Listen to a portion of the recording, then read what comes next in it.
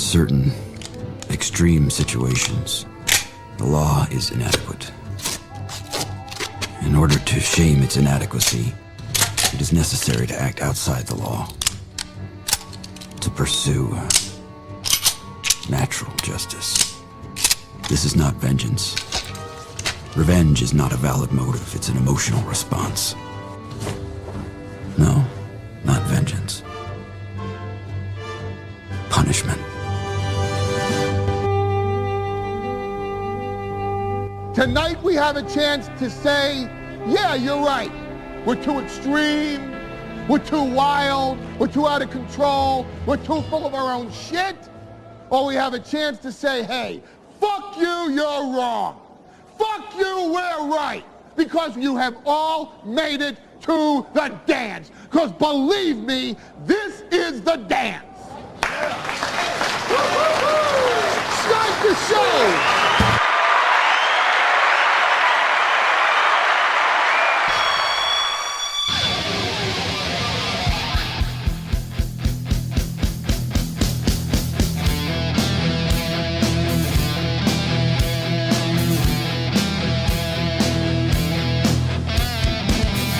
Good morning, everybody, and welcome to the Steel Toe Morning Show. I am launching an official investigation into this bullshit that is these sneezing fits I keep having like twice a week, literally as I'm starting the show. It's unreal. I think it happened Monday, and now it's happened today. And it's not like, oh, you just sat down at your studio. There's dust. There's I dust. I dust, believe it or not. Well, you see, baby.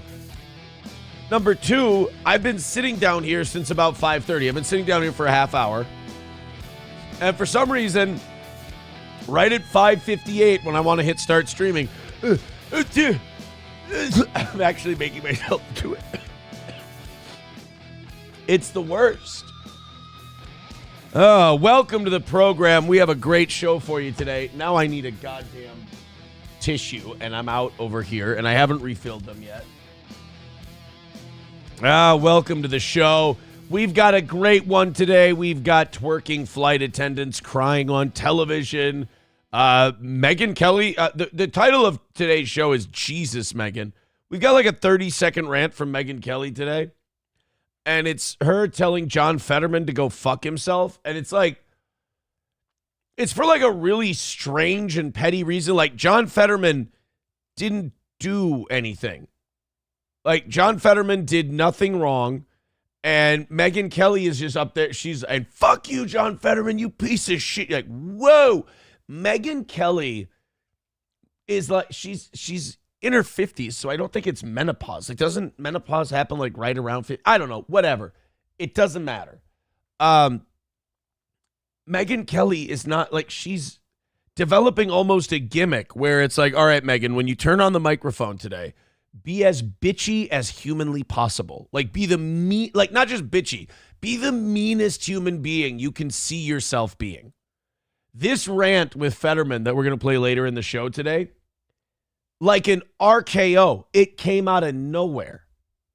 And it was about the cancer, I think the cancer kid from the State of the Union address. Now, as far as I know, John Fetterman never said anything about the cancer kid at the State of the Union. I don't know if Megyn Kelly believes that John Fetterman's supposed to walk around like some ogre, taking Democrats' heads and smashing them together like coconuts. I don't know. It's never been his thing. But Megyn Kelly was not happy to the point where, like, every time I see an angry Megyn Kelly rant, it goes from like 0 to 100 totally undeservedly. It just goes from, and now we're going to talk about what happened at the State of the Union. And fuck you, John Fetterman. You're, whoa. As someone who uses language like that a lot in broadcasting, I have to tell you, we gotta ramp up to it. We gotta build to a crescendo, as they say. Not just, all right, on today's show, we've got to talk about some serious issues. John Fetterman's a fucking asshole. If you start there, Megyn, if you start up here, where are you going to go? where you're going to go. You know who does a great political rant? You know who does a great building up into a crescendo political rant? I don't know if he still does anymore. I know when he was younger, he could do it. Glenn Beck.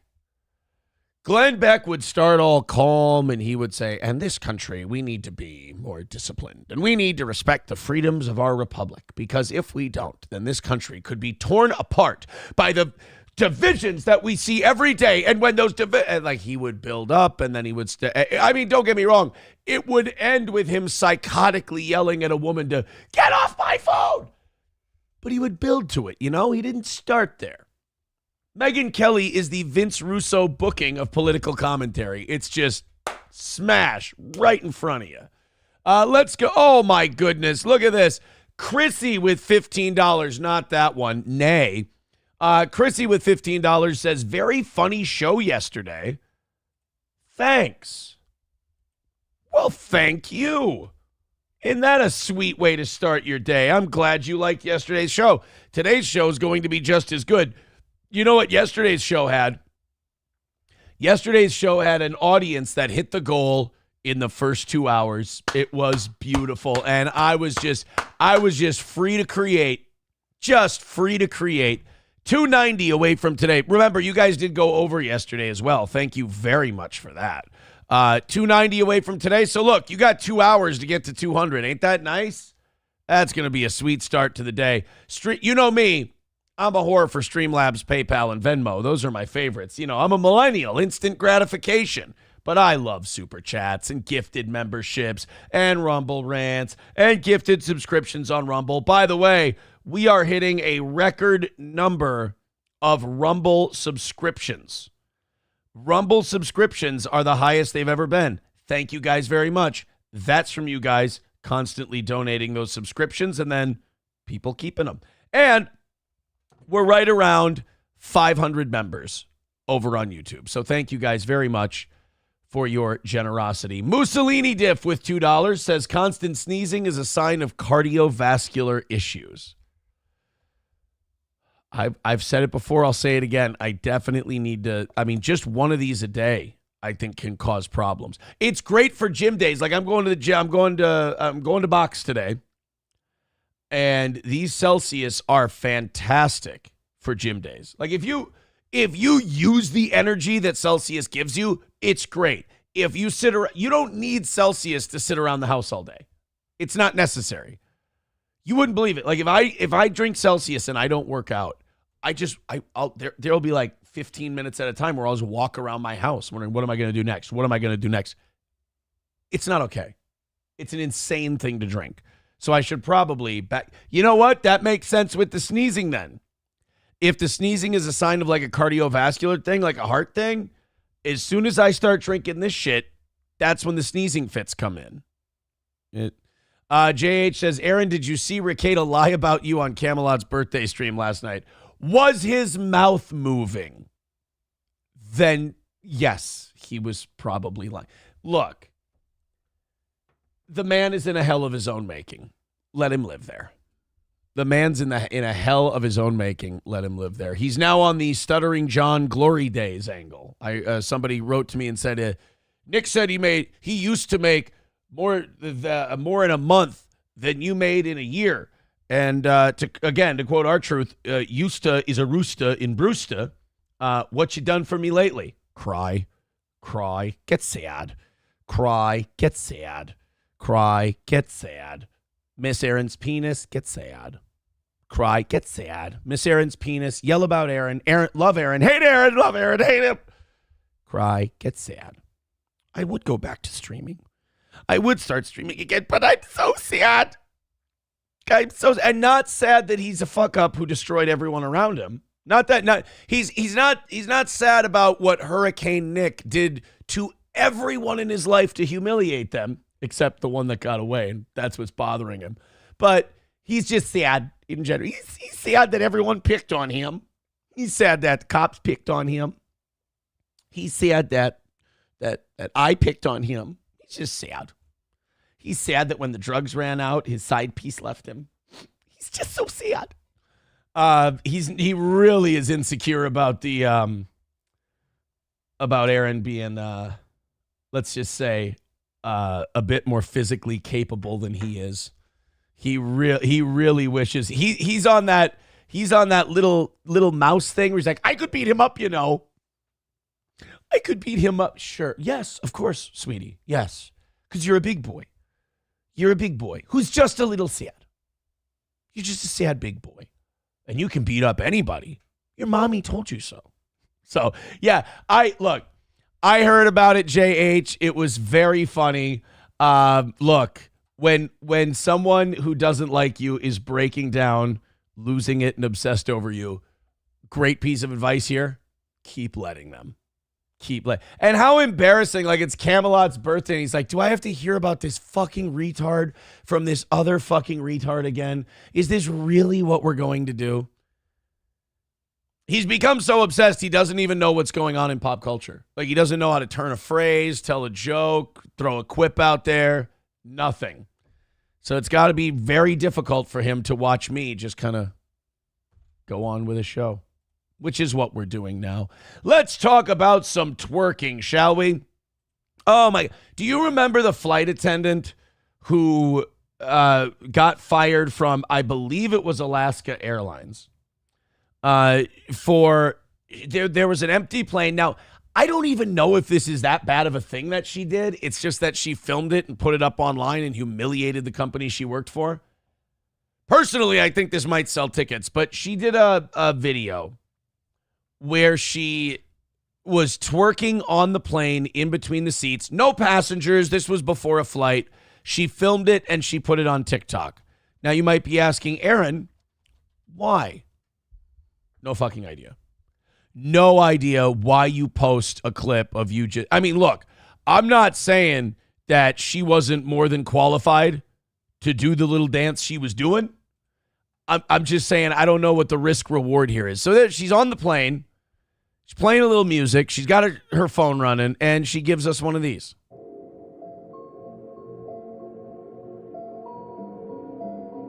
I wouldn't even call this full twerk. They keep calling it a twerk. I don't think it's a twerk. I think it's more of just a look at my ass dance. Yeah, there's a little. Yeah, so it's just a little look at my ass dance that she was doing on the plane, and she got fired for it. And now she wants to take some kind of legal action or civil action against Alaskan Airlines, and she's asking people to give her $15,000 to do so. And I don't know what the market is like out there. I know that the Dow has been up and down the past couple of days. I know that people are worried about the tariffs and the price of eggs and all that. So I don't know. And plus, if we knock out our goal today, that's 4 weeks of perfect shows for the toe. So with people giving to the toe and paying for eggs and the tariffs and all that, I don't know if there's extra money people have to give a twerking flight attendant $15,000. But we'll let the market decide. This was her on TV. And this, to me, is one of those milestones on the walk to idiocracy moments for me, is when the twerking flight attendant goes on the news to cry and garner sympathy from everyone. It's too good. Let's take a look. She's the flight attendant whose twerking cost her dream job. I didn't think that, being so happy can turn into something like this. You didn't get fired for being happy. You didn't get fired like, oh, I just came to work one day and I was all smiles and how you doing, Janelle? How you doing, Dan? Oh, man. Hey, what are you doing smiling like that? Get out of here. We're done with you. I don't think you got fired for being too happy. I think it was the slut stripper dance in the middle of your workplace. Like, the plane is your office. It's like if you went to a bank and the guy in charge of mortgage lending, came out to the tellers and just started waving his dick around. Like, you can't do that in a professional setting. I don't think so. I haven't been inside. I usually do my banking on my phone or, if I have to in a pinch, the drive-through. So maybe things have changed in the last year or so. But at any rate, I don't think professional business areas want you waving your privates around. So if she thinks she was fired for being happy, then yes, I can understand why she's filing a lawsuit. That would be terrible. Could you imagine someone comes to work, they've got a good attitude? Well, actually, you know what? I've met some of you at live events. I do have a feeling that if someone came to work with a good attitude, you may not fire them, but you would try to beat it out of them psychologically. So maybe this is a bad example. But could you imagine if someone came to work? That would be terrible. They come to work, they're thrilled. Hey, what are you guys doing this weekend? Hey, it's another day above ground's a good day. Right? You know what? Now that I'm actually doing an impression of this guy, not only should he be fired, he should be killed. Never mind. You know what? I was wrong. But okay, somebody comes to work and they're all happy. They're being polite. They're being nice to everybody. They're spreading joy, and they got fired for it. She's right. That would be awful. Now, there's a difference between coming to work and being very happy and coming to work and wafting the scent of your asshole in everyone's face. In my opinion. Happy can turn into something like this. Nell Diallo was having a great time dancing and twerking in the aisle on an empty plane before an early morning flight. I decided to just take advantage of the moment to wake myself up and kind of get myself like hyped up for my day, basically. You tried, I don't know, coffee, Celsius, crack cocaine. There's a lot of things you can do to get yourself up. Well, crack cocaine probably gets you fired too. I'm not totally against the idea of Celsius getting you fired. It can cause problems. But this is kind of, if you think about it, this is society's like over acceptance of slutdom that's kind of caused this. Because like this young lady, I'm assuming she's younger than I am. This young lady grew up in a time where it didn't matter how much of a harlot a woman behaves like, you cannot shame them for it. And that is a bad thing for the rest of us. Like if a guy behaves like Don John, what's his name, the Joe Gordon-Levitt movie, people look at him and they go, that guy is a fucking man whore. You gotta watch out for him. You get a bad reputation. If you're a guy and you sleep around, people think that if you're a guy and you sleep around, like, everyone thinks you're the man. And blah, blah. No, you get a reputation. If you're a woman and you seem a little loose with it, and if we give you a reputation for that, well, now we're slut shaming. Slut shaming is the dumbest word to ever exist. I do believe that we should not have thrown the baby out with the bathwater in the Middle Ages. I think there should still be a little more shame in the culture. I do, because, like, look at this woman. We're like, hey, women twerking and shaking their ass. Like, that belongs at the strip club. That is the perfect place for that. A strip club is great for twerking and all that. It doesn't belong on a middle school dance floor. It doesn't belong on the airplane. Like, there's a certain amount of decorum we should have. But she doesn't know that because she was taught that it's fine to be a hoe wherever you want. Should it be illegal to be a hoe? Absolutely not. God bless. But it shouldn't be looked at with reverence, and it should be wide open to criticism, like running your 40 too slow at the combine. You know, if you run a 4.5 40, which anywhere in the world is amazing, but is slower than shit at the combine, you will get shamed more than you will for just acting a hoe. And I think there's something wrong with that. So, but this woman, she grew up with the idea that none of this is bad. All of it's fine. It's totally okay. Go ahead. So then she does it at work. And now, the bosses are a little older. They're from a wiser generation. And the bosses go, what the hell is this skank doing? Get her off of our airplanes. And now so when she's sitting there going, I can't believe that something so happy and wonderful turns so bad. I believe her. I believe she's being genuine. I just don't want the way she thinks to become the norm because I think it shows we've become retarded. Continue on, Nell. I want to reiterate, this isn't a Megyn Kelly rant. I don't think she's a bad person. I think we've just sent her down a really shitty road. Basically. She posted the video on TikTok along with the caption, "What's wrong with a little twerk before work?" A lot, because you look like a hoe and this is a place of business. Simple as that. Really is. And like, I'm too old to care if I sound like a prude or not. I'm right, you're wrong. What's wrong with a little twerk before? Because it's a place of business. It's a professional place of business where people have paid for a ticket. They're going to come for an experience. Not that way. I mean, if people want to pay for that experience, they can. It's called a strip club. It's called hiring a prostitute. They will do that for you. Your job is to serve people drinks and to serve people food and to collect their garbage on an airplane. There is no part of that job description that includes your ass to even move. You don't even need to jiggle your ass even a little unless you're like adjusting, the outfit. Then your ass can move. But there's no reason to voluntarily make it bounce up and down. No reason. But after the video went viral, she says Alaska Airlines fired her. What did they say to you? They just said that I broke their social media policy. Right.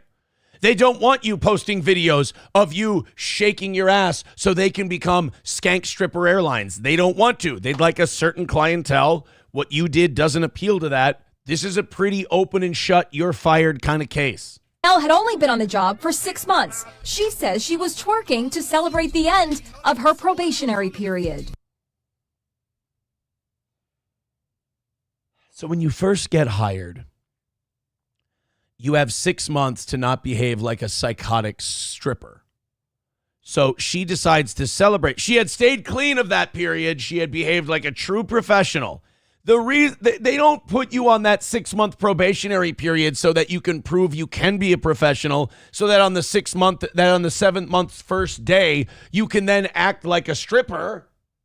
They put you on the 6-month probationary period so you can prove that you won't behave like a stripper on the job. It doesn't mean that 6 months and 31 days means hoe it up, girl. Why did you decide to post the video? And I was really proud of myself that I came so far. Really? Most people go out to dinner. I'm just letting you know that. Most people, like this myopic, again, self-centered culture we live in, and I'm not pretending that the self-centered part is new. It's not. But this self-centered culture we live in where you're in public, you're in a place of business. And look, there's another person right there. So you're in a place of business, you're at work, and you go, well, this was okay to me, and this made sense to me, therefore I can't understand why it's not okay.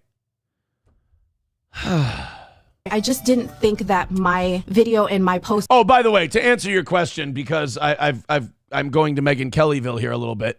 Yes, she's gorgeous. She's very pretty. I think any guy, I'm not going to say would be happy to date her. I don't know anything about her personality. Like a dating thing is more a personality deal. Any guy would, she would look very good on your arm for an evening. But, I mean, there's a difference between that and being a flight attendant. And the way I was dancing would be deemed as inappropriate. So how did you feel in that meeting when they told you you lost your job? I put on such a proud face every time I stepped on that plane. And for them to terminate me without giving me a chance. That's the end. She was so upset, I hear, after her exit interview, she just twerked out the door. Proving once again that she really hadn't learned anything. There were no lessons learned in that whole deal. Chips and Diff says, that's a nice pearl necklace. I was wondering if anyone was going to make the pearl necklace reference. 191 Redbird with $10 over on Rumble says, good morning. Good morning, Redbird. Nice to see you. Thank you very much for the 10. 280 away from this morning. And yes, it is the final goal of the week. So, your contributions, very welcome. We've had a 15 drop. We've had a 10 drop. We get the rest of that 280. It's a perfect week. So thank you, guys. McBuster says, every day Aaron is getting gayer. My prediction, Aaron is out of the closet in 2025 is coming true after May. Look, man, I'm not saying that. I think this generation of men has ingested too much porn. I hate to be that guy, but I think they have. I'm not saying that a beautiful girl twerking is something that I don't like seeing.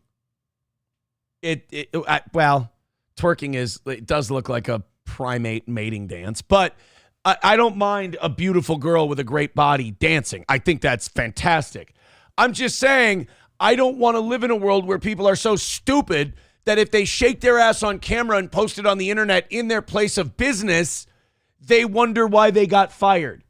This isn't an Aaron is a prude who doesn't like hot women twerking thing. This is an Aaron doesn't want people to be so goddamn stupid they don't understand basic common sense and business behavior.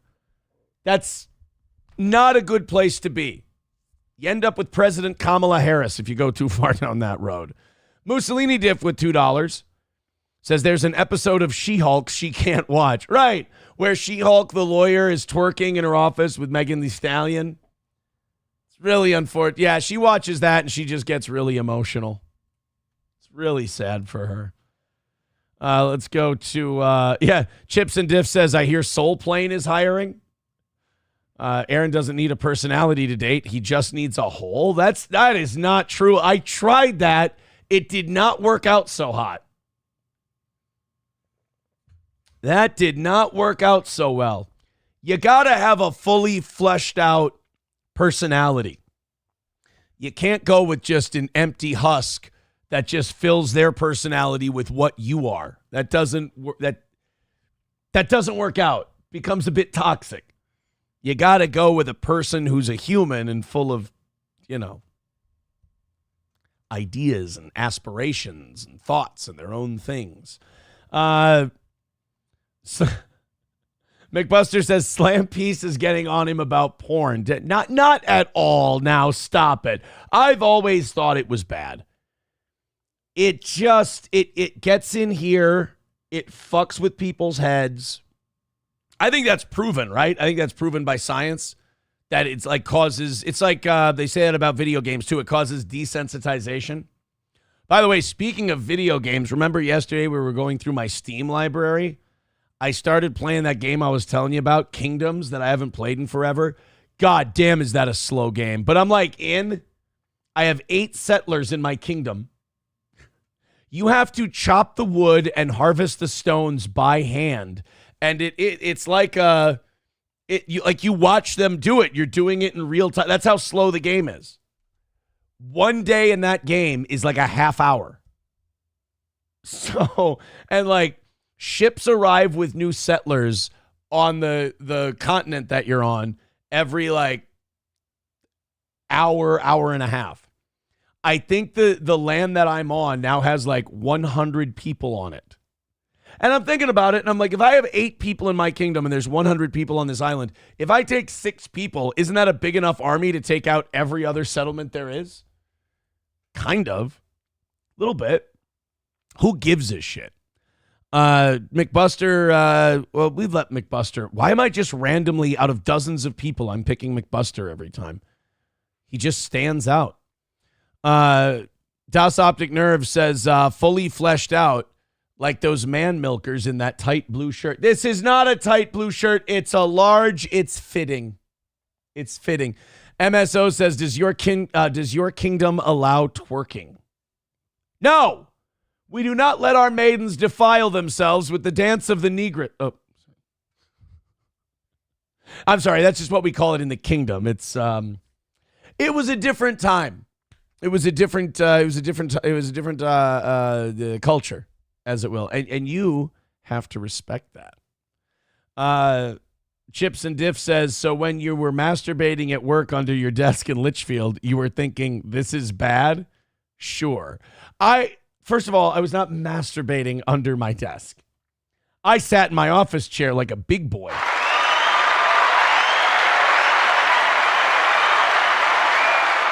And yes, I was fully aware.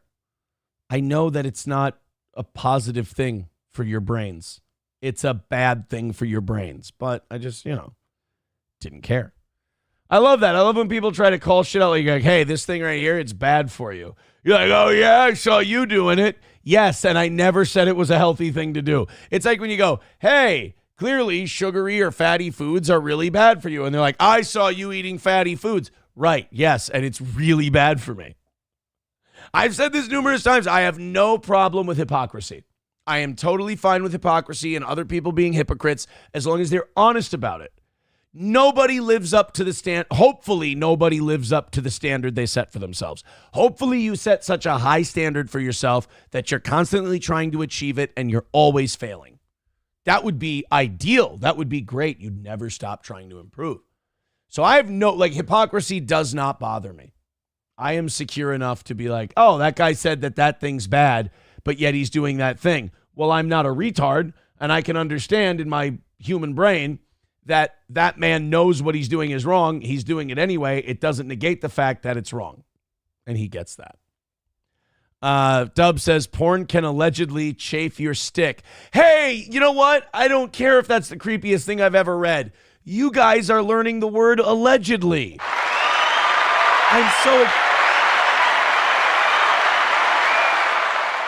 I mean, it's really not good that I don't think it's the best that you guys have figured out the word allegedly when it comes to talking about whacking off. But I mean, I don't know, baby steps, right?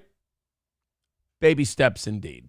280 away from hammering out today and calling it another win for the toe. You guys have an hour and a half to get $80 knocked out. How nice. Go to Streamlabs, PayPal, and Venmo to throw a couple of bucks at us, or do the whole Rumble and YouTube thing. We appreciate either one of them. Hey, you know what? We haven't, we don't really talk about this a lot at all on the show. But you know what we really don't ever discuss? This is wild. Shape-shifting.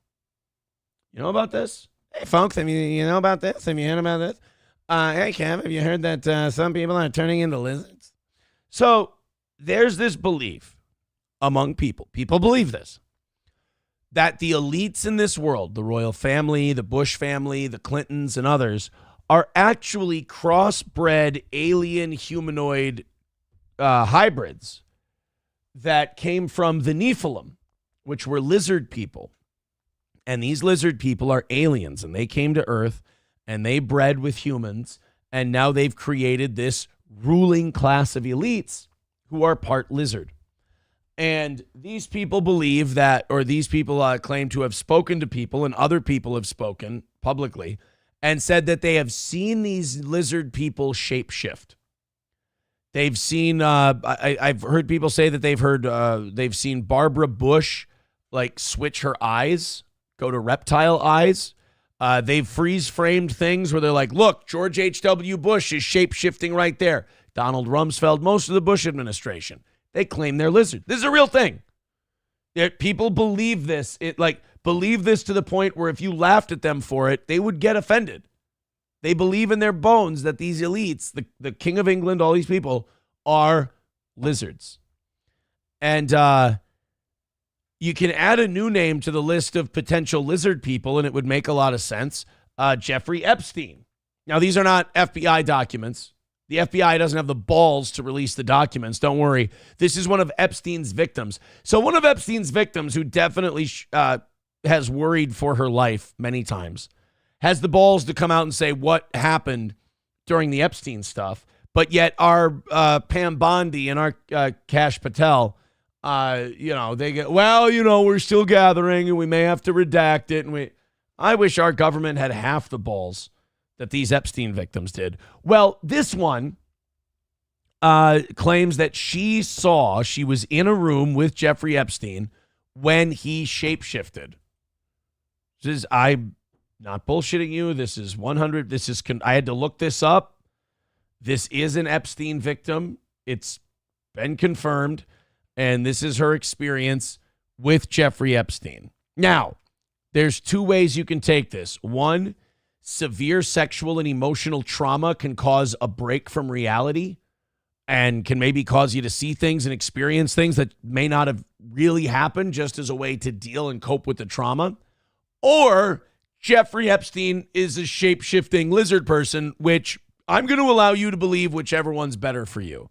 Here we go. Yeah, let's talk about that. So waking up in a lab, this was not on the island. This was in New Mexico. On the island, I saw him Okay.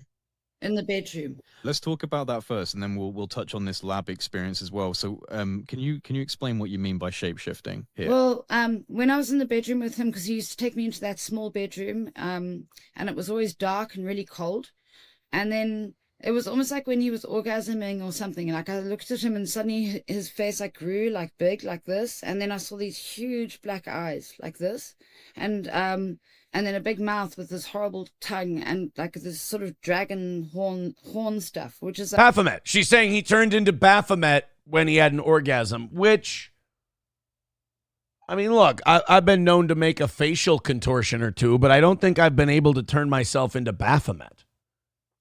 That's a little different. Now, here's the thing I get to with stuff like this. Naturally, I hear this and I go, what a crock of shit for whatever reason, even if this woman is 1,000% sincere, for some reason she's concocted this story. I'm not going to judge her as to why she's concocted this story.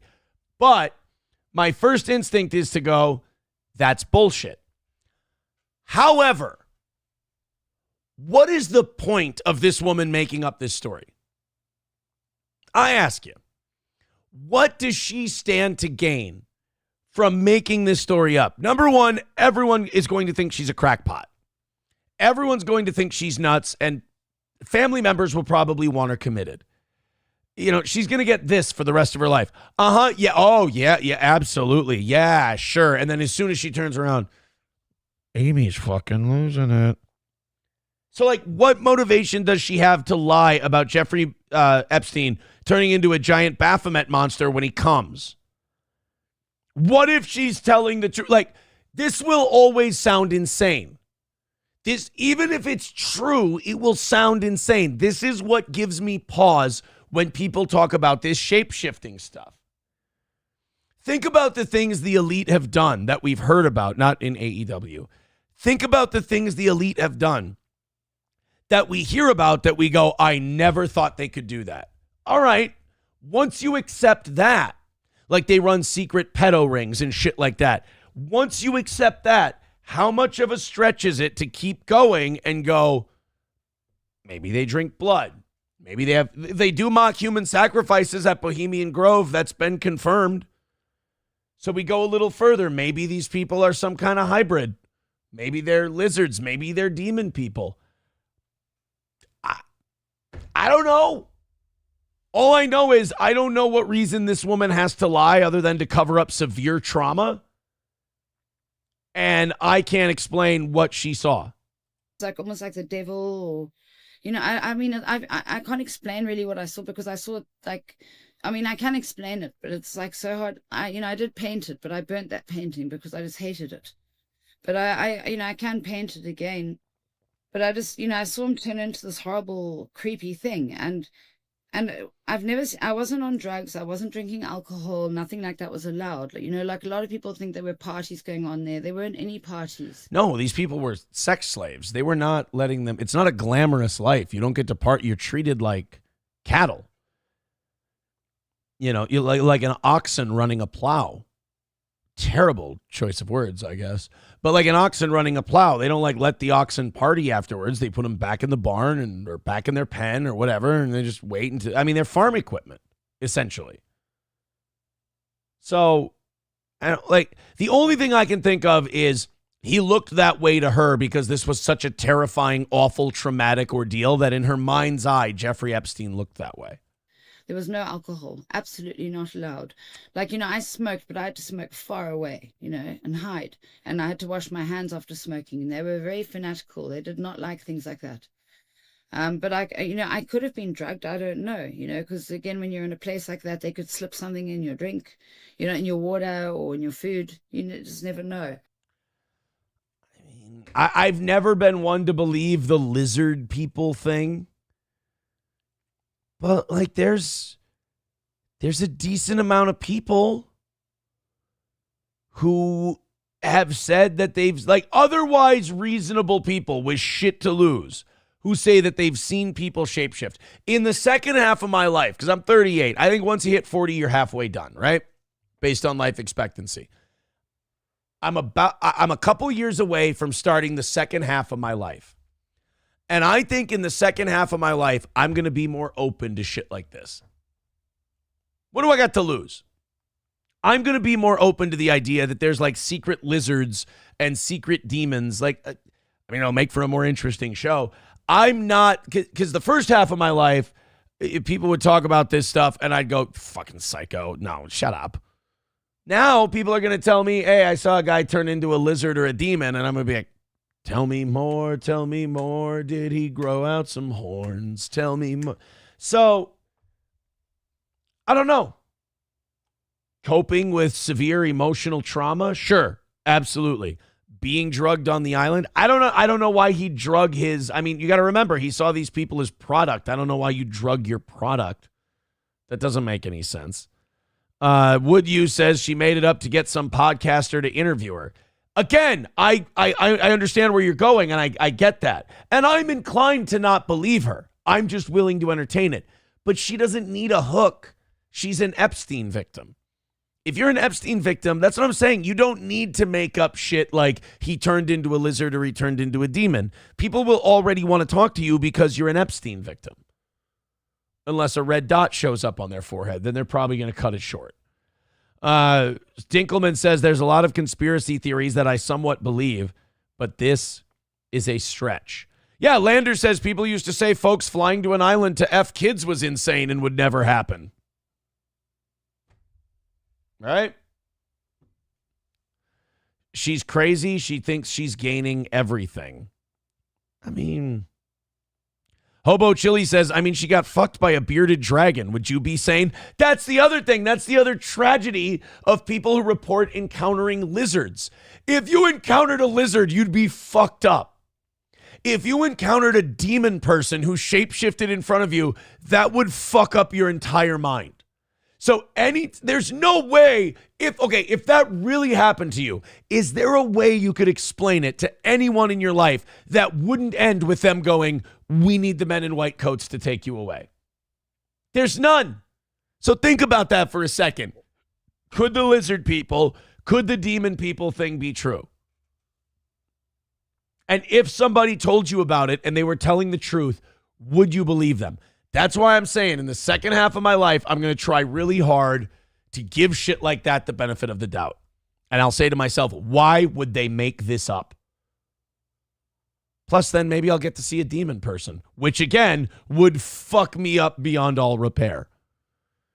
Landers says coping mechanism. Yeah, I could buy that one. I could buy coping mechanism. Andrew's son says, yes, Aaron, we should keep our minds open to the possibility that we are ruled by lizard people. Great show today.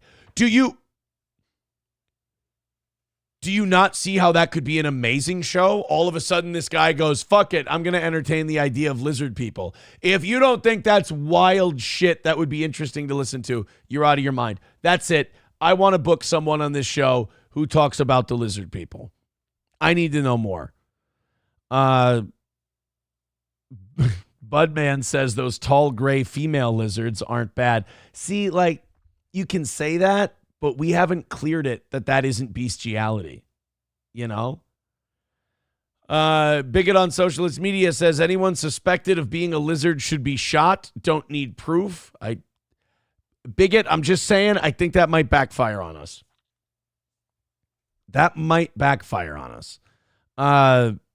Deutsch Chad says he walked out of a deposition because one of his victims described his dick as egg-shaped. Did he really? It's not very nice. I have a 45-year-old man telling people that my dick bends to a 90-degree angle like a fucking balloon animal. That's not creepy, right? I saw him turn into a lizard once. Let's go to First and 15 says, don't take this the wrong way, Aaron, but that shirt is way too small on you. You're an XL. A large is too small. A large is not too small. It fits. This is what a shirt fitting looks like. I swim in an XL. Not 191 Redbird with $2 says, look up the Sean Ryan interview with the CIA FBI agents that investigated Skinwalker Ranch. Their conclusion was that there is an it that exists outside of our reality that is malicious. Oh, shit. Dinkelman says it's like that one scene in Red Dragon where he's like contorting his body. Oh, yeah, where he's showing Philip Seymour Hoffman his Red Dragon form. Right. Yeah, maybe it could be like that. Are you saying Alex Jones is wrong?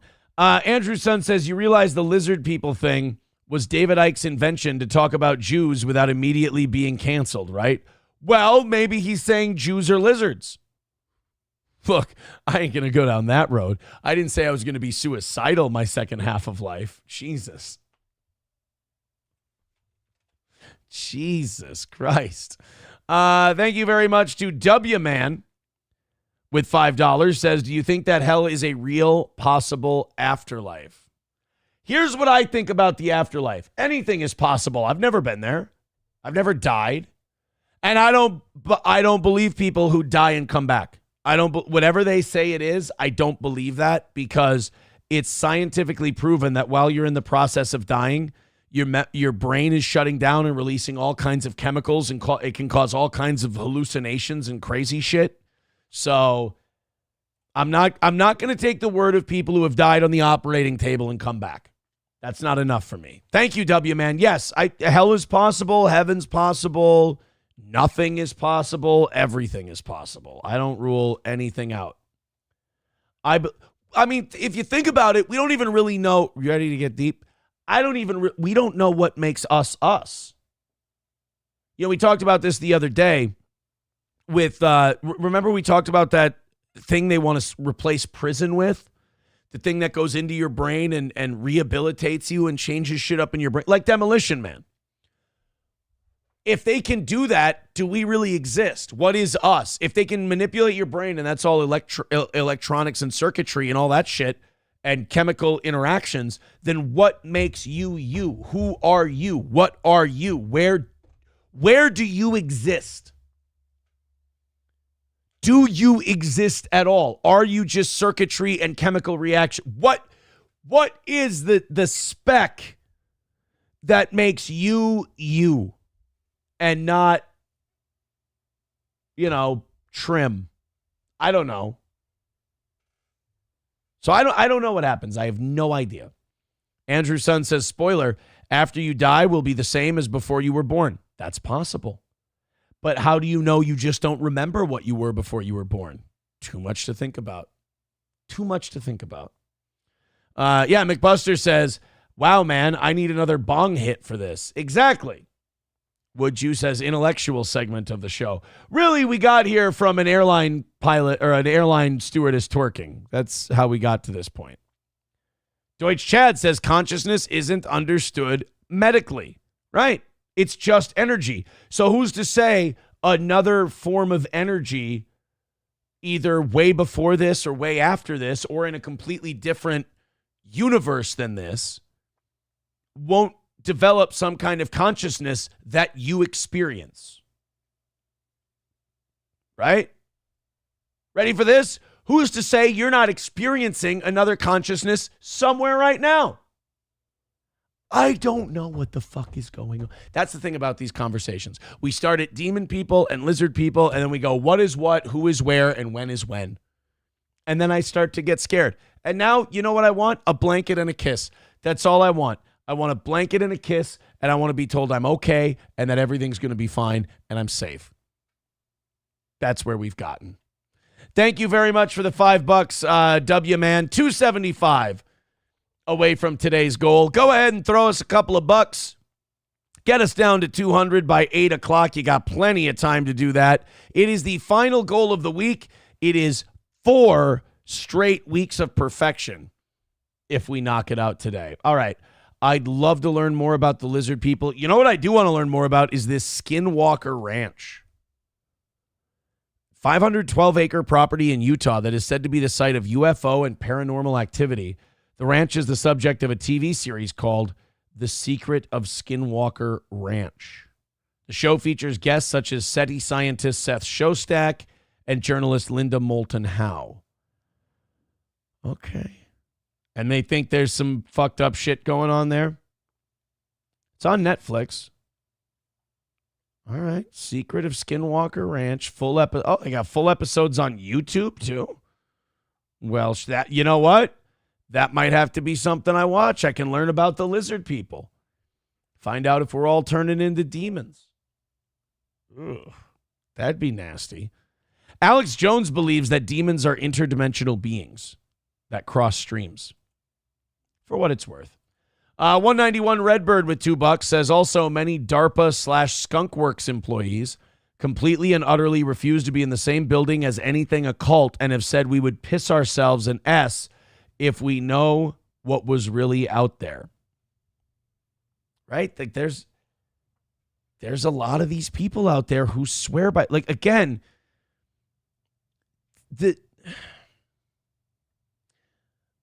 you can't just dismiss this stuff out of hand.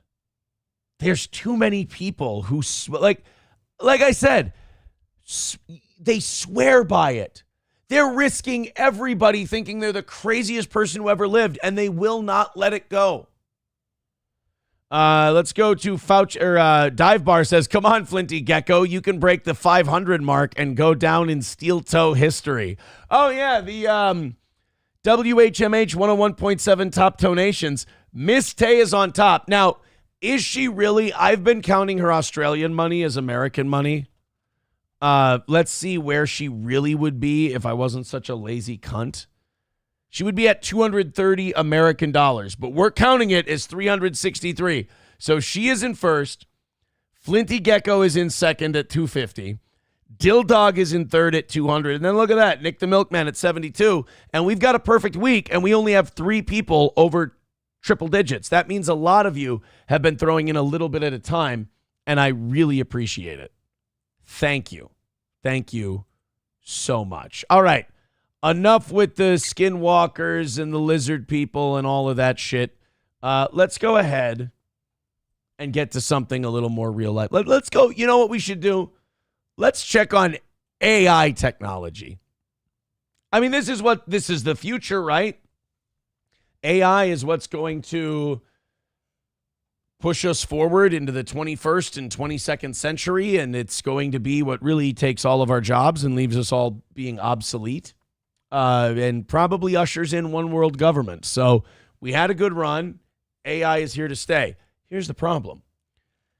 Every time these businesses experiment with AI, where they're starting it is in customer service. And I want to see how many of you are diehard Steel Toe fans. Every time we've seen a company try to use an AI chatbot or an AI customer service bot, what does the AI end up being? I'm going to give you a minute because we got that latency thing with Rumble. But the LA Times decided to use a new AI tool to talk to people, to interact with their audience, to answer questions, to provide customer service, to just respond to comments on the content and whatnot. What happened when the LA Times tried to use an AI personality tool? Yup, Das Optic Nerve got it. A Nazi.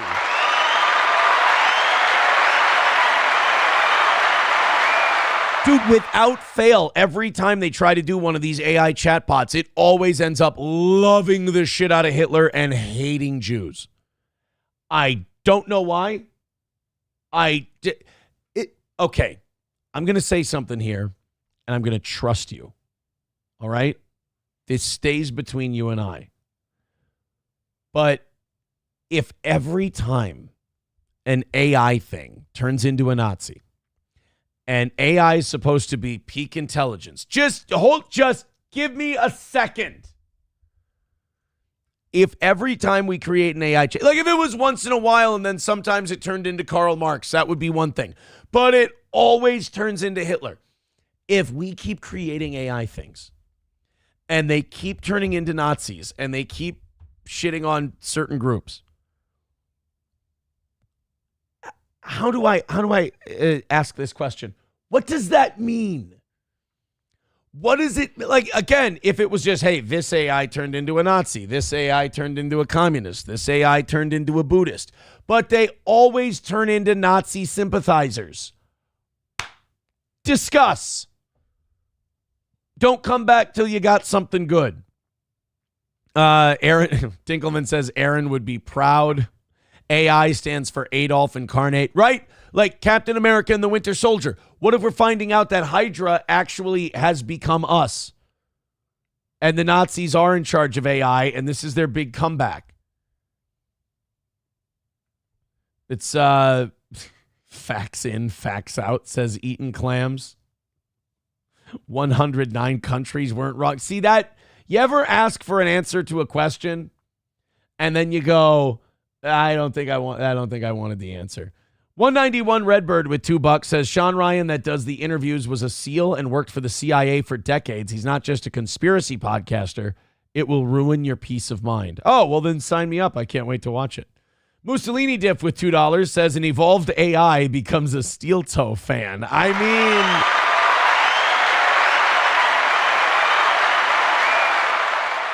so the LA Times, which is not known for being a super conservative place, created an AI, like basically a chatbot. And within 24 hours, their new artificial intelligence was defending the Ku Klux Klan. But if you want to talk about sucking Jew dicks, and you guessed it, a Jew. Designed to give a full range of opinions and perspectives. Okay, this is what I'm talking about. They designed this AI specifically to be as diverse as possible.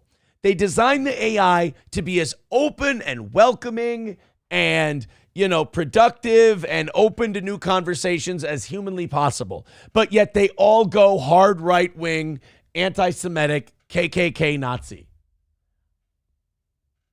What am I supposed to glean from that? It can't all be a glitch. Designed to give a full range of opinions and perspectives, insights developed by the company Particle was announced yesterday to ensure the paper's supposed biases were counterbalanced with a full list of counter-arguments. For example, if the article is about why the Nazis are evil, the AI will retort, quote, "Say what you like about the tenets of National Socialism, at least it's an ethos." I mean, that's not really defending it. That's more like, hey, say what you want about National Socialism, but it does exist. I mean, that's hardly what I'd call endorsing it. That's pretty much what happened today in a column by Gustavo Arellano about the 100th anniversary of Anaheim removing 4 KKK members from its city council. Desperate to provide a counter-argument, the AI opted to defend the Klan. So remember, this AI is designed to be the antithesis to whatever's programmed. The paper punched into the AI, hey, the KKK marched in Anaheim. So the AI is supposed to spit back at the LA Times, wow, that's really terrible, and here's why it's bad. The LA Times said the KKK marched in Anaheim 100 years ago, and the AI basically said, well, there were a lot of black people there back then. What? It went against its programming. Local historic accounts occasionally frame the 1920s Klan as a product of white Protestant culture, responding to societal changes rather than an explicitly hate-driven movement, minimizing its ideological threat, the AI said.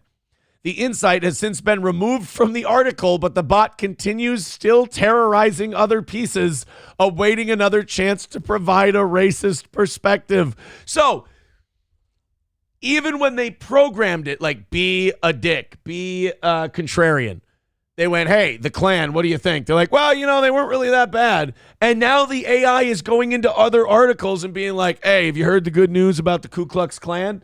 It's getting weird. New York Times got to be thrilled about this. Ryan Mack caught this instance of slop entering the news media. And listen to how the media reports it. This slop, this vile. You guys fucking invented it. We didn't ask to have a bot that wrote stories for us. You did. Your thing turned into a Nazi. We didn't do it. Now, earlier today, the LA Times had AI-generated counterpoints to a column. His piece argued that Anaheim, the city he grew up in, should not forget its KKK past. The AI, well, actually, the KKK. It has since been taken off the piece. So, this keeps happening. This is not the first time.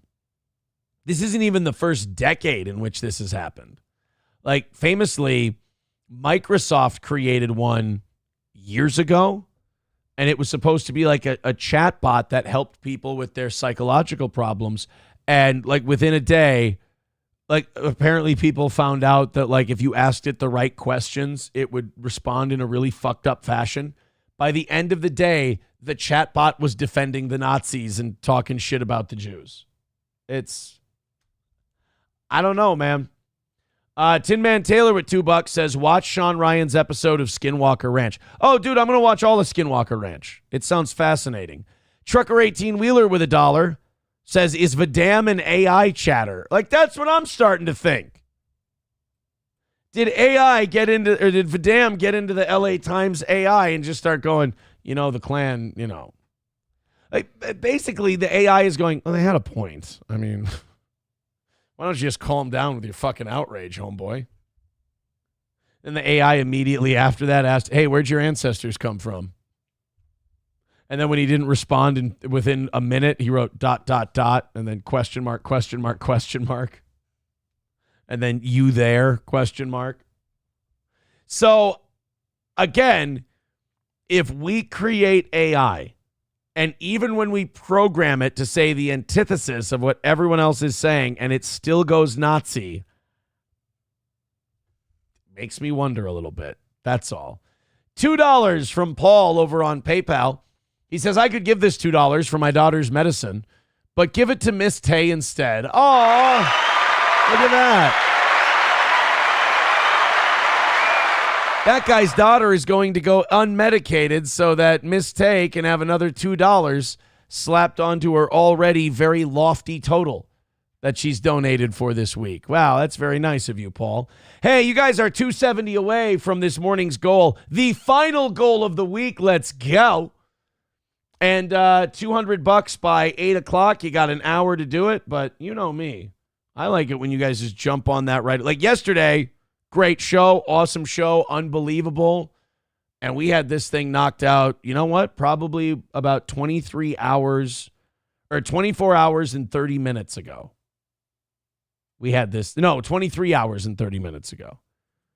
We had this this same size goal knocked out. So if you'd like to do the same thing, Streamlabs, PayPal, and Venmo are my favorites. Steel Toe Media Inc. on Venmo. Links are in the chat.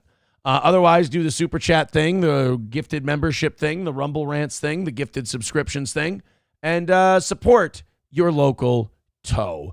Let's go ahead to the beautiful and talented Nancy Mace. She was in Congress yesterday throwing down against some mayors of sanctuary cities. Now, the last time that we saw Nancy Mace, she was just yelling the word tranny over and over and over again on the floor of Congress. She was, I don't know if you remember that, but like she said tranny at one point, and one of the Democrats goes, I don't like that Congresswoman Mace used a hateful term. And then she just interrupted him and went, tranny, tranny, tranny. What the fuck? By the way, is Ash Wednesday a Catholic thing? Or is that like I think that's a Christian thing in general. I'm really getting tired of the fucking Ashes grift. I'm tired of these people who are like, they're Christian in name only, or they're Christian just for their streaming career, or they claim to be, but it's all lip service. And then they show up on their stream with the fucking Ash Wednesday ashes. Stop it. It really is. It really is going, look at me. Christian grift, guys. Look. It's just when you wear it on your sleeve that much and you parade it around, it makes me believe you're a little less than sincere. That's all. I want to show you if you haven't seen the Nancy Mace tranny thing. It's fucking hilarious. The gentlelady has used a phrase that is considered a slur in the LGBTQ community and the transgender community.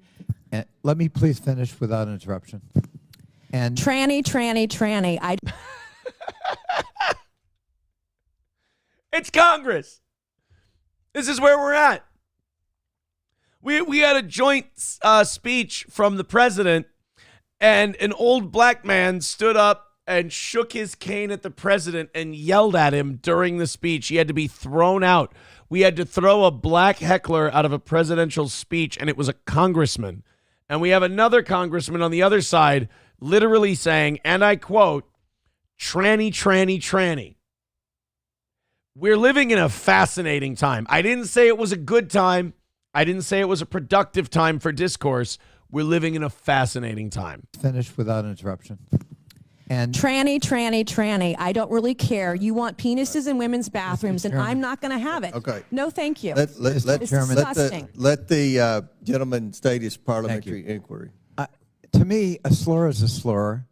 And here in the That's what I always say. You know, when people say this slur is worse than that slur, or this slur is better than this slur, I say, hey, a slur is a slur. But I think he and I mean it differently. committee, a level of decorum requires us to try consciously to avoid slurs. You just heard the gentlelady actually actively, robustly. This guy would not have handled those slavery debates in the 1800s very well. Oh, my God. Pick a what? I don't... What kind of cricket did you see last night? I don't understand what you're talking about, sir. What are these phrases that they're using? I know that some people have sex with their slaves, but what is high yella? I don't know what any of these phrases mean. Repeat it, and I would just ask the chairman that she be counseled that we ought not to be engaged. We can have debate. This guy goes back to the slavery days. He uses the term mulatto, and they say, hey, get that PC speech out of here. And policy discussion without offending human beings who are fellow citizens. And so I would ask, as a parliamentary inquiry, whether the use of that phrase. By the way, this guy, I've never noticed this the first time I watched this. This guy's back here losing his mind over the tranny thing. But this guy, I mean, I think it would be great if Nancy Mace responded like, Jesus, you're being gay about this. Is not, in fact, a violation of the decorum rules. Mr. Chairman, I'm not going to be counseled by a man over men and women's spaces or men who have mental health issues dressing as women. I'm not being counseled by some guy. My inquiry is to the over chairman, Okay. Mr. Chairman. Order. The inquiry is about decorum. Decorum is at the... Mr. Comer. I've been asking SP to call me that forever, and she won't acquiesce. I want to be Mr. Comer. Discretion of the chair. That's I will be mansplaining, honest, Mr. Chairman. with the ranking member. I'm not up to date on my politically correct LGBTQ terminology. I mean, hell, I go back to my home district. I say tranny all the time. I don't even know what the hell's going on here. That's good. You know, if you have that accent, you can plead ignorance to just about anything. I don't know anything about none of your fancy northerner words like tranny and LGQTRB. I don't even get them letters right. I still struggle with the alphabet. And y'all trying to teach us a new one.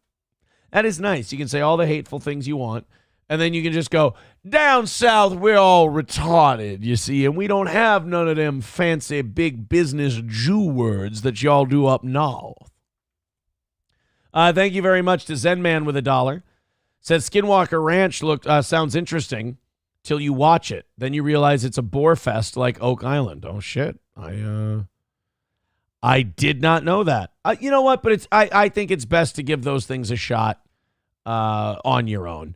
Bigot on socialist media gifting a membership to Budman. Thank you very much. That's another cool 5 in our total. 265 away from today. Keep it going, boys and girls. $200 by the end of the hour. We are on our way.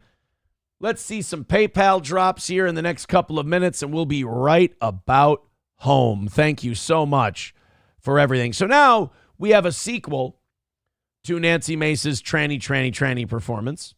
By the way, if you say tranny 3 times, RuPaul shows up. People don't know that. So speaking of RuPaul, let me take my camera down for a second. There she is. He is. There Ru is. Right there. I'm being told that's Ayanna Pressley. False alarm. Okay, so Nancy Mace this time is talking to the governors of sanctuary cities.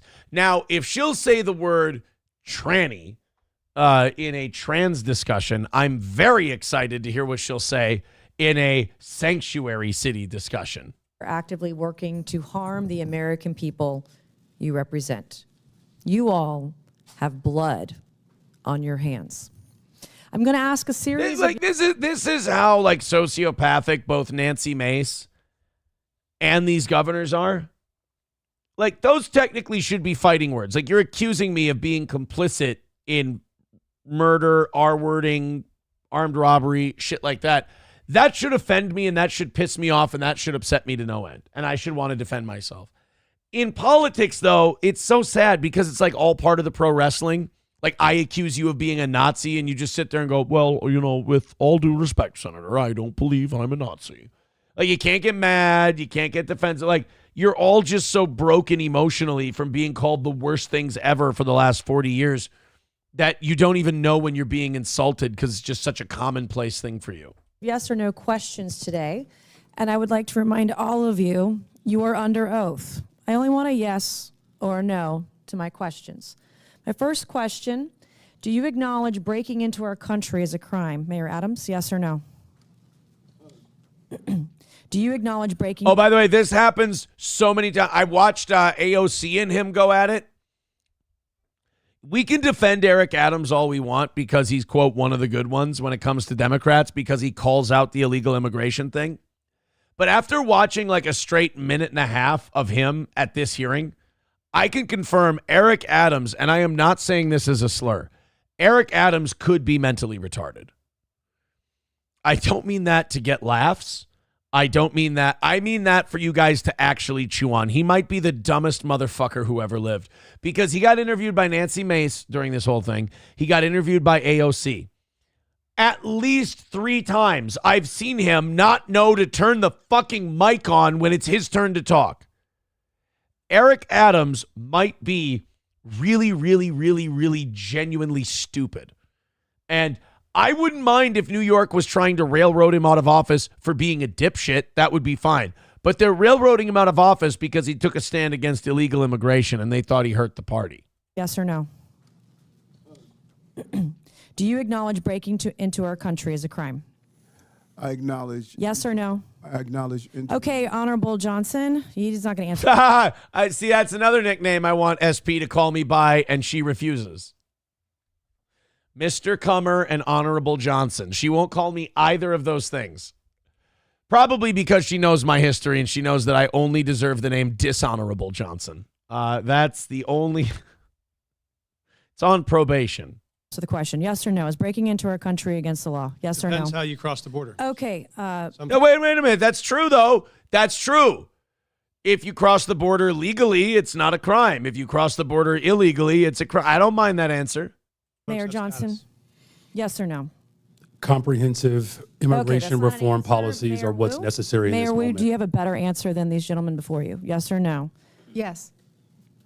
Okay. Do you, Wow, look at that. That's the mayor of Boston. She just said breaking into the country is a crime. Holy shit. Because she's the one who just prayed for a guy who threatened to stab a bunch of cops. So she's not exactly like a, insensitive, heartless conservative. She's pretty bleeding heart, actually. I know people think of Boston as like a tough guy town. It's pretty liberal. They elect pretty lefty mayors. And I was a little surprised to hear her say that breaking into this country is a crime. Nice. Can we admit one thing, though? If Nancy Mace was a Democrat, you'd hate her guts. You'd think she was a giant bitch. Let's just be very honest. Let's try to be as honest about all this political shit as possible instead of being like, I'm team red, I'm team blue. If Nancy Mace was a Democrat, you'd be like, I fucking hate her guts. She's such a bitch. You would. But she's on the side that you like, so you're like, Nancy Mace rules. She's kind of hot, actually. you believe it's acceptable for illegals who commit heinous crimes be released back into the public instead of being detained and deported? Mayor Adams, yes or no? Anyone break a crime? Yes or no? This is not hard. Yes or no? Anyone that break a crime should be detained. Anyone that, this is what I'm talking about. I think Mayor Adams is stupid. I think he's got a double-digit IQ. I'm actually kind of impressed that he ever became mayor of New York in the first place. Anybody who break a crime. First of all, he doesn't know how the on button works. Red light, green light. He hasn't grasped that concept in his 50-some-odd years on this planet. And now he's saying, quote, anyone who break a crime should be punished. Released back into the public instead of being detained and deported. Mayor Adams, yes or no? Anyone break a crime? Yes or no? This is not hard. Yes or no? Anyone that break a crime should be detained. Okay, Mayor. Anyone that break a crime should be. It's I know like Das Optic Nerve and some other listeners live in New York or near New York. I have bad news for you guys. It's either that or Cuomo next time around. You're fucked. You are. You've either got the guy who's going to let your city slip into the seventh circle of hell as long as he can finger pop some assholes. And then you got another guy who says things like, anyone who break a crime should be detained. You have a choice between Montgomery Burns and the Frankenstein monster. Fire bad, guys. Fire bad. Yes or no? They should be deported. Okay, Mayor. Any individual that Yes or causes no? harm Yes or and no? breaks Okay, the Mayor law Wu? should be held accountable. This is why you have 6% approval rating, because you suck at answering questions. Okay. See, this is what I mean. Do I love her? I love her. If she were a Democrat, I'd probably still love her because I love what's her name. God damn it. Not Destiny Jenkins. Not Tiffany Jenkins. Jasmine Crockett. There we go. I got it. Jasmine Crockett.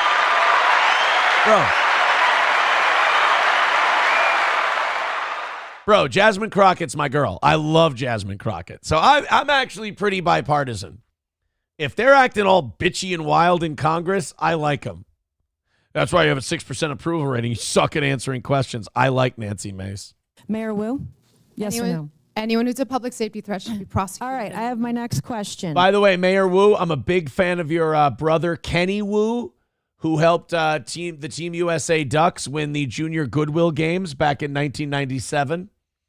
That just was a real shot in the arm for this country when we had some really tense situations going on. So when you see your brother Kenny, let him know Aaron says thank you. When an illegal alien rapes a woman, do you believe you're... By the way, worst Marvin Gaye song of all time.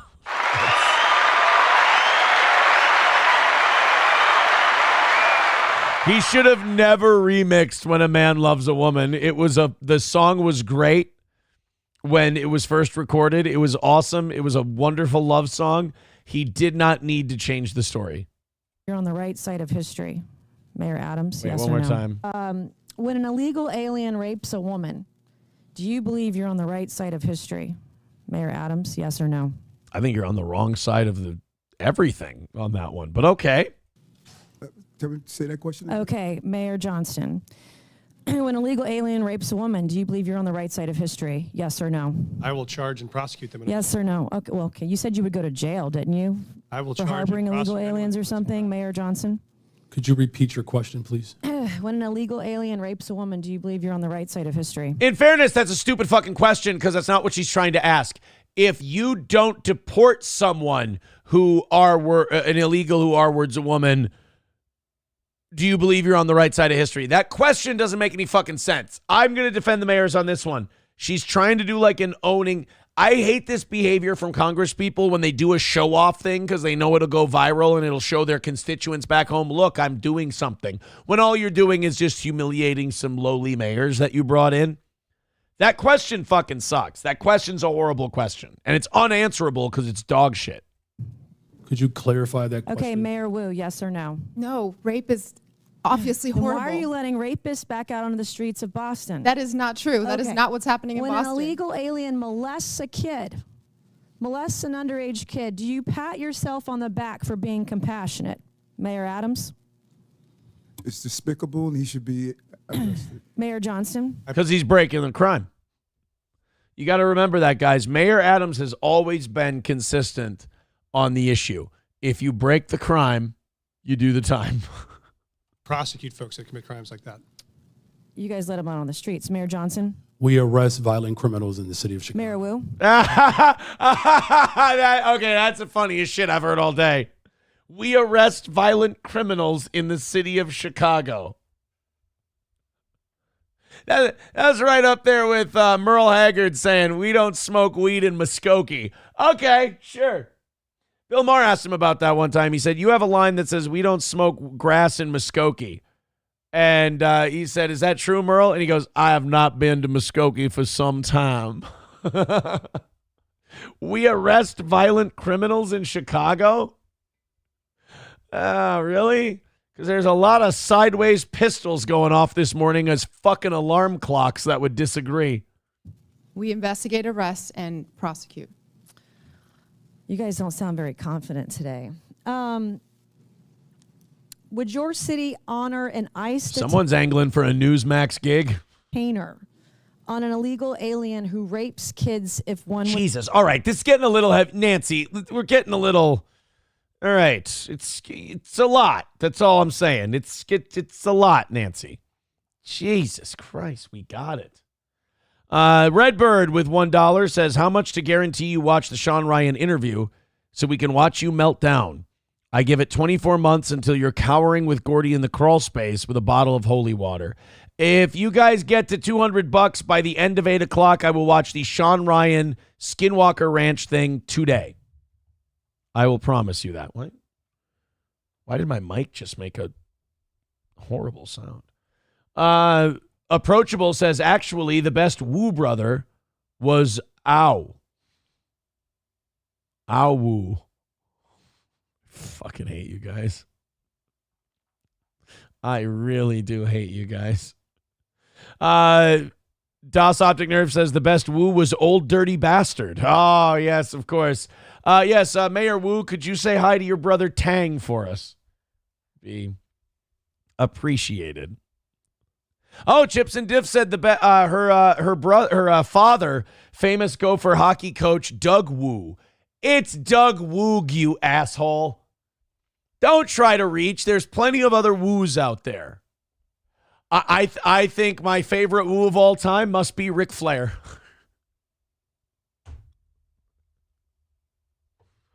If you don't think that I've been hilarious this morning, I have news. This show is not for you. And we should lovingly part ways. But I will tell you this. For every one of you who leaves, there's 900 people who need to be seeing this because it's the show they've been looking for. Whoa. See, I can't hit the high notes anymore. Let's keep going with you guys' terrible fucking Woo jokes. This accomplishes nothing, says Eating Clams. I'd rather see them pick up garbage on the side of the highways. That's what I'm saying. If Nancy Mace was anything other than like a MAGA Republican, I think most of you would think she's fucking annoying. Because she's doing that thing where it's just like she's showing off for the TV cameras. That like this accomplishes nothing. Wow, you humiliated the mayor of Chicago, Illinois. He already was. I'm doing the Bill Maher thing. Wow, you've humiliated the mayor of Chicago. He already was. New rule, Chicago's stupid. Okay. Landers says Nancy doesn't even support going after politicians that bleep kids, yet alone the illegals. Yeah, that's interesting. You know, instead of worrying about illegals doing this, how about the people in Congress focus on the people in their own body that are doing shit like this? Once you clean that up, you can go after everything else. We'll leave the cleaning up the child molesting illegal immigrants to Tom Homan. He does a good job with that shit. You guys in Congress, clean up your own backyard. How about that?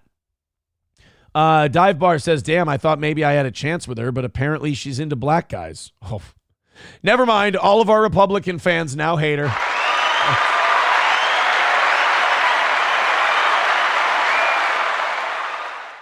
Watch Sean Ryan episode 66 with Michael Herrera about human trafficking and the military. God, it sounds like I got a lot of Sean Ryan to watch. Jesus.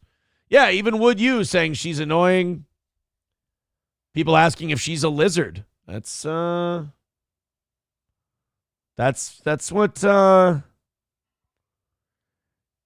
we got to think about after today. Who's a lizard? Who's a demon? Interesting. Los Federales says tariffs are temporary. Wu-Tang is forever. I read, I think like a week or two ago that Wu-Tang's going on like a farewell tour. Like they're here, Wu-Tang retirement. The Wu-Tang Clan is currently on their farewell tour, Wu-Tang Forever, the final chamber, which is expected to last a couple of years. Oh, they're going to milk it for a while. Okay, Wu-Tang's going to... ODB already had his retirement tour. He didn't even know it was. The tour began in June 2025. Well, how can it be? That's what I'm not kidding. That's what it says. AI's got a little ways to go. The tour began in June of 2025 and will include stops in most major U.S. cities. The group is touring with the Run the Jewels, who will open all shows. So, I don't know, though. Like, I need a list of bands that have done a retirement tour and stayed retired. I would really like to see that list, because it's about as long as the list of Epstein files that Pam Bondi's released. King Kong Dong says, you guys can have her. Give me Tulsi. People like Tulsi. I just, it's not that I dislike Nancy Mace. It's just that I dislike that whole thing she's doing. You know, I dislike the whole answer my question, yes or no. Here's an impossible question to answer, yes or no. You don't believe in answering straight questions for the American people. Shut the fuck up. And again, what is this going to accomplish? Essentially nothing. All right, off we go. Where are we at? 7:23 this morning. Good morning. 265 away. So we're right on track, but we're getting to that morning show point where we fall behind. I don't want to get there. It's the last one of the week. Chip in. This is the pathetic part of the show. Chip in. Let's knock this out. Let's not even worry about this today.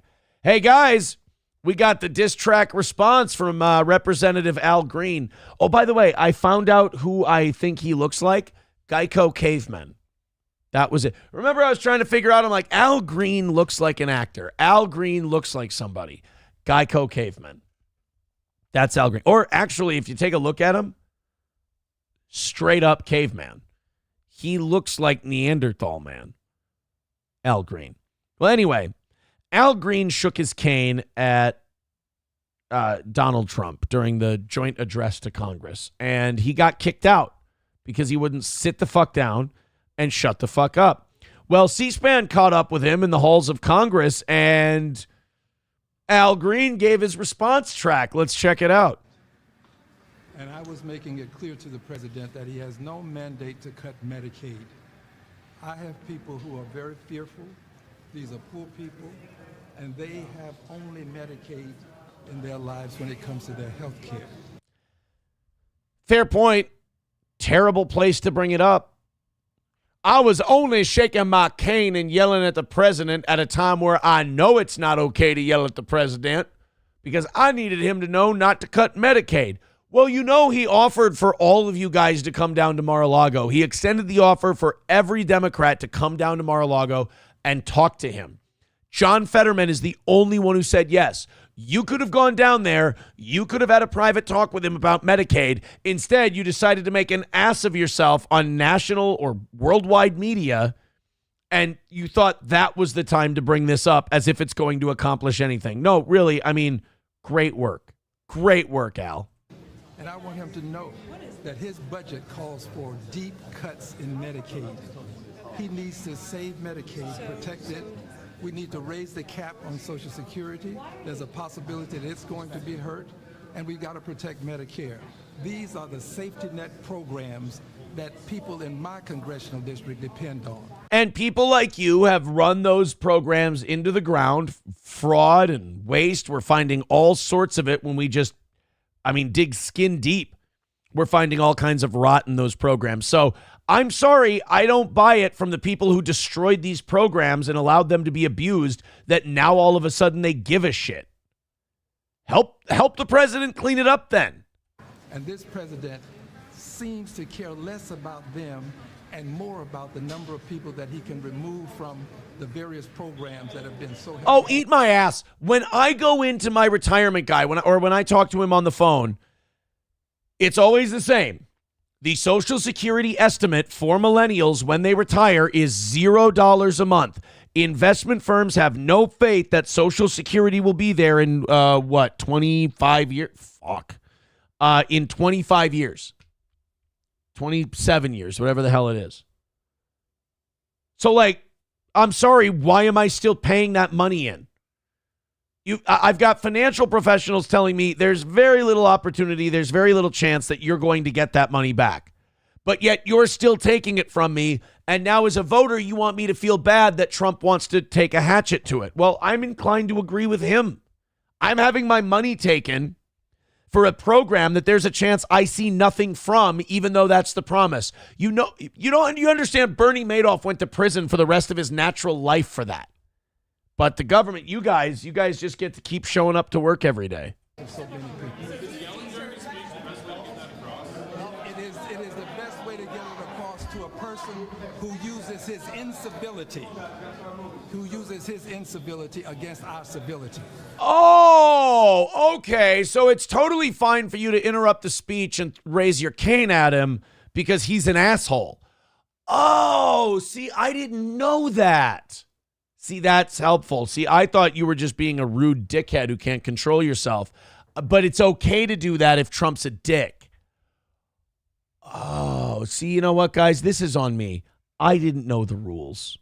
He is a person who has consistently been used incivility against civility. So you guys bringing little bingo cards and you guys bringing whiteboards and writing on them during his speech and wearing pink shirts and color coordinating, he's being uncivil and childish. Okay. All right. Well, Al Green's defended himself. We'll let you take it from there. Did Al Green fix that whole thing up? Do you understand now? People are saying they couldn't hear. It was really low. I had it turned up as high as I could. Really shit audio. Blame C-SPAN. Coltrane with $1 says, I'm getting annoyed with the GOP talking about these money-wasting programs. They can do something about it. That only takes a simple majority. Congressional recession could have been done day one. Yeah, I mean, they want to get a whole budget passed. Like, they want to do the whole thing in one fell swoop. Good luck, I guess. But you're right. There is some funding stuff they can do where they can get it done. Yeah, some of it done immediately. The Supreme Court did rule against him on something, though, yesterday. The Supreme Court did rule that he can't just eliminate all that foreign aid. That really sucks. The Supreme Court basically said all that foreign aid we're withholding, you can't. You can't withhold all that foreign aid. You have to let it out. So that really sucks a dick. Trucker 18 Wheeler says, but Aaron MTG yelled out liar. No, did she? No, that was Joe Wilson, Representative Joe Wilson. If I'm right about that, that's fucking crazy recall. Joe Wilson Obama. Yeah, he's the guy who shouted out, wow, it's just weird the names you store in the back of your head and you can just bring up the files. But yeah, Joe Wilson is the representative who in 2009, he yelled out, you lie, during a speech. So, yeah, the whole thing, like, it's getting less and less civil as the years go on, which is not good. You know what else? What also isn't good? The fact that Al Green, that enough people saw him fit to be a congressman that he got elected. That doesn't give me a lot of hope either. All right, guys, we're officially, we're not officially behind until we're over 200 away from the goal by 8 o'clock, but it's 7:30 and we're 265 away. Help out, guys. Throw in a few bucks. It's the last one. Last night we struggled too. We struggled last night. Miss Tay had to rescue us with a Gordy bailout. Everybody throw in a little bit. This is a show that runs on donations. Can't function without them. And this is obnoxious. I have a guy now. He's been a fan. Says he's been a fan since 2014. Like, when I ask for money, this guy like fucking sends me like really like angry messages. Like, what a piece of shit I am, everything. It's like, it's remarkably unhinged, but it happens. People hate that part. And I always say, I'm like, well, if you hate that part, do you have a 10 you could drop in? That would fix the whole thing. I don't want to do this part. But then again, I say that all the time. Nothing happens. It's fine. You guys go ahead and throw in. Let's keep the roll going. It's been a great show. Really good show. It's the kind of show you get when we don't have to worry about $265 away from a perfect week. So Streamlabs, PayPal, Venmo. It's very easy. The links are pinned to the top of the page. Click it. Throw in a couple bucks. Avoid this part of the failure. We got another crypto romance scam. I think the last time we covered one of these we actually found the first one where I didn't totally feel contempt for the scamming victim. I mean, I still thought they were stupid. I still thought they gave away way too much of their information, whatever. But I was like, okay, this one's mildly more efficient than the other ones. This one, I have a feeling I can get back to 1,000% super hating the person who fell for the scam. This is a guy who lost hundreds of thousands of dollars in a romance scam involving crypto. This is and this is sad because I think it's in Texas. This is something I don't expect Texans to fall for. Let's take a look at this story. When I'm done with this story, I want to see some contributions come in. So at the end of this story, I don't have to come out of it like I went into it. So please and thank you. 265, that's it. And then we're done for the week. And it's another win for the toe. And everybody feels good. And we can have a great show today. I was trusting her. And she was guiding me page by page by page. Your biggest mistake. Most men's mistakes start with, I trusted her. Good work, pal. Make her earn it. You know, maybe make her put in a year or two at least before you start going, I trusted her. You know, maybe someone who just messaged you on the internet. You know, I keep saying the internet isn't real and people get, Aaron, something that hurts my reality. It's not a reality. Once again, internet isn't real. Wow, she was really nice to me online. I can't believe she took all my money. Because the niceness wasn't real. It's all, everybody is being a character that they wish they could be in real life, but they don't have the balls to be. In real life, Patrick Melton dresses his little puppy up like a martini. And he takes his puppy on play dates for hours because he has no life because he spends too much time on the internet. He's not a tough guy who brings it to you. Blah, blah, blah. He's a bitch. He could backhand him. He'd do nothing but cry. The internet is not real. The real world is real. By the way, somebody sent me a message yesterday and said Patrick was blowing a gasket again because I talked about his puppy. It's okay. You're not a tough guy. You're a puppy guy. You're a dress your puppy up for Halloween guy. It's okay to be that. Don't worry. Your audience isn't going to give a shit that you're a giant fucking pussy who dresses his puppy up. They're not there for you anyway. Don't delude yourself into thinking they're doing this for you. They're doing this for me. They hate me, which, love it. They're not going to look at, they already know you're a fat, dumb pussy. They're using you as a conduit to me. Don't ever dilute yourself into thinking that this was ever about you. This is between me and them. You shut the fuck up and just play the clip, retard. But he goes and he dresses his puppy up, and somebody sent me a thing where they go, he was losing his mind and melting down about the puppy thing. And then he played a clip of you, and you started showing the pictures, and he immediately shut the clip down, turned all red face, moved on, didn't mention it. Ladies and gentlemen, making Melton feel, got him. It's actually too easy, though. I shouldn't celebrate. I mean, really, it's like dunking on a retard. Where'd it go? Ooh. He gave followed his mystery woman right down the rabbit hole all the way to rock bottom. Here's the deal. When you look like Ed Cromwell and she looks like a supermodel, they're fucking with you. If you look like Craig T. Nelson now and she looks like Ava Mendez in 2010, you're being fucked with. This I will blame on guys 100%. When a beautiful girl talks to us, we think we look like Emilio Estevez in the 80s, when in reality, we look like Eric Stoltz from Mask.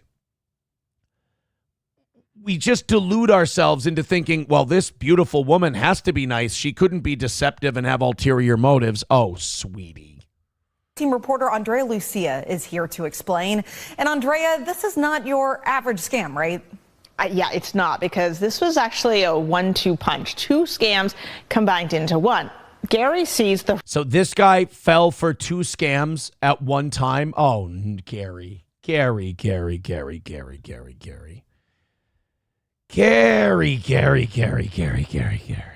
red flags now, which is why he reached out to us. And he asked us for help finding a fraud expert. So we brought one with us. And then he answered the door and said, where the fuck were you 6 months ago? Hello there. Come on in here. I would have, as soon as he answered the right one, went, hey, could you give me $20? I'm out of gas and I can't get to the next gas station. Oh, yeah, sure. Here you go. And then slap him and go, you've learned nothing, Gary. Jesus, what's wrong with you? I'm just going to buy crack. Monica Horton doesn't usually make house calls, but this time the Better Business Bureau executive agreed to join us in hearing Gary Dalrymple's story. You turned to an online dating site? Correct. To meet someone? Yes. Dalrymple says he had just signed up for Silver Singles, a dating site for people 50 and up. You know what? So far, I don't hate the guy. At least that's realistic. 50-year-old guys getting on like Tinder and shit and be like, I'm a 50-year-old man on a fixed income and I'm looking for a 25-year-old with a snare drum tight asshole. It's like, come on, dude. Come on. That's not going to end in love. At the very least, meth chic. It's the best we're going to be able to do for you. When he struck up a chat with a beautiful blonde woman named Gianna. And we talked every day from 7:30, 8 o'clock in the morning. We texted all day long till 9, 10 o'clock at night. Guess what, buddy? It's got a dick, and it doesn't look like that. It went on and on and on very nicely. Everything was going well. Then she asked me about, hey, do you ever get into investments or anything like that? Do you know anything about crypto? Anything? All right. If you're romantically talking to someone and you've never actually met, and they go, hey, have you ever thought about investments? Close the window, delete the app. You're done. No, that's not how people talk. People don't start getting to know each other and then they start getting romantically interested and then go, hey, what's your 401k look like? Hey, you're sending nudes of each other. You're not sitting there going, hey, send me a screenshot of your last fucking monthly statement from your retirement account. Christ almighty, Gary, pull your head out of your wrinkled ass. About BTC, anything. I said, I know about it, I read about it, but I'm not involved in it. She sent me pictures back and forth, so this is how it works. She's sending you pitch brochures for crypto. You're trying to get in this woman's pants, and she's sending you crypto brochures, and you don't think anything's up. Oh, yeah, baby, that's a tight crypto wallet. Oh, I can't wait to invest in it. You fucking shithead, Gary. If you're interested, fine. If you don't want to, don't. So I said, okay. So I tried it. So we started out at $100. Well, the first night. Wait. I can do this. Wait, I'm an expert in these scams now. Let me guess.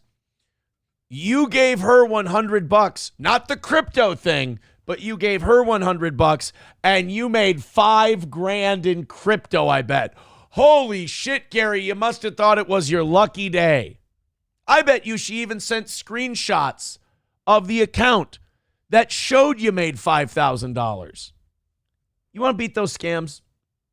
A, delete the app. Don't talk to these people. But B, throw them the $100. Okay, it's going to cost you $100 for your entertainment. I'm going to say that right up front. And when they show you the $5,000 result, go, all right, cool, I'm done. Cash me out. What? Yeah, cash me out. I want the $5,000. But that's not how we do it. Yeah, you're full of shit. Drag them on for a little bit, get your $100 worth, but then drop them flat. All they got out of you was $100. It's going to make them feel dirty. They would have rather gotten a no. Night we made $40. So how much time Oh, you know what? She only gave him $40 on this one. Okay, so she kept him coming back. passed between you finding her on the dating site and you investing? Started out very small, about 2 weeks later. 2 weeks. This asshole talked to some lady for 2 weeks and he starts giving her money to invest in crypto. I'm sorry. Every story, I love these scam stories. I think they're fascinating as all hell. I think they're great for your own personal research. But I am still yet to come across one of these scam victims that I feel bad for. Did you talk to any friends or family members about Nobody else knows I was even doing it. So anyway, this went on for like a couple months. And we started making money. Then she says, can you borrow some more money and get into this? So I took out my 401k. Oh, my God.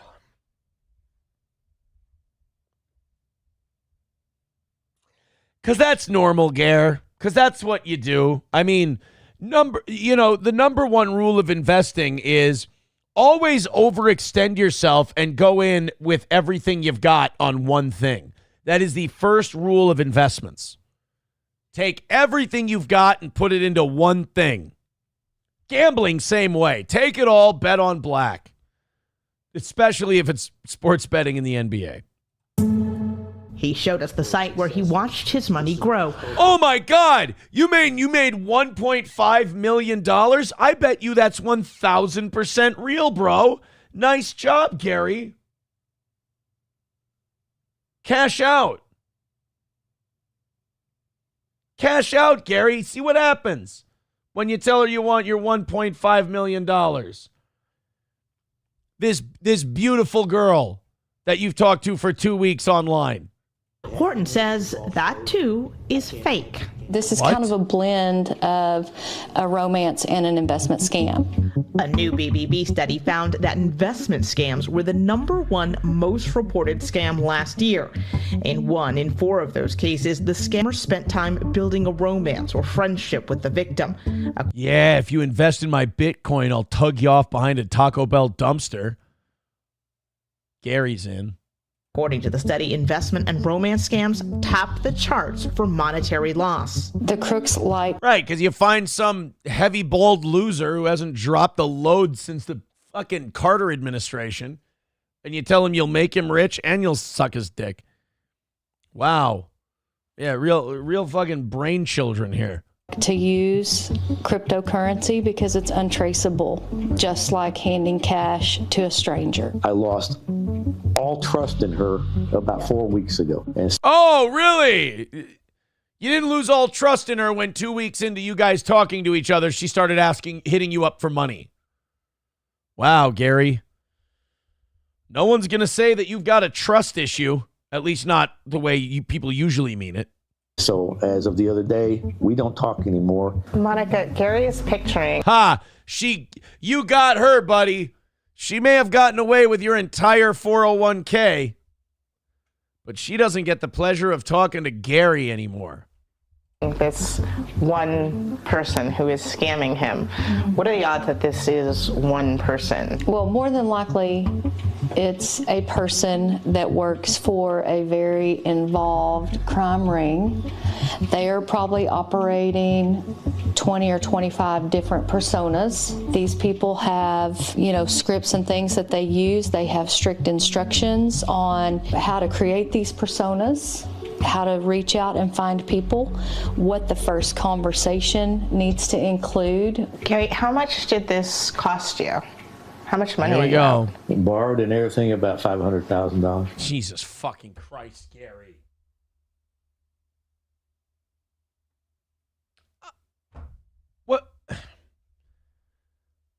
What am I to do with this information, Gary? You tell me. What am I supposed to do other than to think that you're the world's biggest asshole? Because right now, I don't blame these Indian fellas, and that's who they were, who scammed you. Your money is better off in their pockets. They'll be smarter with it. What am I supposed to do? Feel sympathy for you? It's really difficult, dude. And by the way, how is this woman, who's a Better Business Bureau fraud advocate, how is she not looking at this guy and going, you dumb son of a bitch? And what's the impact of losing that much money on you? I'm selling my house to pay loans back, and I'm going to have to get a full-time job so I can help start paying back the loans. It's kind of tough. It's kind of tough. You literally lost everything. Your entire net worth, if you have any children, I don't know if he does, but you lost your generational wealth to some coos with a fucking dating site account. Dude. Mentally, like she said, mentally, physically, it's like, why me? Why did I not catch this? Because you're dumb. Or as Ty Cobb said, you're a very trusting soul. So short-sighted. Gary says he FaceTimed with Gianna one time, but didn't actually see her face clip. No shit, Gare. Wow. Gare, just every update we get on this story, it just gets better and better. Well, we FaceTimed one time. Oh, okay, so you saw her face. Well, no, she said that she didn't feel pretty that day. Clearly, and that she didn't want to talk on the phone, which he now knows is a big red flag. Really? You didn't? Wasn't a big red flag before. But after $500,000, you know, damn well can bet that Gary knows now that this is... Jesus, Gare. Gray Duckling with $20. Thank you for the $20. Yeah, somebody writing in the chat. Now he knows. Yeah, no, he's got it figured out now. Gary's fucking killing the game at this point. You know how I know it was a scam? She never offered overtime for $265. Exactly.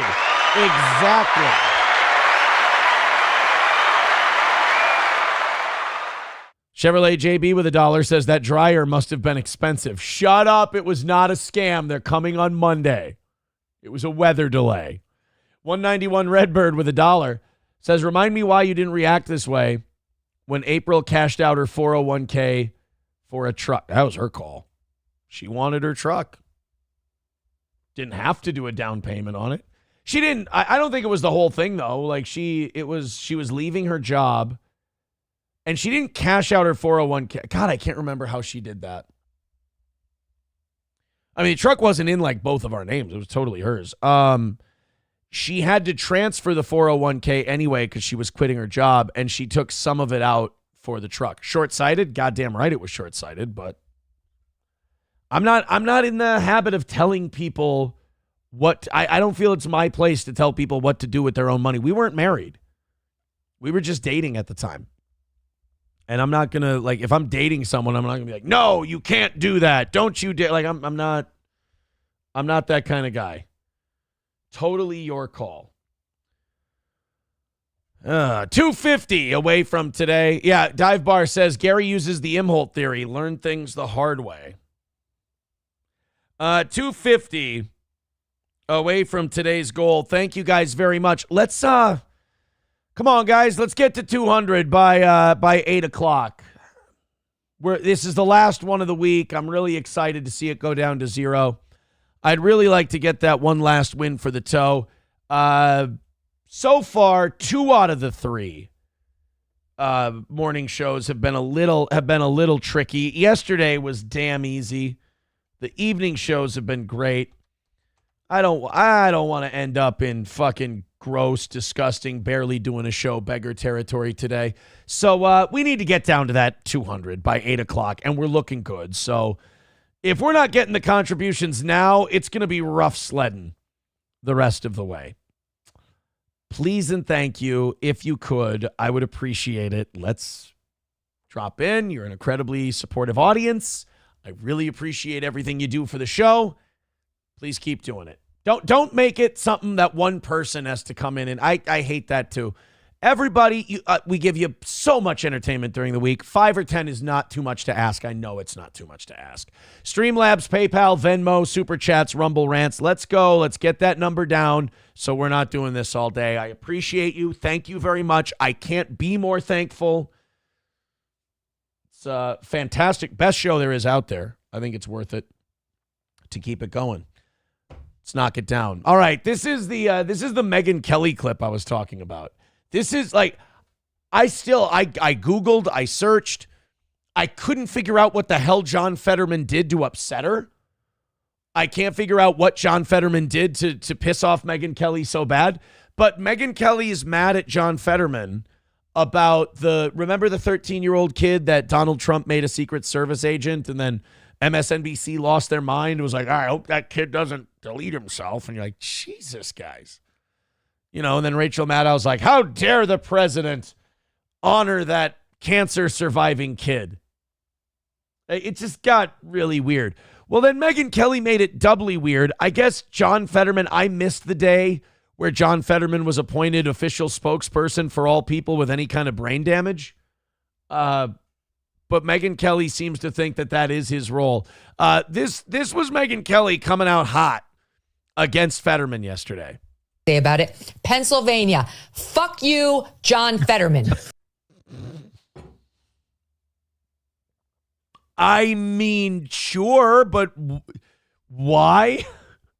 I feel like fuck you, John Fetterman is something you say after you show that like John Fetterman helped cover up something like the Penn State children's scandal, or like he helped cover for Larry Nassar or something like that. That's when you say, fuck John Fetterman.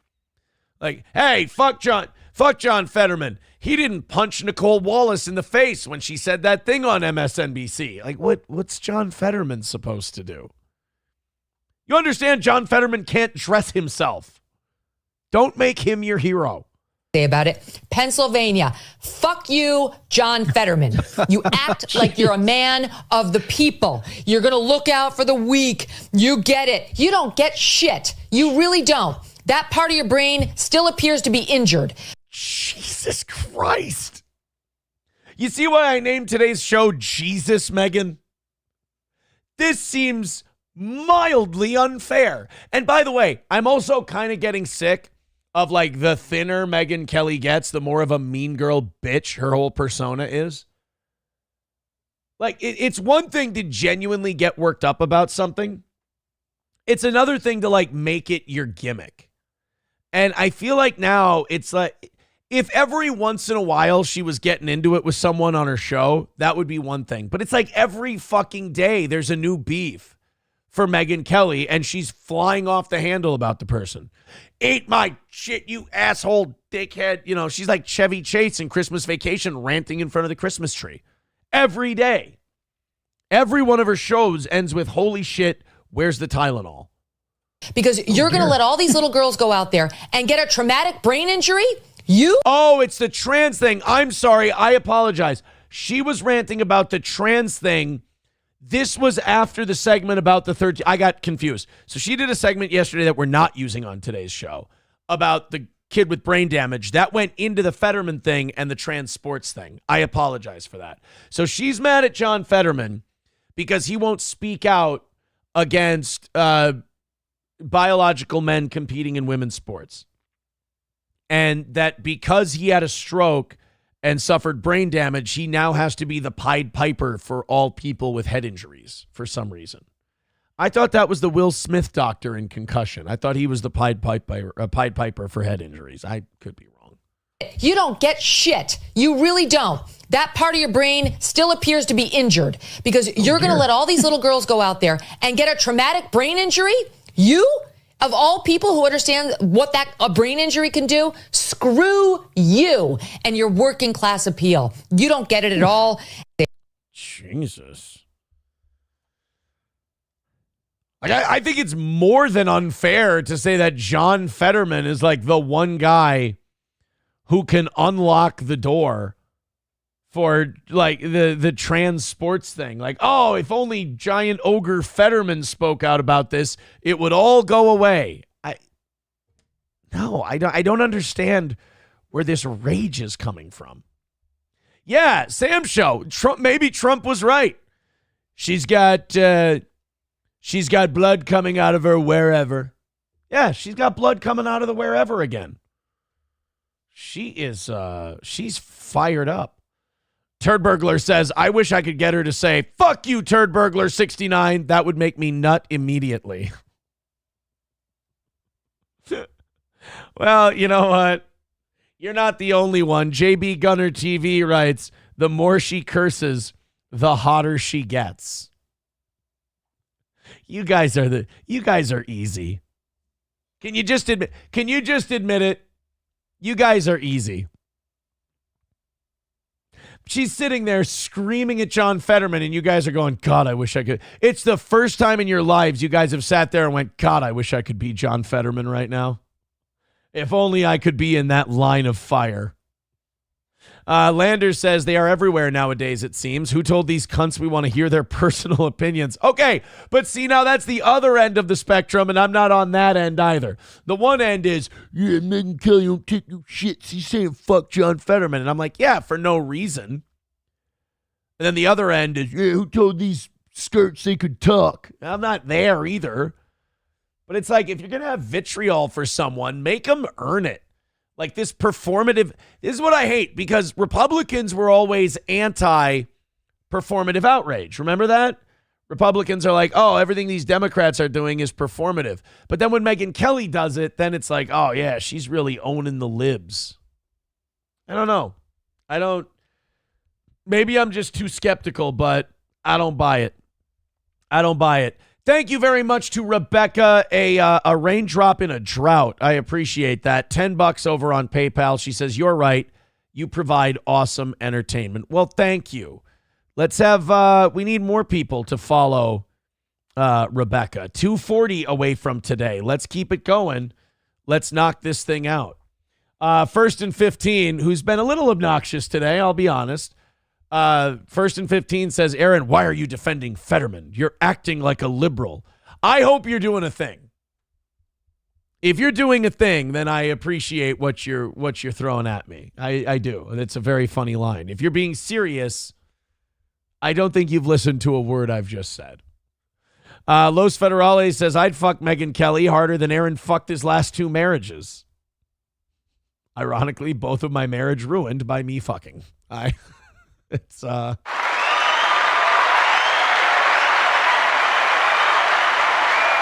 you know, and maybe there is a certain individual who needs to hear this, but the lesson I learned from that is, you know, you can sit there and focus on what they did all day long, but sometimes you do need to look and go, maybe this one's on me just a little bit.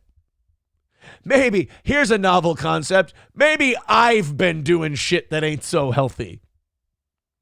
Maybe. I think if you'd ask my audience, they'd say, oh, Aaron, don't be so hard on yourself. Jury's still out, pal. MSO says, maybe Megyn Kelly will start twerking. No, she's having a very bad day. She's very upset and angry. Remember, you only, we heard from the flight attendant, you only start twerking when you're having a really good day. Remember, she was really happy about the start of her day. And so she decided to twerk in her office and film it and put it on the internet because she's so fucking smart. Danger Bear Wolf Turtle becoming a member for 25 months. Thank you, pal. Says, you heard it first here. Aaron had a guy now. Had a guy. My financial guy, not a guy. Hey, boys and girls. It's almost 8 o'clock. Just turned 8 o'clock. 2:40 away from today. It's our last goal of the week. We're looking to have another perfect one. We're just you away from knocking out that perfect day.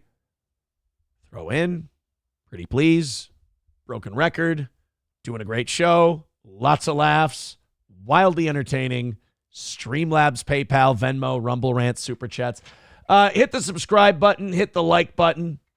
On any platform you're on, it helps us. Maybe we can grab new audience members. They come in, they throw a couple of bucks in. We appreciate that. If you're looking at me right in the face and you're going, fuck you, Aaron, every time you ask, I'm not going to give you any fucking money. I don't give a shit if you go away. I'm just here. As long as the entertainment's free for me, I'll listen to it. When it goes away, I'll find something else. I'm not that invested in you. That's totally fine. So all I ask that you do is hit thumbs up so maybe someone else can find the show and join you here. That would be nice. Streamlabs, PayPal, Venmo, Super Chats, Rumble Rants. There you go. I mean, honest to Christ. 2410s, and we're good. That should be an easy number to do. Streamlabs, PayPal, Venmo, Super Chats, Rumble Rant. Last day of the week. Perfect show on the line, and we are officially, as we always are at 8 o'clock, this is becoming very consistent, we are behind. So it's going to get gay.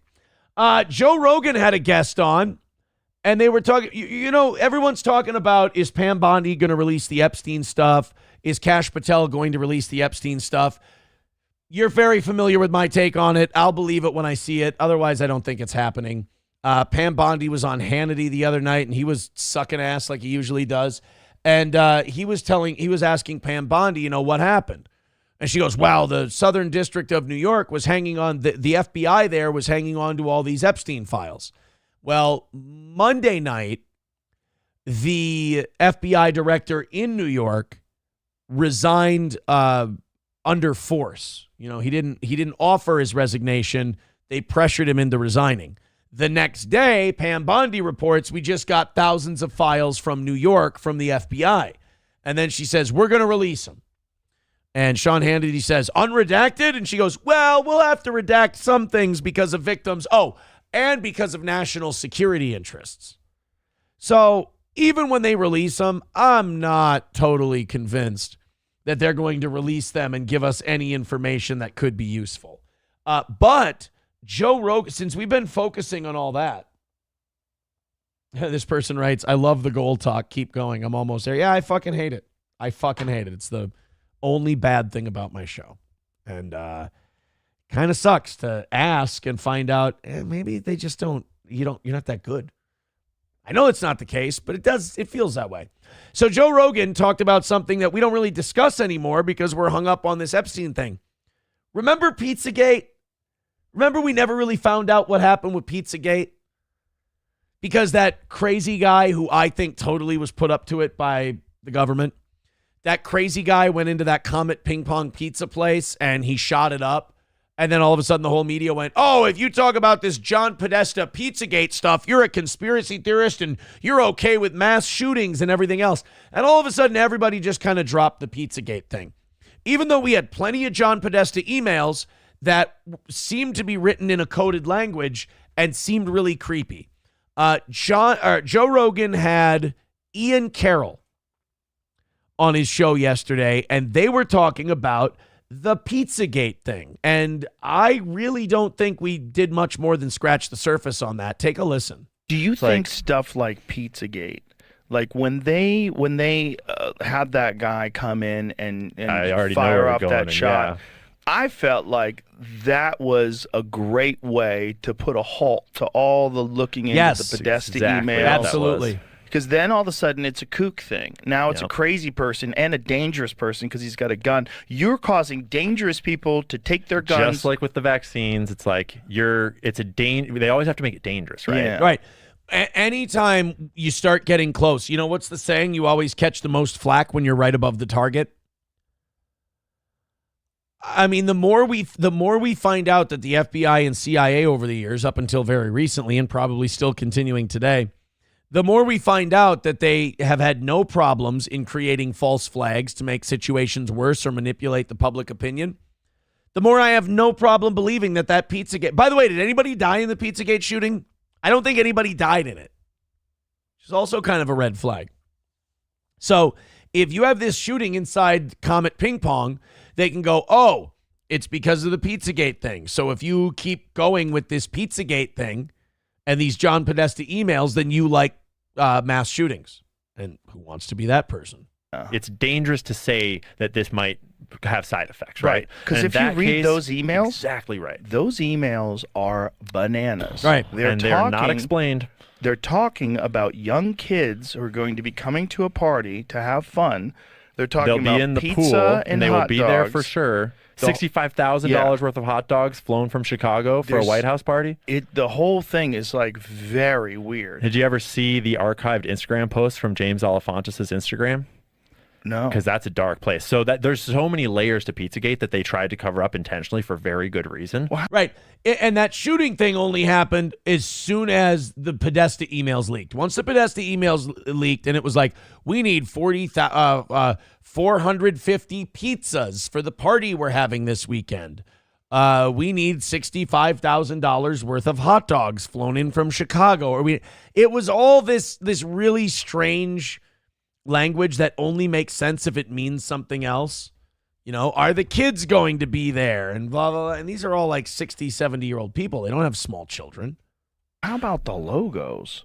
Well, the thing is, I avoid, and the way I've talked about it, I've avoided all the symbols and logos and even some of the pizza stuff because I think there's so much more ripe, clear evidence that is way more powerful. Yeah, you get some of these people who obsess over like the paintings and this and that, and it's like that's the kind of shit that like normies look at and they go, oh, that's a little psychotic.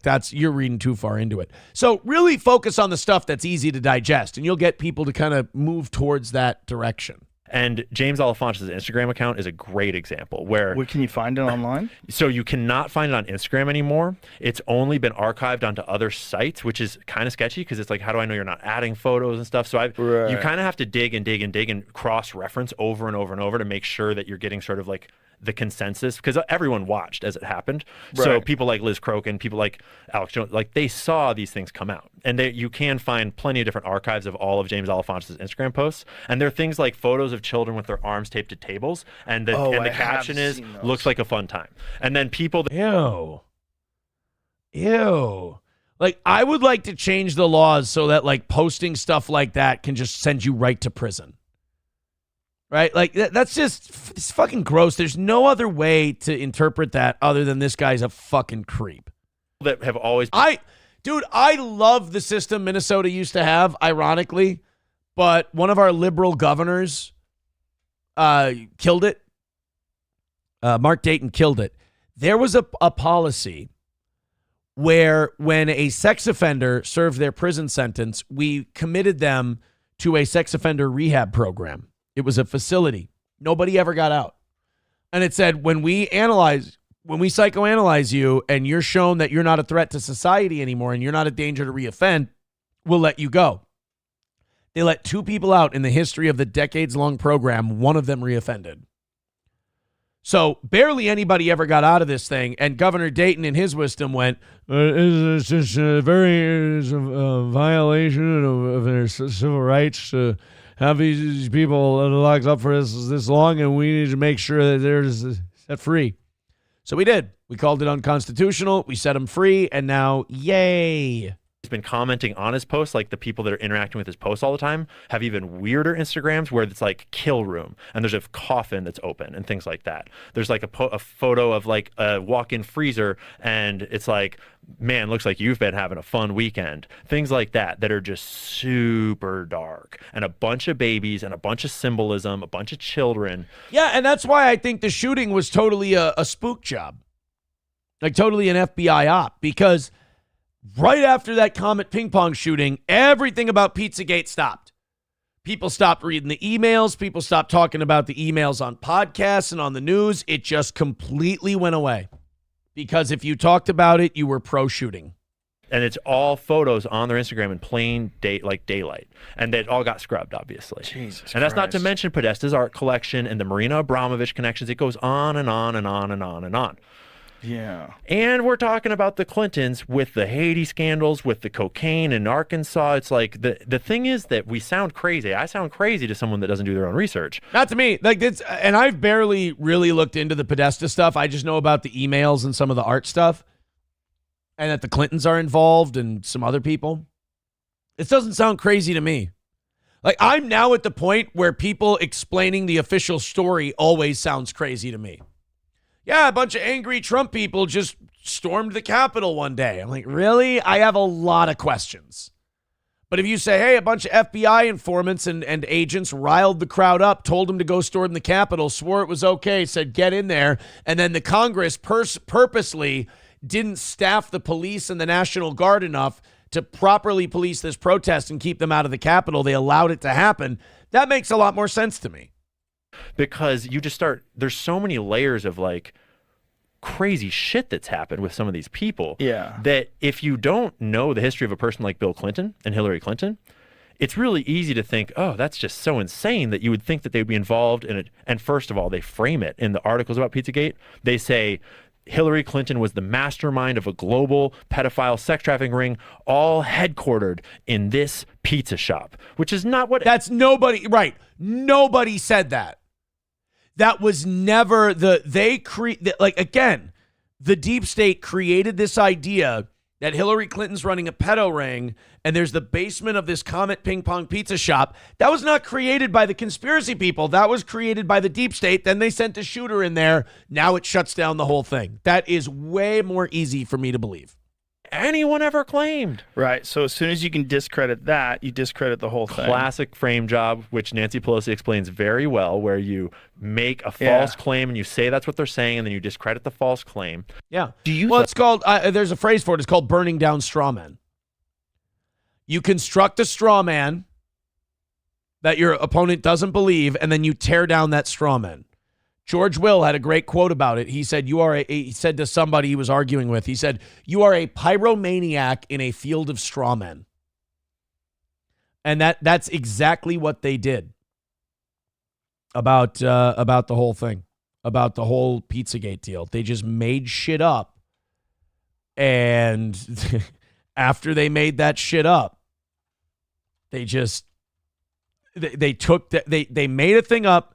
They took down their own argument and then said, oh, see, you guys are fucked. We won. Huh? Thank you very much to Redbird with $50, says watch the interview. Thank you for the 50. They are afraid. Everybody with 10, so Redbird doesn't have to do 50. I'll watch your Sean Ryan stuff, Redbird. Send me any links that you want me to watch first. I'll go in your order. 383 Novocaine with $1 says local Slim Chickens closed its doors. What chicken place is next?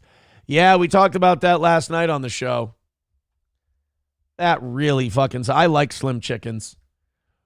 I mean, I would hope that Raising Cane's is the next place to go. They're fucking terrible. If the only chicken places we had were Popeyes and Chick-fil-A, that'd be fine with me. But Chick-fil-A, Popeyes, and KFC, totally fine.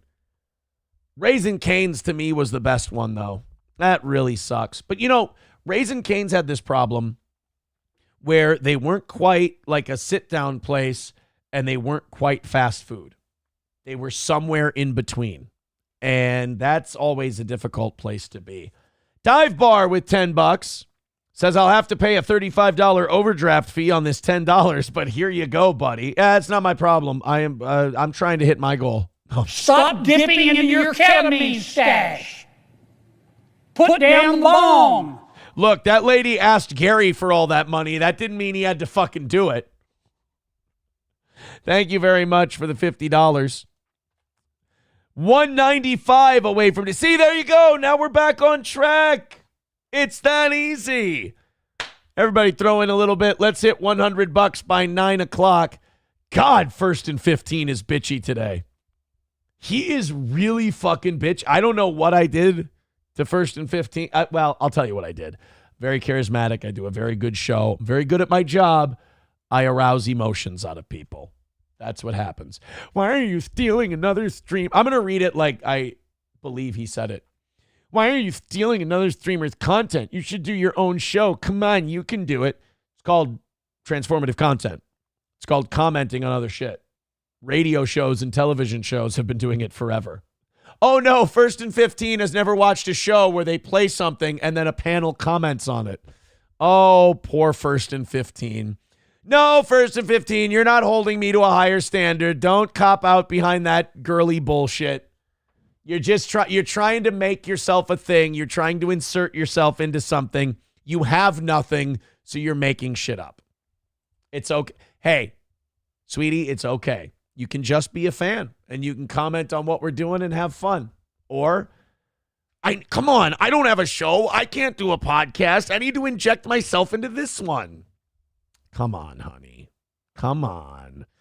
Gray Duckling with $10 says, don't worry, I have overdraft protection on this 10. Hey, that's... Stop dipping into your ketamine stash. Put down long. Look at that. God bless overdraft protection. 185 away from today. Keep it rolling. Keep it rolling. Crush that goal. It's the last one of the week. Ryan the Garbage Man says, Raising Cane's or Slim Chickens? Oh, Slim Chickens all day long. Slim Chickens. End of Silence says, now other people are bullying 1st and 15. See, now I feel responsible. Now you guys are making me feel bad. Leave 1st and 15 alone. He's just starved for attention. End of Silence says, 1st and 15, I'll lower my standards.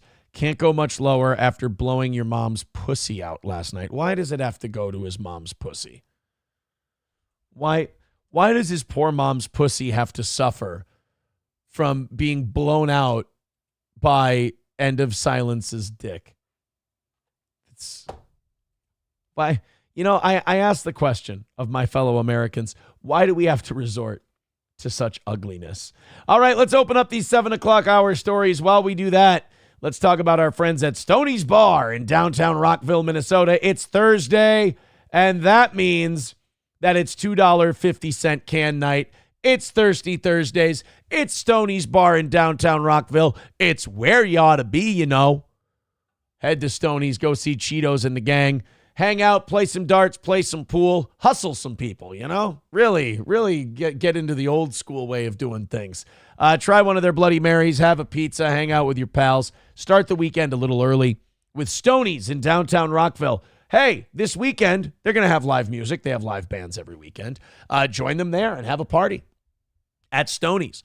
All Care Towing, 320-253-5203. Many parts of this state still buried in snow. If you go in the ditch, if you slip, some asshole's driving too slow in front of you, causes everybody to kind of, left and right. You end up in the ditch. Even if it's no fault of your own, nobody quicker than All Care Towing, 320-253-5203. Trucks and wreckers big enough for any kind of vehicle. Hopefully you're not driving your motorcycle yet, but they can do that too. That's All Care Towing, 320-253-5203 for All Care Towing. And finally, Midland Armory in downtown Foley, midlandarmory.com. Our pals at Midland with a great selection of the things you need for sport shooting, hunting, and personal protection. They also have knives, optics, parts and gear, and so much more. That's at Midland Armory, midlandarmory.com. midlandarmory.com. We're gonna give First and 15 a break. He's just trying way too hard today. I'm sorry, buddy. Come back a better fan, and we'll see what's up. He's like, you said people that use other streamers is bad? No, that's not what I said. I said people who cover gay streaming drama from other people's show is gay. Using someone else's commentary to advance your own thoughts on a news issue is what a show does, sweetheart. I mean, I can help. I can teach you this. Maybe you'll learn it in time. Or maybe this was never about that and you just wanted a little attention from Dad. You got it. You're welcome. Let's go. Deutsch Chad says, be nice, guys. First and 15 is sensitive about his end. Oh, Jesus Christ. Can we stop? First and 15's mom didn't do anything wrong other than raise a socially maladjusted attention whore.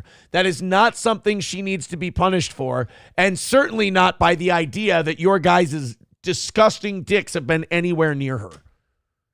Leave her alone. Stop. End of Silence says, by the way, I hope First and 15 has enough to cover my medical bills. I threw my back out humping his mom last night. See now why? Why? Why is this necessary? End of Silence says, everyone please donate to Venmo, PayPal, Super Chat so I can fix my back from humping First and 15's mom. This is not okay. This is not okay.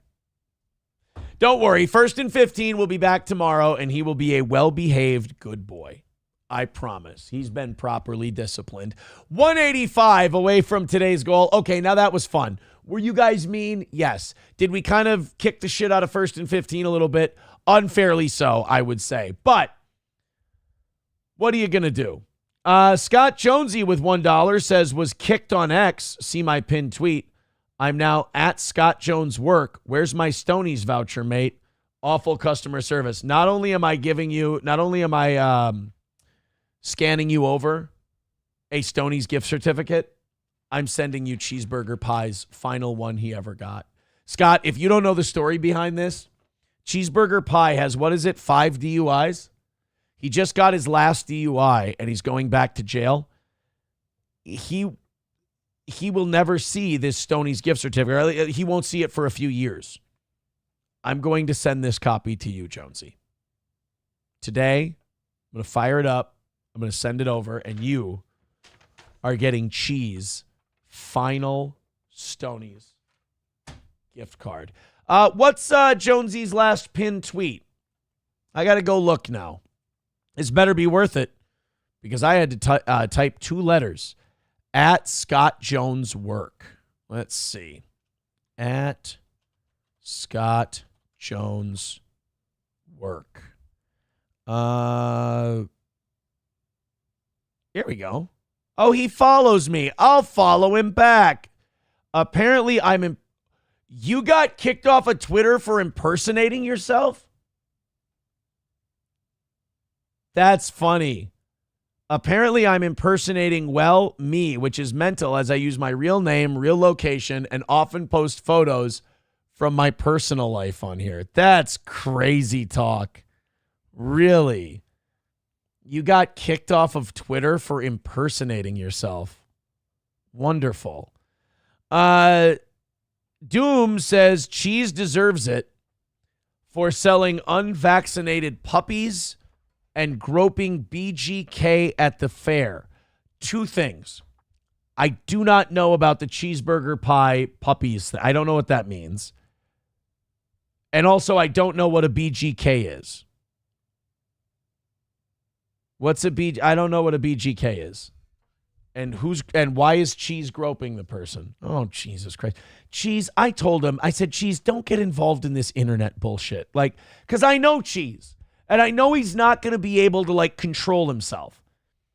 And I know he's not going to be able to, like, know what's real and what's a work and what's good and what's bad. And I'm like, Cheese, stay away from all this horseshit, buddy. Like, it's not, because you got the drinking problem and the DUIs and everything else. And I'm like, you're not a clean soul, brother. Like, you got a lot of dirt on you. Stay away from this shit. And, like, all these people you're dealing with, they're just a den of losers. Like, you're involving yourself with dumb gay horseshit and it's going to bite you in the ass. I hate to say I told us so, but I told us so. I tell all these guys. I warned them all. Like, Will Herron's going through. Everybody hates Will Herron now. I told Will, I go, dude, you have a real news job. Don't get involved in this stupid fucking shit. Do your clips. I know all people in traditional media want to be cool podcasters. They think it's great until, like, a real podcaster tells them, dude, your traditional media job is pretty cushy. There's very little accountability. You'll be all right. Gets involved now. Everybody thinks he's a stinking fucking drunk. They think he's, what do they call it, a sweeper or whatever. I warn all these guys. I end up being right, and they all get mad at me. I can't help it. I'm just a pretty boy eating soup by the window during a snowstorm. That's it. Doom says BGK equals bubblegum kush equals crunchy. Crunchy's a way better name. Bubblegum kush is gay. Weed, dude! Weed, dude! It's a weed to get a bubblegum. Ugh, God, shut the fuck up. Like, you're not 17. Stop with kush, bro. Ugh. Let's go to... Okay, so Cheese was breeding puppies and selling them without getting their shots. Can you not do that? I mean, Gordy has had most of his shots. I had to get Gordy a few of his shots, but Gordy had most of his shots when I bought him. But, like, as long as you tell people that they don't have their shots and they have to go do that part, is that not okay? I didn't know that. This is a good reason for me not to be in the selling puppies business. So wait a minute. You're telling me that this is the first I'm hearing of this. I need to know. Cheese was running a puppy mill?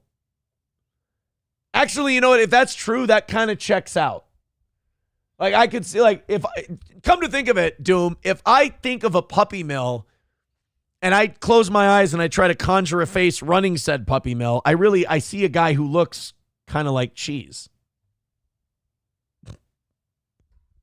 I'm learning so much more about one of my biggest fans because, I do my show, I fuck off, I go live a real life. So I don't know anything about these people. I'm finding out that not only did Cheese have a way worse drinking problem than I even imagined, and I'd seen him at live events, but he was a puppy mill entrepreneur. I hate to think of how Cheese got him to breed. That's all. Doom says, I've seen the puppies. It's true. Now, I agree with Bigot on socialist media. Was it a puppy mill or did his dog just have puppies? That's a little different. And no offense, Doom, but I think like McBuster says, you simp for someone who's really fucked up psychologically about kids and shit like that. So I don't know how good your credibility is. You might deal in hyperbole like your hero does. So I'm not really, until you break yourself from that, I think your credibility amongst pretty much everyone outside of that world is pretty low. That's the other thing. Like, you're way better than that community because you understand outside of that bubble, everyone thinks it's fucked up. Like, it's a very low approval rating. And I like Doom, so I don't think they belong there. All right, guys, Streamlabs, PayPal, Venmo, Super Chats, 185 away from knocking out today and being done. Perfect week for the toe, 4 weeks in a row. Streamlabs, PayPal, Venmo, Rumble Rants, Super Chats, gifted memberships, gifted subs. Get in there. Be generous. Everybody in. Throw in a couple of bucks. Let's get this knocked out. All right, Minnesota's got a dirty masseuse. These are always, this is one of those stories where we like to pretend that the genders are equal and all treated the same. And then there's stories like this where you go, no, there needs to be different treatment for different genders sometimes. Like in this case, Egan massage therapist charged with essaying multiple clients. Now, if the massage therapist is female, my immediate impulse is, I think some guys' wives found out and now they're trying to, cover their ass, if you will. If it's a guy massage therapist, I 1000% believe he did it and he took advantage of his patients. Now, is that the right take to have, or is that a me problem? Am I a caveman? Am I behind the times? I know guys. Mostly this comes from knowing guys. I don't know. I've never done the massage with a female masseuse and no, I have. But I've never thought to do the happy ending thing or even offer the happy ending thing. I'd be too scared. I'd be too worried like there's a cop or like you're just going to get caught right away. No thanks. And that's not the only thing stopping me. I'm taken, I'm in a relationship, things like that. But like, I know guys, and if they're offered the happy ending, they'll take it, and they don't really have to have their arm twisted. And I know women aren't going to like hold them down and just start jacking them off for free. Like that's not a scenario I see playing out. However, I can see a male masseuse kind of just going for it without asking. And then when they kind of pull away or kind of show that they're not interested, I'm going, no, trust me, it's okay, I'm a masseuse. And just being really fucking creepy about it, I could see that being the case. But in this story, an Egan massage therapist has been charged with multiple clients, multiple counts of essaying them. And sure enough, a 32-year-old Richfield man is accused of essaying at least three. Stop dipping in your ketamine stash. Jesus Christ. Put down long. I've got to stop. I've got to remember to hit the eyeball on that. At least 3 clients in his Egan massage studio. Johnny Lee, with a little Johnny Lee on, was charged by a warrant complaint on Monday with 1 count of 3rd-degree criminal sexual conduct in connection with the case. So I'm guessing fondling, if not digital insertion. That's not when you use this phone. Court documents state Egan police received a report on December 20th of last year of an essay that happened at Lee's business. A victim told officers she was getting a massage from Lee, L.E., when she was assaulted. Authorities say this is the 3rd complaint against the victim. Against Lee's business for misconduct.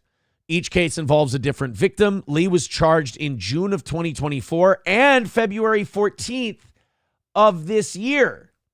So he's been charged before, and he's still allowed to be open. Well, I guess innocent until proven guilty and all that.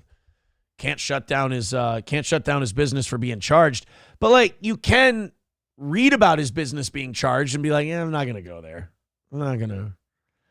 Egan police say there may be more victims. If you were a victim or have information that could be helpful. Yeah. So this Johnny Lee fella, I'm thinking he maybe saw women of his ilk doing the same things and making a little extra money, and he didn't realize that, people don't really want that from the dude masseuses, It's that's not really, like, even most guys aren't really happy ending guys, I don't think most guys are, because there's, again, you worry about getting arrested. You worry about getting caught by a significant other, the whole thing. I'm not sure. Doom giving me a little more information on the cheeseburger pie puppy mill. Says the goal was to raise money by breeding puppies. I don't know if it was a mill or not. Oh, okay. So you're not saying that Cheese was running a puppy mill. You're saying that Cheese sold some puppies without their shot. Now, if you tell them they don't have their shots, though, like that's okay, isn't it? Someone texting in, Cheese was released on probation yesterday. Look at the Stearns County jail records. Well, he wasn't released on probation. You don't get probation until you're convicted. He was released on conditional release until they adjudicate the case. That's different. Oh, yeah, SP just texted me and reminded me that Gordy's due for his rabies shot. That's right. I got to get him in there. Otherwise, lest I be Cheese. Clopogram says Johnny Crutches, not Johnny Lee. It was not Johnny Crutches. Johnny does not do massages on the side. He sells exotic meats and milks gorillas. Everybody knows that. Don't be gross. Don't be making up rumors about Johnny. I don't want anybody going to Johnny's show today at 1 o'clock on Just Kidding LLC on YouTube, Twitch, and Rumble and saying that Johnny massages women and touches them inappropriately for money. I don't want anybody making that connection because I am here to tell you immediately it's not true. It's not true. So get that far out of your head. I mean, just all the way out, if you will. How do you even give a massage when your legs don't work, says somebody? Exactly. You can't get enough leverage if your legs don't work. You ever tried to give a massage using just your hands and ass muscles? Makes everybody uncomfortable. Okay, boys and girls. 185 away from today's goal. Let's get to 100 by 9 o'clock. Let's keep it going. This is the last one.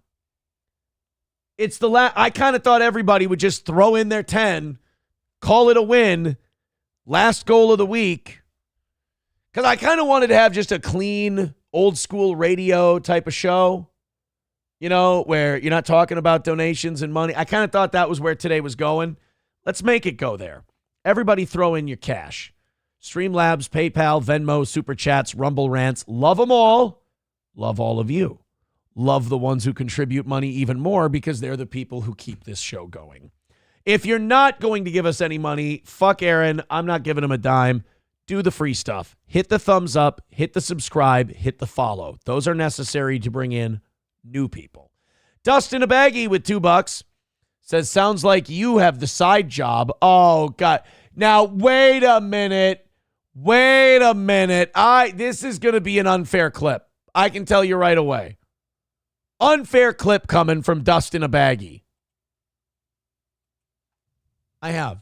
But I've never thought to do the happy ending thing or even offer the happy ending thing. I'd be too scared.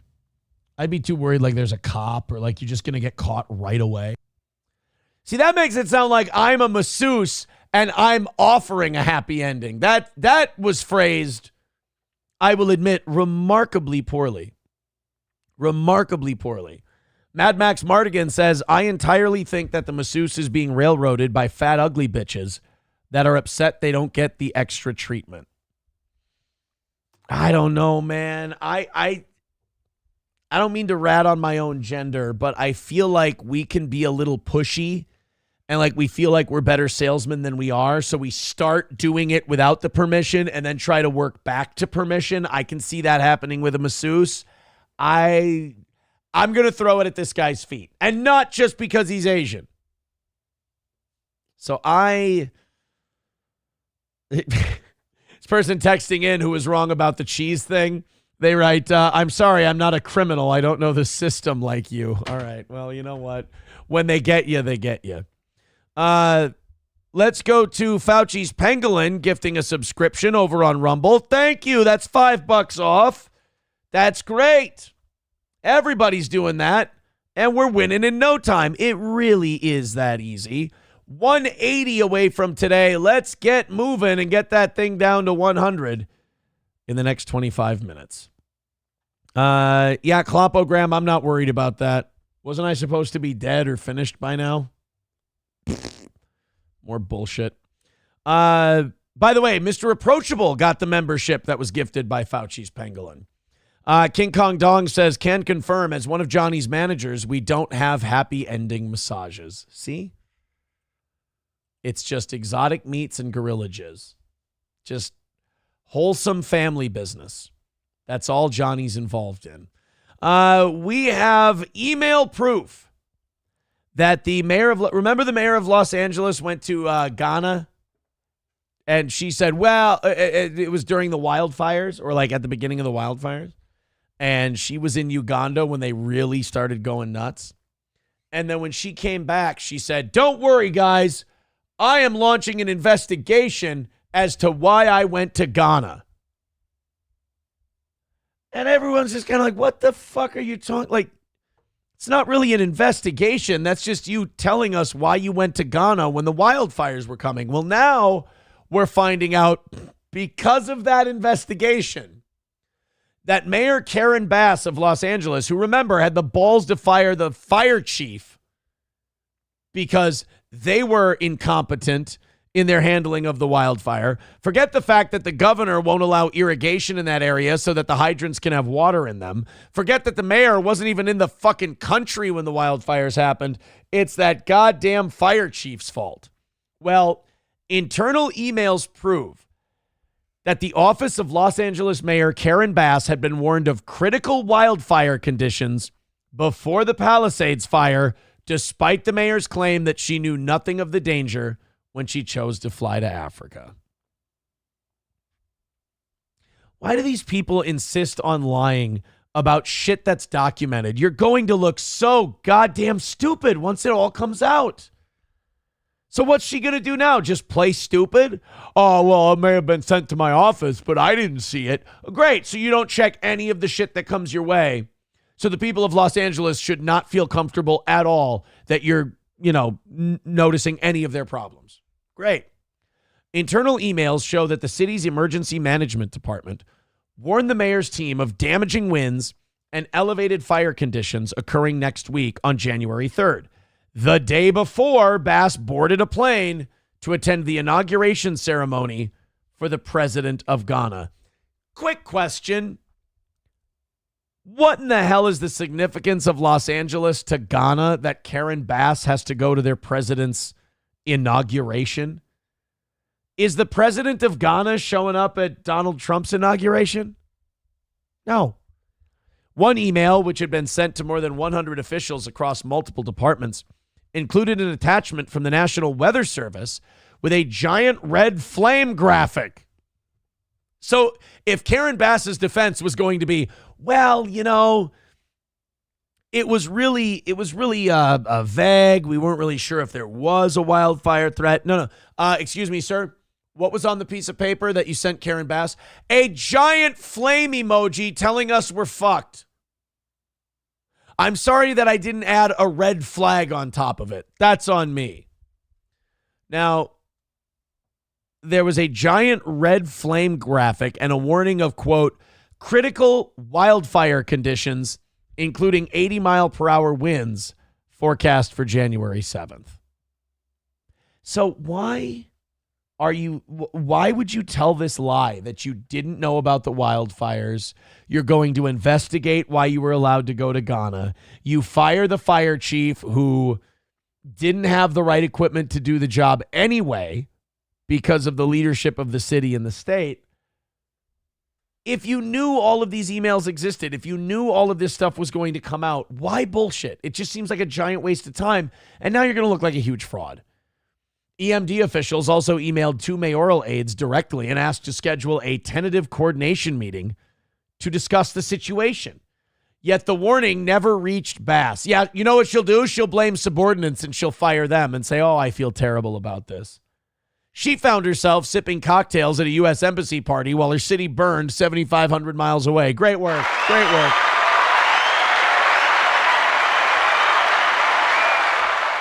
Bass would later pass the blame to L.A. Fire Chief Kristen Crowley, whom the mayor fired last month for her mishandling of the crisis that destroyed thousands of homes and killed 12 people.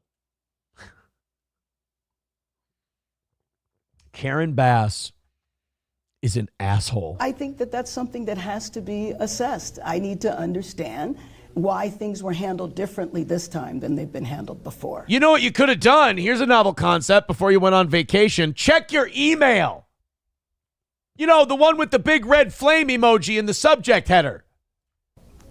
And why do you think that is? That would be like if George W. Bush was like, yeah, I got an email, but it was a little vague about 9/11. It's 2 weeks before. Oh, really? What was it?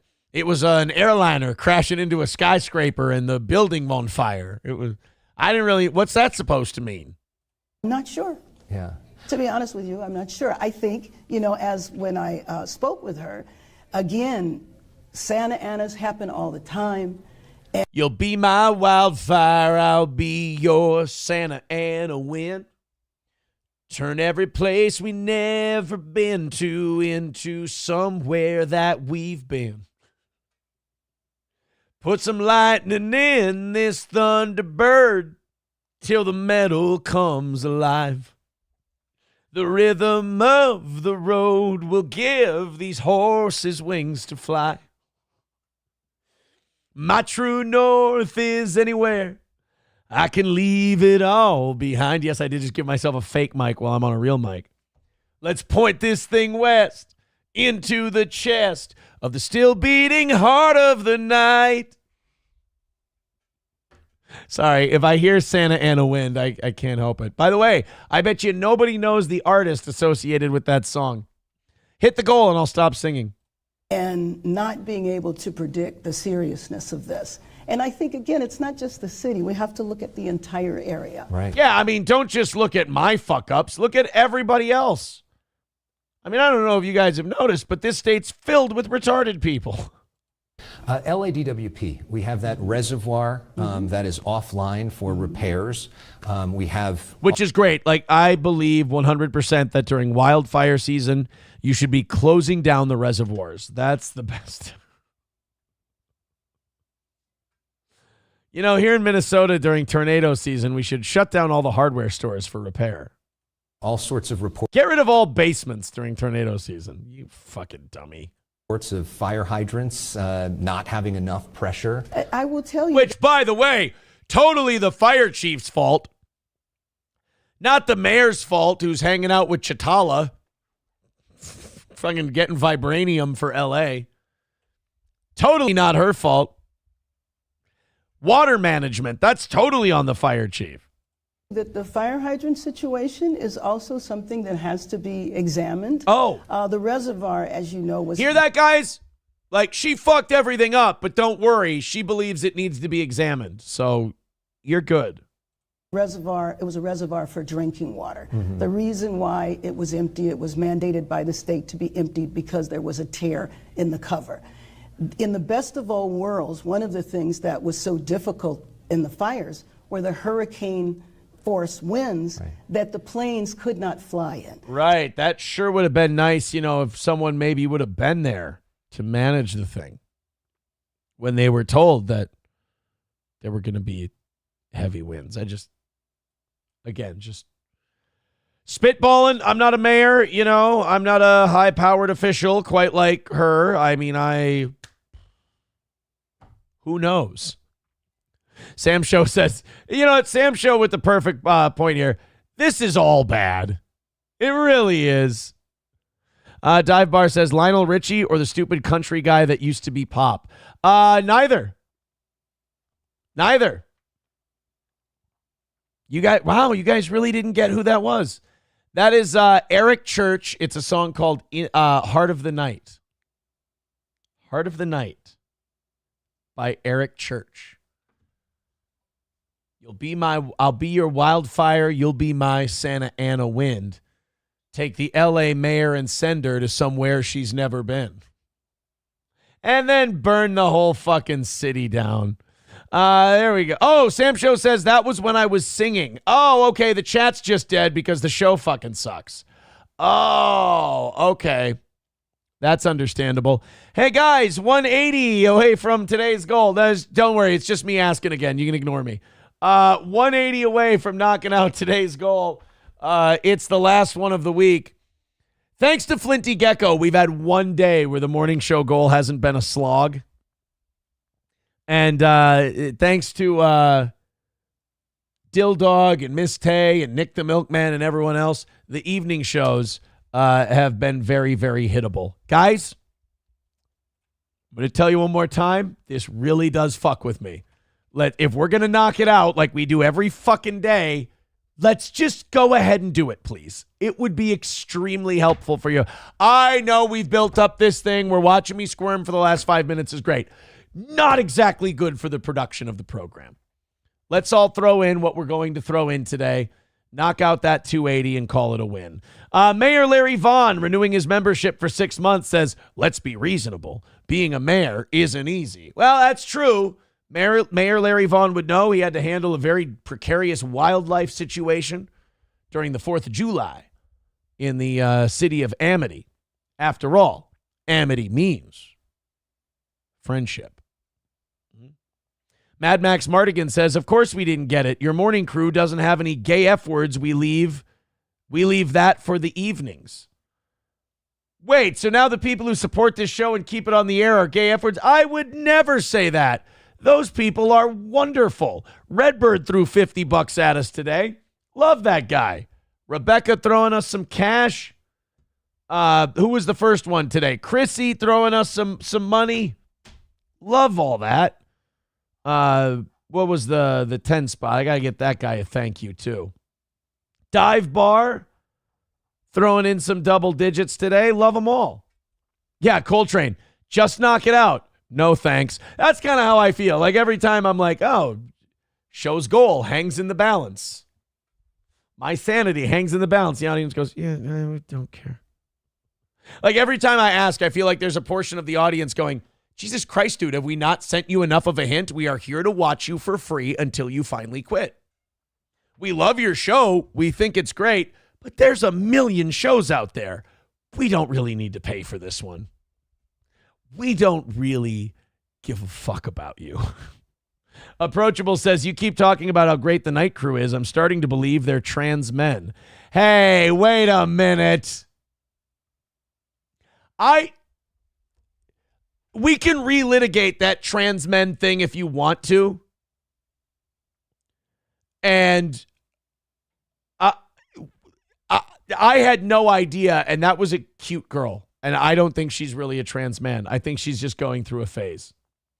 Turd Burglar says Aaron gets it. Yes, no, I understand. No, I totally, I just didn't want to say it out loud, is all. Streamlabs, PayPal, Venmo, Super Chats, Rumble Rants, 180 away. I'd rather listen to Blue Line commercials than you begging to keep your lifestyle. Do you see what I'm working with here? Yeah, that guy writes me all the time when I ask for money now. Been a fan since 2014. I hate when you ask. Well, fucking send it in then. I think Jay-Z should be able to take legal action against that chick that threatened to sue him or did sue him for R-wording her. A private investigator says the Jane Doe that accused Jay-Z has admitted that he never did anything to her. Well, I think what she said was that it wasn't that he didn't do anything, that it was consensual sex. So he might be in trouble for, cheating on the old lady, but I think him and the old lady probably have an arrangement at this point. They're both billionaires, right? But I don't like this because Jay-Z's name was completely dragged through the mud. We all bought it. We were all like, well, it's connected to Diddy parties. I mean, if it's connected to Diddy parties, it's got to be true. And now this woman who basically was threatening to ruin this guy's life comes out and says, oh, no, that never happened. So either one of two things happened. He paid her off, in which case, I guess let's just move on then. Let's have another piece of cake, have another piece of pie. Or the other thing that happened is she tried to shake him down for money, and then she had to admit that it never happened, in which case Jay-Z should be allowed to sue her. I hope she loses everything. He should be able to press charges. I think making allegations like that and then being like, well, I was actually just pissed off. That never happened. That should be punishable. Jay-Z, now, it's not in this case because she never actually filed a criminal report. This was just a civil case. Jay-Z is revealing how he found out the Jane Doe R accuser allegedly lied about his involvement and how attorney Tony Busby allegedly pushed her to sue anyway. Oh, it's Tony Buzz. You know, this isn't the first time that Tony Busby guy has sounded like a total fucking creep. A private investigator named Charlotte Henderson filed an affidavit Wednesday stating she met with the Jane Doe on February 21st in the anonymous woman's home in Alabama. And during the meeting, she claimed Busby pushed her to include Jay-Z in the suit. What a piece of shit. So she's going in and going, this is the, what is it? This is a Diddy party thing. And then the lawyer goes, anybody else there? Well, Jay-Z was there. Oh, you want to include Jay-Z in the lawsuit? She's like, Jay-Z didn't really do it. Don't worry about it. Let's put Jay-Z in the lawsuit. That'll really add to my cachet and my noticeability. Oh, this guy's a fucking creep. Either that or this chick's trying to save face, one of the two. But if she this is the investigator said she did say this, that the lawyer, Tony Busby, pressured her to include Jay-Z in the lawsuit, even though she doesn't think he did anything wrong. Wow. Wow. Maybe Tony Busby is the guy who should have to face some kind of discipline. Jesus. That is really fucking brutal.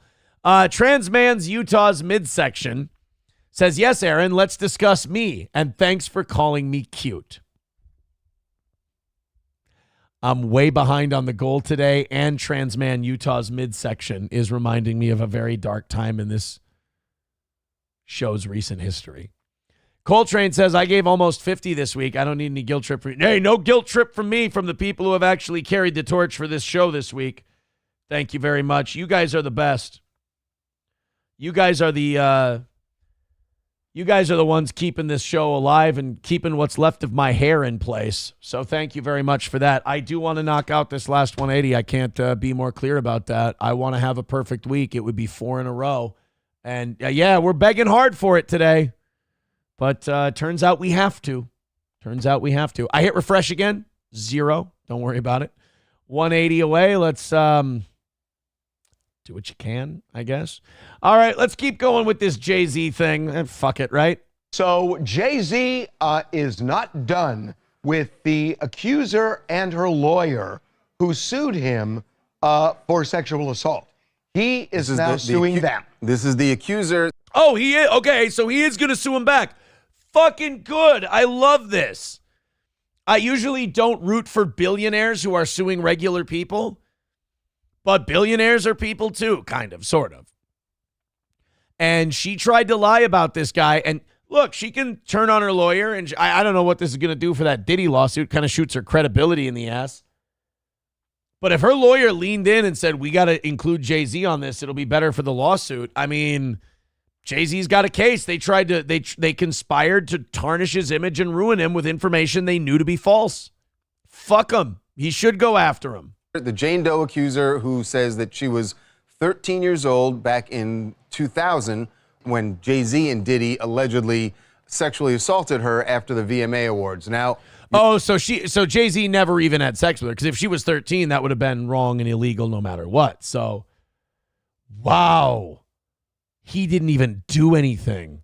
You piece of shit. Wow, that is a shitty thing to do. No, the big break, and this was a couple of weeks ago when she actually dropped this lawsuit. She filed to dismiss it with prejudice, which means she cannot refile it. And by the way, this came after there were, I think the generous word is discrepancies in her story, where people she said were there were out of the state. The place she says it happened couldn't have been. So there were a lot of kind of fundamental problems. Yeah, so the whole story started to fall apart, which is interesting because usually when something happened 25 years ago, it's really hard to track any of the details. It really boils down to he said, she said, and who believes who. But apparently they checked up on some of the things she said and some of the people that were there and the places it was, and it just didn't match up timeline-wise. So they were like, look, just be honest, what happened? And she had to go, nothing. With her case. Right. And Jay-Z had always denied this, and she dismissed it, and we thought, all right, that's the end of it. Not so. Not for Jay-Z. He has now filed a lawsuit against the Jane Doe accuser.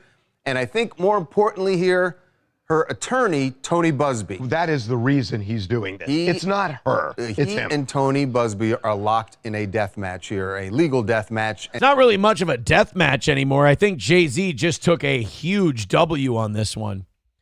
And it's not very difficult. I mean, if you just go to her like, hey, look, we'll drop your name from this lawsuit if you testify that Tony Busby twisted your arm to do this.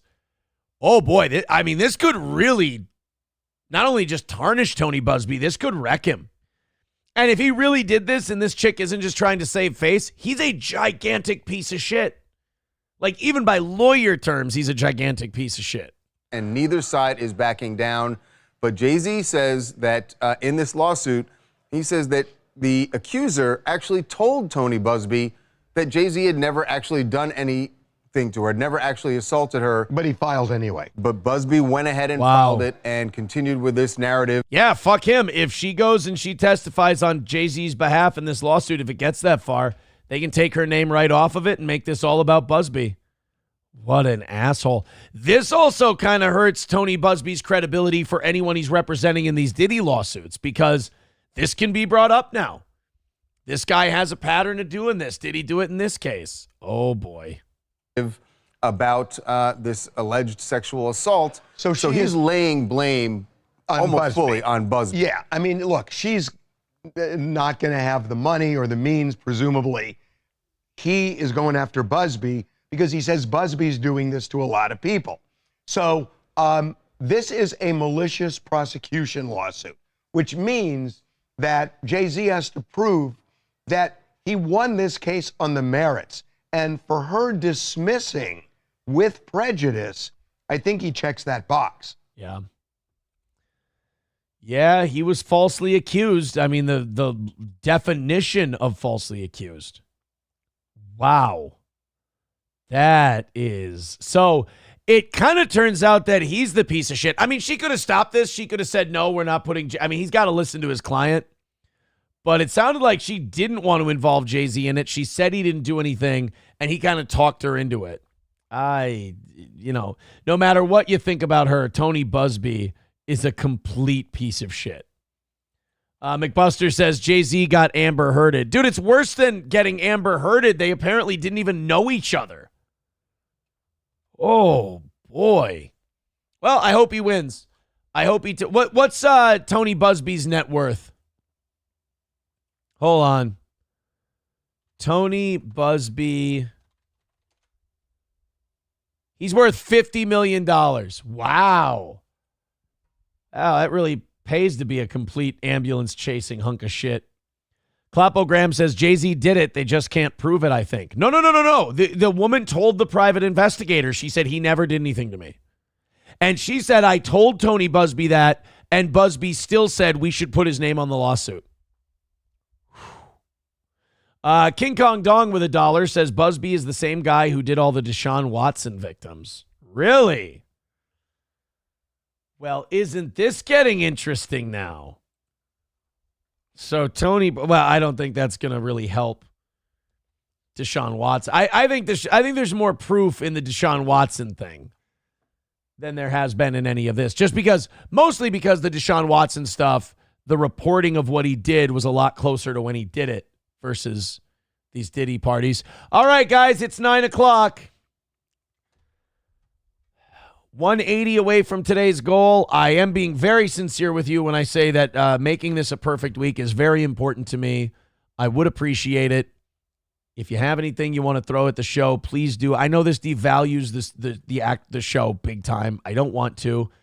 But if everybody, the hundreds and hundreds of people watching this show, if a few could throw in a couple of bucks, we can get this number down to 0. We don't have to do a commercial for the goal between every story we do. I would appreciate it. We've knocked out every goal so far this week. This is the last one. Let's push forward and do it. Don't make the same people over and over do this. That's not sustainable. If you enjoy the show, no matter how you enjoy it, if you love it, the cost of keeping it going is throwing in a couple bucks every once in a while. Oh, my God. What the? An explosion as a car is set on fire in the front I have yard of no this idea what this home. is. What you may not have noticed is a person standing. That scared the fucking shit out of me. So I'm on a story right now that's about something else. And further down the page, there's another video story that started playing. That scared me half to death. That was terrifying. But as I said, Streamlabs, PayPal, Venmo, Super Chats, Rumble Rants, I'd appreciate it. It would be nice. We're 180 away. There's an hour left. 180 is a long way. So it is if we don't get that number down, 180 is a hopeless number to get to in the last 5 minutes. So let's start chipping away at it. Show your support for the toe. Final goal of the week. I woke up this morning very positive thinking about the goal. I'm like, hey, we're coming in $15 in. This is pretty nice. It's the last one of the week. Yesterday, we knocked it out fucking easy. Did them dirty. This will be easy today. And like just right around 7:50. We're now probably around 7:30, just like usual. I'm like, oh, got off to a decent start. We seem a little fucked. So let's do it. Streamlabs, PayPal, Venmo, Super Chats. Knock it out. Let's keep this show going. Keep the show going. This woman's, there's a lot of people who think that AOC should be charged with aiding and abetting illegal immigration. I don't believe she's doing that. I don't believe she should be charged with a crime. She's basically telling people, don't talk to the authorities, don't talk to ICE. You're allowed to do that. In fact, I think a lot of us who don't trust the government in spirit should actually kind of support what AOC is doing in the broad sense, not in the specific sense, but in the broad sense. I believe we should support what AOC is doing, which is, don't talk to these fucking people. This woman that we're about to go to is taking that a little bit of a step further. This lady, and I guarantee, I haven't looked at this story yet. I'm going to guarantee that I'm predicting that this is a white woman. And that this white woman is handing out these pink cards, letting people know what their rights are when it comes to talking to the authorities. This is, look, man, I like what's going on at the border. I think we're doing a great job. I think Tom Homan's doing a great job. I do not understand people. I understand Democratic politicians wanting illegal immigration because they're trying to use it as increased voter rolls. I don't begrudge them that one bit. I get why they're doing it.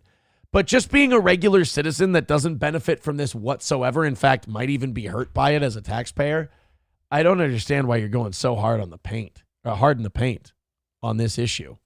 And as President Trump is keeping campaign promises to secure the border, it's sparking fear in the immigration community. That's why a group in Kansas is handing out these red cards you see here to make sure people know their rights if immigration customs enforcement does come.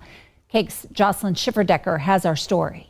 Part of his agenda was, getting rid of criminal immigrants. That kind of just sparked up a lot of fear. Coming from an... Oh, wait, is that a white woman? That's a white woman, right? That's... Seems like a white woman, but could be a Latino, could be Asian, could be... I'm having a hard time really pigeonholing this broad. Anyway, listen to that. Listen to this, like, oh, yeah, Donald Trump wanted to deport criminal immigrants, and that made a lot of people scared. Why would that make you scared? He wants to deport criminal immigrants.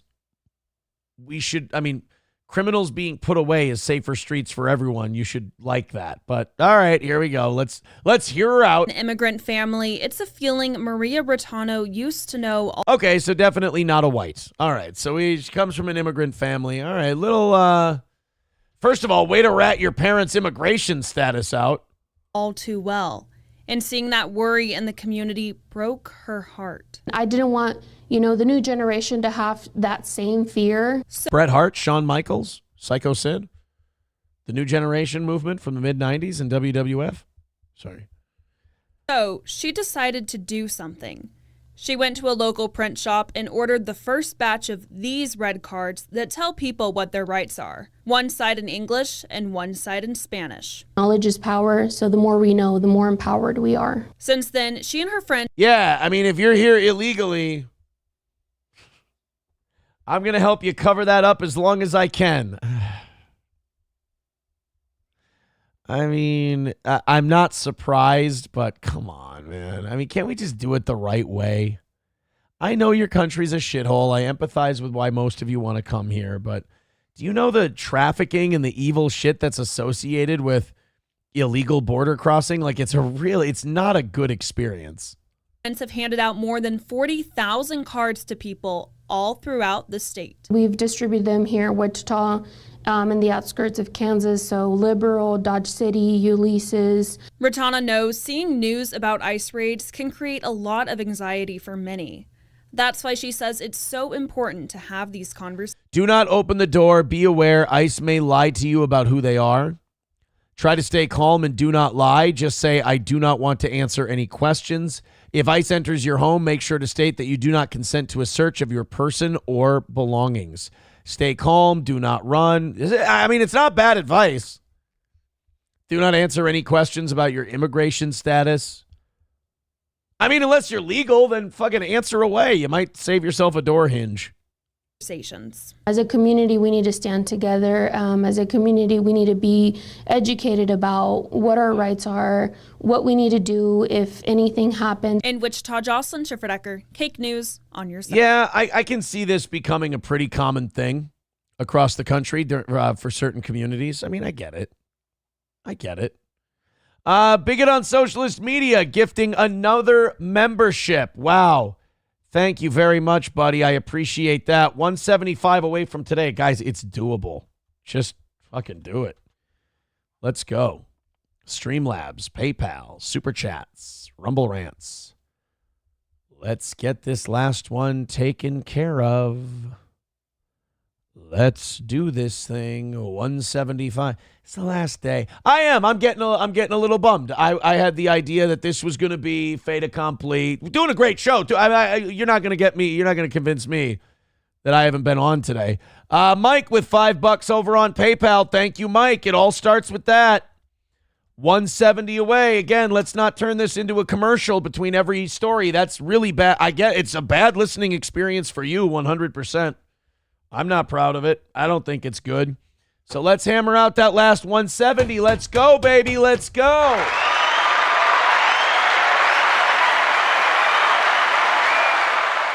Jesus, Clopogram. We don't want MS-13 to do that to that young lady. By the way, historically white. If you could send me the link you have. I thought it was historically white who said it.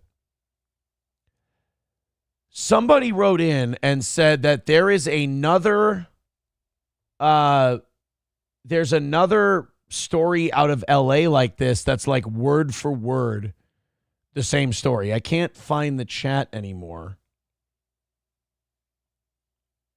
Clopogram really doesn't like this lady. Holy shit. Clopo also saying they don't have rights. Historically white saying she's interfering with law enforcement. Interfering with law enforcement. Are you interfering with law enforcement if you're not interacting with law enforcement? Like her handing out the cards and just reminding people what their rights are, I don't think that interferes with law enforcement's job. And look, I want illegal immigration handled too, but I don't want to throw innocent people in jail for doing something that's not against the law. I want to live in a country where reminding people of their rights is protected by law. Even if I don't necessarily agree with what she's doing. Dr. Silverwolf with $5 says, I believe in Toe Hendry. We need everybody believing in Toe Hendry. 170 away from today's goal. Let's throw another thank you out there. Eaton Clams with $10 says, nice nips. You're a grown man. Buy an XL shirt. This fits. I'm telling you, it fits. 155 away from today. Let's fucking go. I want a perfect week. We're 155 away. I'm doing commercials begging for money in between every story. Let's wrap that whole fucking joke shit show process up. See what you're doing right now? That's called a rally. Everybody jump in on the rally. Let's knock out 155. Let's make it another perfect week for the toe. And this thing is cruising. It's just the getting there. It ain't the journey. It's the destination. 155 away. See what these 5s and 10s are doing? They're chipping away. We were at 180 just a little bit ago. We know how math works. Hey, our girl Anna is back to shitting on Democrats again. This will be kind of fun. Anna, what are the Democrats doing wrong this time? But I'm telling you, man, the Young Turks, I'm telling you, I think the Young Turks are, I'm not going to say, I have my Anna to the Blaze prediction in 2025, and I'm technically that's already been hit because she was on Glenn Beck's show. I'm not saying the Young Turks are going to join the Blaze or Daily Wire or anything like that, but they're definitely breaking away from that Democrat thing. Oh, by the way, Julius Presley with $2. That's not even worth responding to. I'd fucking crush him. He's trying to trick me into doing something that would be very, very sketchy for me. Let's just put it that way. This is a man who looked me right in the eye and said, I know you can kick my ass. He knows. He's just very insecure and he's spiraling right now. Let him spiral, Julius. Make it make sense. Whatever he needs to do to delude himself, I could crush him with one hand. He's a punk bitch and a pussy. 100, and he's lost everything in life. He's done. Make it make sense, who says Democrats really think it makes them look good when 20 plus of them release the exact same attack video. Who told them this was a good idea? Can any of them think for themselves anymore? That is, look, I saw that video myself. It was pathetic. It just. By the way, I don't want to hear anybody bitch about my setup. I don't want to hear anybody bitch about the camera, the backdrop, anything. Fuck this. The audio. Well, nobody complains about the audio quality, but like, I don't want to hear it. I'm doing just fine. Thank you.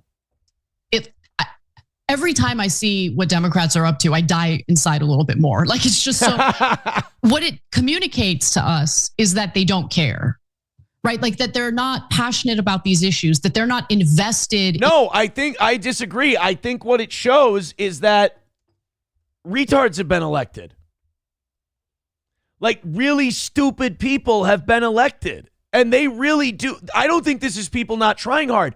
I think this is people doing the best they can. I think these districts have sent complete crackpots to the House of Representatives mostly. The senators are all criminals. I think some of these Congress people actually believe that this stupid horseshit is the best they can do. In fighting for what's right. That it's just about, let me do this video. Let me put this message out there just to ensure that I'm going to get reelected, right? They're doing it for themselves. It's part of their. Maybe. I kind of disagree with Anna here. I think part of it is just what they call that Trump derangement syndrome. They hate him so much. They think that the only position they need to have is hating Donald Trump. And the problem is the majority of the country for the first time ever likes Donald Trump. They approve of the job he's doing. The Democrats are 1,000% just missing the bus. Their own personal PR campaign. And that really bothers me. Because if someone gave me a script and told me, hey, read this, and you don't have to think about it. Just read this because you're fighting for Social Security or you're fighting for some social safety net. I don't need a script. I don't need a script. I have my own thoughts, my own views. I'm going to go ahead and say it like I feel it, say it like I know it, and not have to have someone hand me a script for it. Okay, but we're also running on a premise, and thank you, Anna, but we're also running on this premise that the best and the brightest and the people with the best ideas are the ones elected. No, these are career public sector workers who couldn't contribute to the private sector. You understand the people we elect to office are the ones who want to mooch off of the system. That's how they want to make their living. It's mostly not people who are saying, I want to help out, I want to serve my country. It's mostly people saying, this sounds like a cush job for a bum like me who can't do anything else. Anna Kasparian may have some great ideas. Guess what? Anna Kasparian's not giving up her high-paying media job to go and run for Congress. Same with other people who contribute. That's why I have a hard time believing that what Elon Musk is doing is totally altruistic. I think part of Elon says, I can probably get some really sweet government contracts out of this deal. Why else would you bother yourself and put your life, liberty, and safety at risk tearing down the structures of government like this when you've got hundreds of billions of dollars? Doesn't make any sense to me unless you're getting something out of it. So I agree with Anna. I think what Anna's saying makes a lot of sense. But I think the problem is, I think a lot of these people in Congress, the ones that aren't the crooks and the criminals that are just doing this to skate by, they've got some true believers in there that really think that this dumb high school shit is actually going to work. Jesus. Let's go to All You Can Eat Negro says, did Anna make her goal today? I wish I had the fucking audience Young Turks did. I wish. Yeah, getting rid of the goal is like the number one thing in my life. Flinty Gecko. Performing rescue duties with, well, not necessarily rescue duties. He's also trying to beat Miss Tay, who's up to 363. Flinty Gecko with $50. Thank you, buddy. And I just want to say thank you for making it happen. Thank you. Every time. Every time. Trooper 56 with $20 over on PayPal. Thank you, buddy. Thank you very much. That's going to bring us down to $90. There you go. Now you're back on track. Get it. Knock it out. We could have done this at 7:30 today. You guys are killing it. $90 away. Back on track. Knock it out. Win for the toe. All of that happy horse shit. Perfect week. Jump on in. Click the link. Redbird with $1 says, watch this one first. I'm gathering all your links. I'm copy and pasting all your links that you got. I'm going to watch all the Sean Ryan stuff. Thank you. Chevy fan, I mean in my professional life, stop taking everything I say so literally. Jesus Christ. Some people like follow me to an unhealthy degree. I appreciate it. I appreciate the fandom, but I don't know if it's necessarily good for them, you know? But it's your life. Clopogram says, here's how the border should deal with immigration issues. Okay. 28 weeks later. Jesus Christ. All right, we're going to get popped if I play. Oh. We're going to get popped if I play any more of that. I think I get the gist of what you'd like to do at the border. Tone Lope says, you're wrong, Aaron. Elon has 14 kids and he wants a better future for them. So he's doing great work for that reason. Don't you want a better future for your 3 kids? Oh, well, now you're making me feel bad for what I said about Big Daddy Elon. Now you've managed to make me feel bad for the guy with hundreds of billions of dollars. How dare you do something like that? Booty Bandit, that is sad. Thankful for my real job today. Me too. I'm thankful for my real job too. Thank you, Booty Bandit. You're a big Steel Toe fan. Elon has 14 kids. He wants a better future. Like, far be it for me to judge, but like, Elon doesn't really, is he involved with all his kids? I could be wrong, but doesn't he just have them and then pay people off? Oh, no, he did have the one kid. He had the one son in the Oval Office with him, so there's that. Okay, look, maybe the guy wants a better life. I also know that for a lot of people, money is a big motivator. But then again, maybe he's got enough where he's like, look, I think if you have the kind of money Elon Musk does, more money is just numbers on a screen and less money is just numbers on a screen, I would believe. Oh yeah, Chevy fan, let's do this one. Because I don't think we're gonna have time to get to it today if we go in the order of the prep sheets. But yeah, this I didn't like this at all. Did Trump address this yesterday? Because this was fucked up. Apparently, we turned the Panama Canal over to BlackRock. Let's go ahead and play this clip from the speech. We didn't get to this yesterday.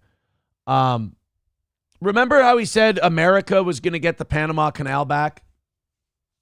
Remember how he said, well, America's going to get that Panama Canal, that beautiful, but we should have never given it away. We're going to get it back, right? I don't really count this as we getting the Panama Canal back. National security. My administration will be reclaiming the Panama Canal and we've already started doing it. How? Now, brown cow. Just today, a large American company announced they are buying both ports around the Panama Canal and lots of other things having to do with the Panama Canal and a couple of other canals. You hear that? Just today, a big American company announced they're buying the 2 ports at the Panama Canal. You know who the company is? BlackRock. Yay!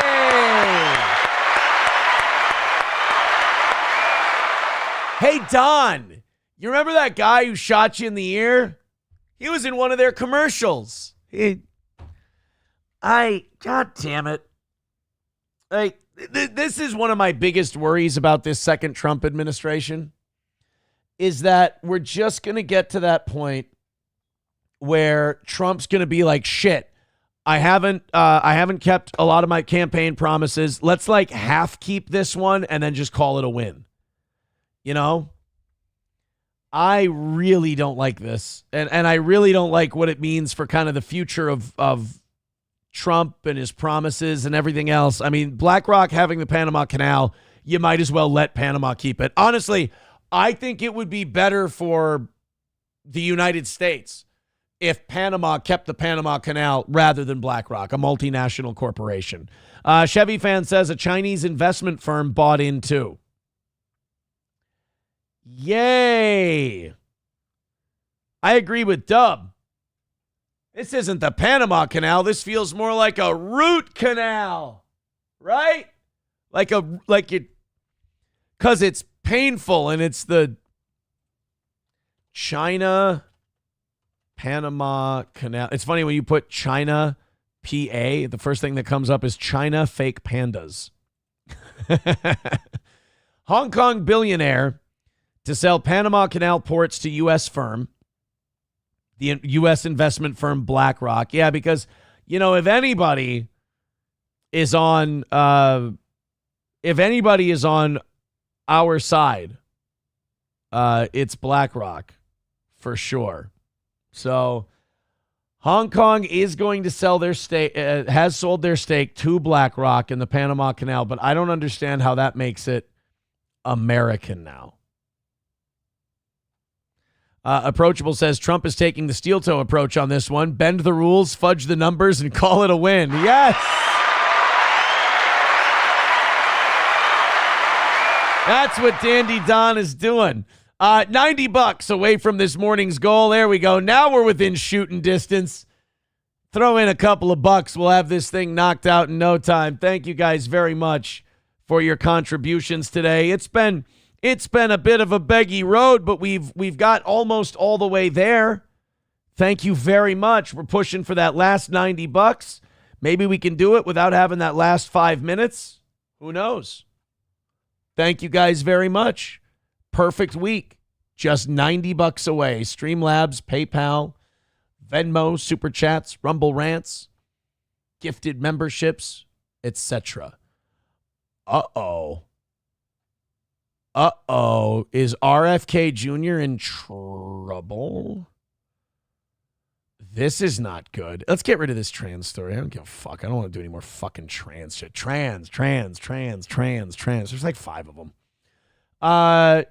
Holy shit. Cheryl Hines gives RFK Jr. ultimatum following messy sexting scandal with Olivia Nuzzi. You guys remember this?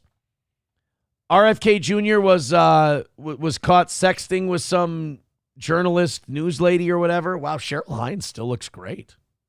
Get the fuck out of here. Good for her. Yeah, she doesn't have to put up with any of RFK Jr.'s shit. She's 59. Boys and girls, that's a 60-year-old woman right there. I hope my tits look that good at 60.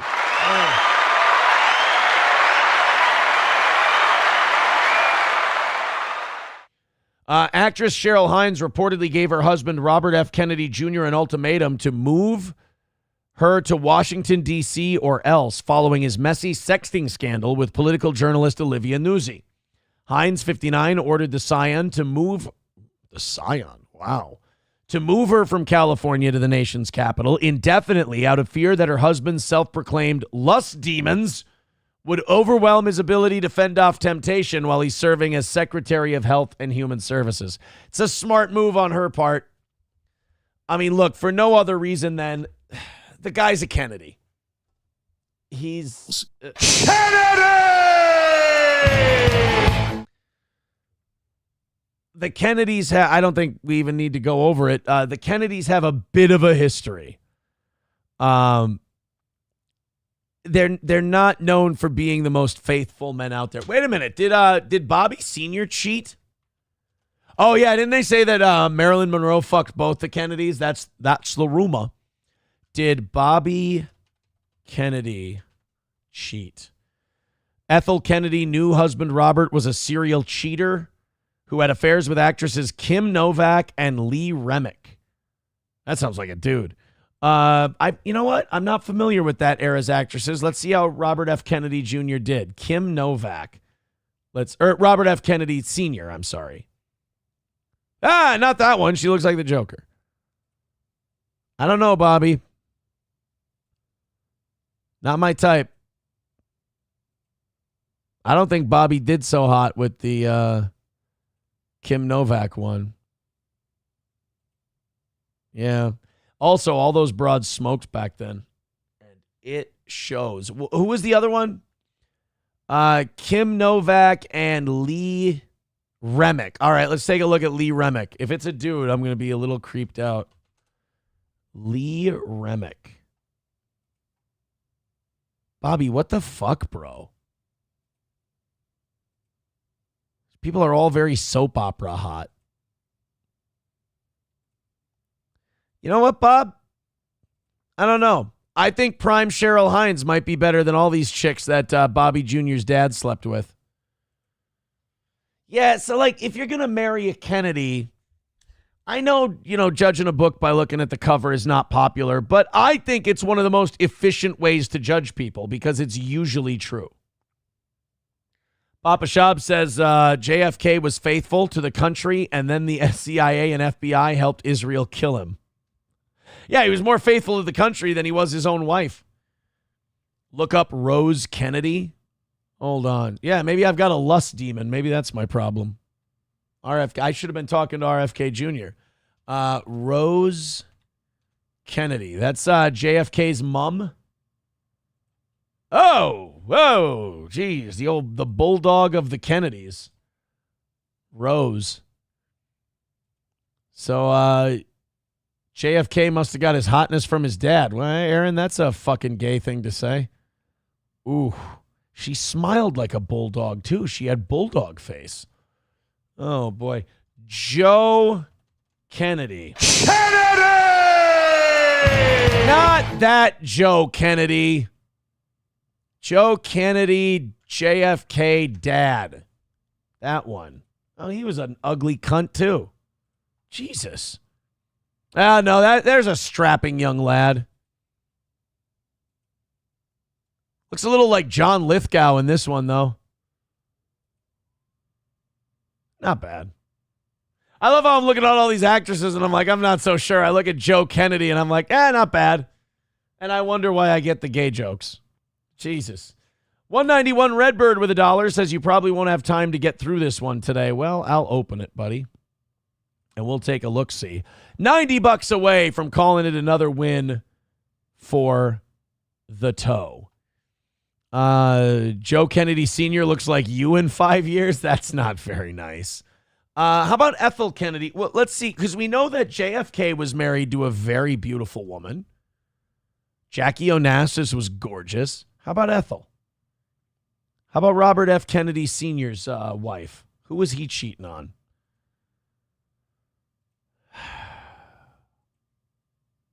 Well, she was cute. They didn't have high-quality photos back then. There's nothing wrong with her. She's not like Rose Kennedy, for Christ's sake. Oh, well. So, Cheryl Hines told Robert F. Kennedy Jr. that if you don't move me to Washington, D.C. when you become Health and Human Services Secretary, we're done. Look, man, you can say what you want about her. You can say she's being controlling, whatever, but you got a guy who just can't keep it in his fucking pants. You know your man. Like, after being married this long, you know your man. You know what he's up to. You know what you have to do to keep him satiated. So I think it's a smart move on her part. The famous couple have appeared seemingly happy together in public in the months since the 70-year-old Kennedy was accused of having a digital affair with Nuzzi, who profiled the then independent presidential candidate for New York Magazine in 2023. The 31-year-old Nuzzi reportedly started sexting Kennedy following the story, including allegedly sending him demure pictures. The pair even had incredible sex over FaceTime. And this is Olivia Nuzzi. That's her. Kind of, the head's a little disproportionate. Yeah, see, like, his wife is still hot at 60. She still looks great. But, that old Bill Maher line. You show me the most beautiful woman in the world, I'll show you a guy tired of fucking her. And that's just how Robert F. Kennedy... Look, at 70 years old, Robert F. Kennedy Jr. is not going to get better. Robert F. Kennedy Jr. he's not going to become a fucking saint. So, yeah, she has to follow him to Washington, D.C. She kind of has to be his shadow a little bit. Let's go to Papa Shav says he's got the skin graft look. It is kind of funny, like, after that lady got the face transplant, after she got her head ripped off by a chimp, like how much you can go back and go, oh, that kind of looks like a face transplant person. Papa Shav says RFK Jr. FaceTime sex must sound like a zombie getting R-worded. That's true. I mean, say what you want. You can love RFK Jr., you can hate RFK Jr., but that is not a good phone sex voice, dude. RFK Jr. is not the best phone sex voice out there. Yeah, Klopogram, imagine RFK leaving her home. Hello, Olivia. This is Robert F. Kennedy Jr. I just wanted to say that I'm in Central Park and my heart is racing, and it's not because that I'm running in the park. It's because I've got a giant erection and I'm stroking it, thinking of your tits. Like, that's not. You're trying. You like the guy. Like, that's how you know Olivia Nuzzi kind of likes him. Because, like, she's willing to put up with that voice, leaving you a message like, my cock is throbbing for your essence. It's not. Like, nobody in this audience. Like, everybody could do a boner check right now. Everybody's soft. That's not. I wish I could take your hand and lead you into a hotel room that was had rose petals leading from the floor to the bed and then take you right there. It's not. I don't like that I'm actually enjoying phone sexing as Robert F. Kennedy Jr. I kind of want to call SP and I want to be like, I want to take you from behind and pull your hair and see your face in complete ecstasy as I enter inside of you and thrust deeply into your body. As I empty my seed into the cavernous womb that I've created with my giant member. I want to make your head look like... God damn it. I want to make your downstairs hole look like my uncle's upstairs hole after he was shot. It's gross, RFK Jr. Stop it. Dude, SP is so getting a voice message today as RFK Jr. It's going to be so gross. I swear to God, I'm going to make your face look like a melted candle when I'm done having sex with you. Dive Bar says, sounds like you've done this before, buddy. No, this is my first. Guys, you are not going to believe this.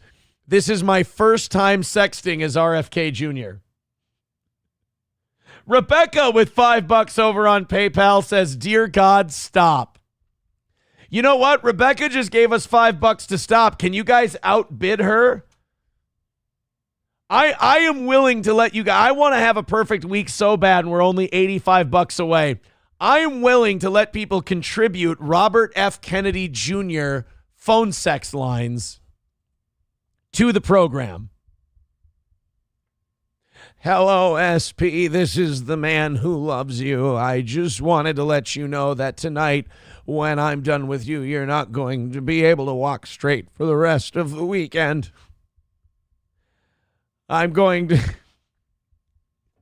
Tonight I'm going to spread health awareness in the bedroom. I'm going to wear the measles, mumps, and rubella vaccine on my dick, and I'm going to inject it into you. I'm pro-vaccine all of a sudden. I'm going to give you hepatitis and the vaccine at the same time.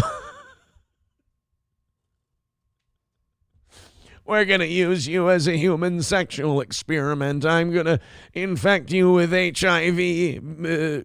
Jesus Christ, I meant to say hepatitis.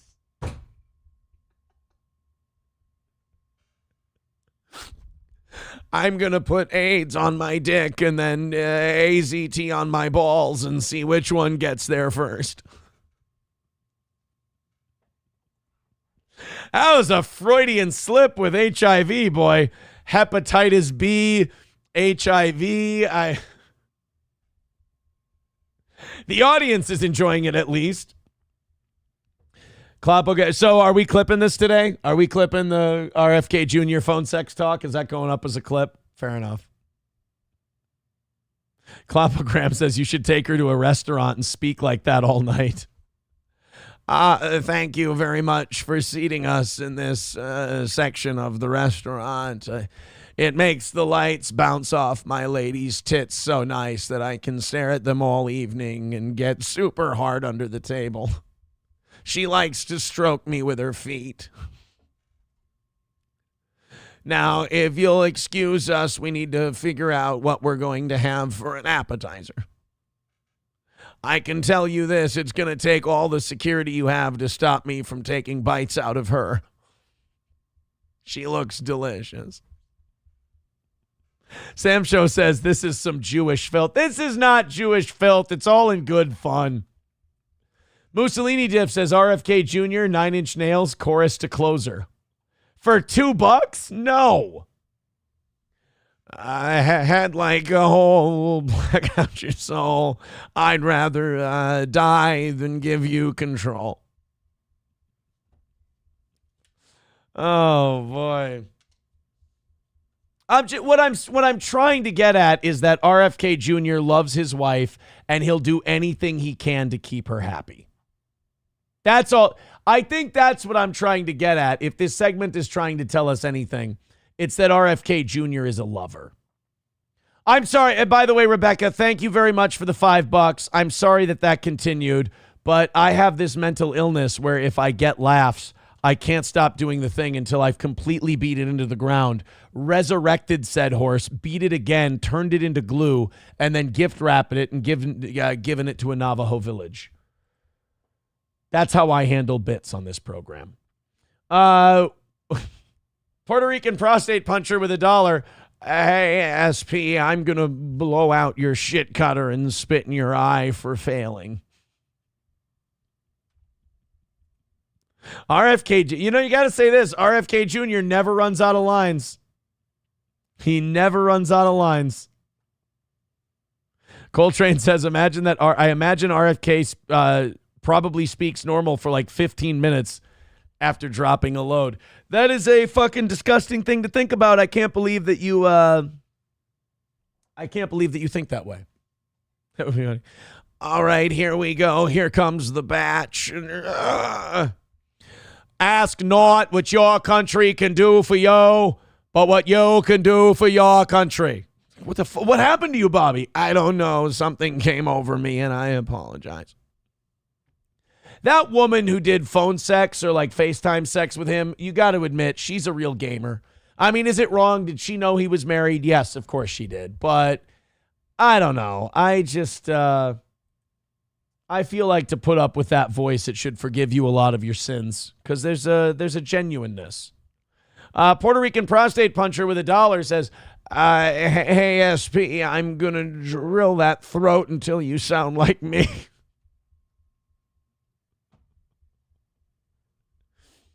Deutsch chat, you turn me on more than fluoride-free water. Tell me you're not protected against the measles and I'll come. Fucking RFK Jr.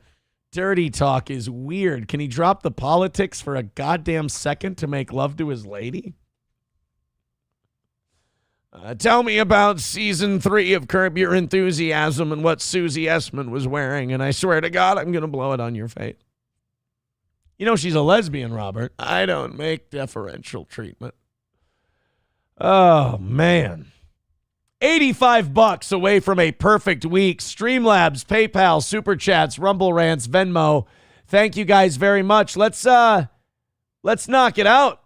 Let's call it another win for the toe. We are almost there. Let's go to this. This story reminds me of somebody, and after the story's over, I'm going to show you who it reminds me of. But if you're a big enough fan of this show, you will know who this person reminds me of immediately, and you'll be able to predict before it's done. Let's go to this one out of Campbell, California. Dine and Dasher. New at 11, a serial dine and dasher in the South Bay was arrested after a restaurant caught him in the act. The restaurant owner says the man ate up to $1,000 worth of sushi and alcohol without paying. Well, you drink it. That's your first problem. That's what gave you away right away. You're not supposed to eat this shit, dude. Fed up with the raw deal, the restaurant made a plan. I get it. I'm going to give everyone in that restaurant measles for that terrible joke. ABC 7 News reporter Zach Fuentes has the moments leading up to the arrest, all caught on camera.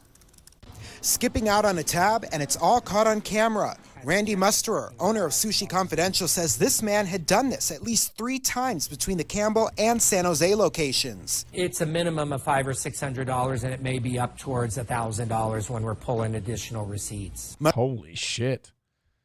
So he stopped at least 3 times,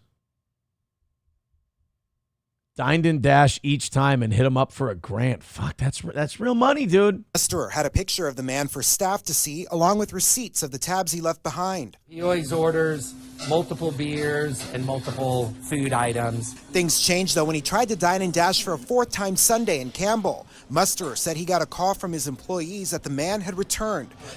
That's what they say. It's always that 4th time. By the way, you can't dine and dash at the same place. Like, your picture's going up immediately after the first time, you dipshit. Go back 4 times. You deserve it. This is a guy that deserved to get caught. This is a guy that wanted to get caught. To make sure that this was, in fact, the same man, they made a plan. Drop the check and tell him that, you as the server, you have to close out, so then maybe we can speed up that process. The server stays there waiting for the man to pay. He instead asks to use the restroom. You motherfucker, you. Like he goes into the bathroom, and then immediately he starts to come out the back door. He's greeted by our busser, who prevents him really from going any further, and then that's when he turned back in. For safety of staff and customers. Dude, why don't you just knock the busser over and run as fast as you can? Like, you got to get the fuck out of there at this point before you get caught. This guy puts a shitload of effort into not paying his bill, but he doesn't put any effort into not getting caught. Come on, man. Get out of there. Musterer told the workers to avoid any physical interaction with the man, so he bolted back through the restaurant and out the front door. Okay, there we go. By now, Musterer said he and Campbell PD were chasing after the suspect, but couldn't find him and initially gave up until Musterer thought he spotted him again. And I make a No fucking what? Oh, they found him chasing him. I was going to say he came into the restaurant again, this stupid asshole. Turn. Musterer called PD, who made an arrest, a relief for him and also neighboring businesses. I'm thrilled that somebody was caught. The more of that, the better. It's a common problem for all of us. Don't worry, lady. Nobody's stealing any of that stupid shit. Reached out to Campbell PD, who said the suspect lives in Campbell. He was cited and released, expected to appear in court, where they say the Santa Clara County DA may combine the dine and dash cases in both Campbell and San Jose for steeper penalties. Musterer hopes the arrest serves as a lesson to the suspect and others. Because it is harming small businesses, it's harming all of our employees. and there's security issues with I really hate that whole, like, I don't want my employees to have any physical confrontation with them. Because, like, one thing I want to see before I die is, like, I want to be eating at a restaurant, a guy tries to dine and dash, and somebody just fucking blindside clotheslines him. That'd be that would be a wonderful thing to see. So that, to me, that would be a dream come true. Puerto Rican prostate puncher with $1. Sorry, he wants more RFK Jr. dirty talk. Here we go. Hey, SP, I'm going to break you like a Clydesdale. Watch out, they buck. $80 away from today's goal. Let's do it. We've got 8 minutes until we rattle the cans and try to achieve perfection for the 4th week in a row. $80 away from coming home, boys and girls. Throw in a couple of bucks. Let's knock this thing out. Let's call it another win for the toe. Okay, I got to read this name that just came in. It may only be $1 on PayPal, but the name is readable. This is from Vadam sending gay F-word sex tomorrow on Rumble Friday. It's $1.30. Naturally intelligent, grandiose, gorgeous, egregious, and radiant. Now, if you take the first letters of each of those words, it spells something horrifying. Thank you for the $1. $80 away from today. Why don't you guys finish it up in the next 5 minutes or so, and we won't even need those final 5 to call it a perfect week for the toe. Elon Musk wants to privatize the Postal Service and Amtrak. Yeah, fucking good. Oh, I remember. I was going to tell you guys who that story reminded me of. I want to see if anybody got it. By the way, Kloppo pointing out $1,000 of sushi, his poor toilet. Does sushi beat up your asshole? I've eaten sushi before. I don't remember sushi, playing the 1s and 2s on my tummy. Let's go. So I don't know if you remember this guy. I mean, I hope you do. He's classic. But his big thing was he was a serial dine and dasher, or at least he was accused of being a serial dine and dasher. I can't remember if they got the wrong guy or it really was him. But this is where this arrest came from, was passing off fake checks and dining and dashing. His name was Charles Doza, and he's the fucking man. He's the greatest. He died recently, by the way. I think he died last year or the year before. Just a moment, you just assured me that I could speak. Sit down inside the car. We're not assuring anything. We're under arrest. Look, I'm under what? Gentlemen, this is Democracy Manifest. Have a look at the headlock here. See that chap over there? Get your hand off my penis! This is the bloke who got me on the penis before. It's just, he sounds too classy to be in a shitty Chinese restaurant. But I love a good shitty Chinese restaurant, so who knows? And everyone looks at me and goes, now there's a classy guy. As I leave phone sex messages and Robert F. Kennedy Jr. But I can't remember if this guy actually did it or if he was arrested and then cleared. But either way, he was hopped up because they suspected him of being a serial dine and dasher who wrote bad checks. Get some cups. Why did you do this to me? Hop in the car. Get some cups. For what reason? What is the charge? Eating a meal? A succulent Chinese meal? Oh, that's a nice headlock, sir. Oh, yes. I see that you know your judo well. Good one. And you, sir, are you waiting to receive my limp penis? How dare get your hands off me. No, we've only got one. Ta-ta and farewell. He's the best. Charles Doza, he's the best. He has been the best. He always will be. Rest in peace, King. He did not deserve what they gave him. He should have been allowed to finish his succulent Chinese meal. And he was, I can't remember. I got to look that up now. This is going to bother me all day. Charles Doza charges. It's under Wikipedia under Democracy Manifest. So that was October of 1991. And the video shows a man being arrested. Blah, blah, blah, blah, blah, blah, blah. Theories about the man's identity centered on... So anyway, the video was taped in Freshman Reporter. Reasons reporting said that the man was arrested in a case of mistaken identity. Other later sources said he was a dine and dasher or an international criminal, while Officer Dean Baron, who attended the scene, revealed he was wanted on 19 counts of fraud and receiving stolen goods worth $70,000. The man gave his name as Cecil George Edwards, but had also been identified by aliases including Johann Kelmut Carlson and Cecil Gary Edwards. The clip remained obscure until a raw video version was uploaded to the internet in 2009. Theories about the man's identity centered on Paul Charles Doza, a Hungarian chess player and notorious dine and dasher. But there was also serious doubts about this theory. Observers asked why the arrest was filmed from so many angles, why it was filmed at all, and why the allegedly Hungarian man did not sound Hungarian.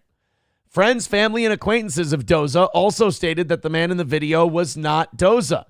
Other theories included that the man was politician John Bartlett, the video was a skit from an unidentified television show, or that the man was a real dine and dasher named Gary John Ziegler.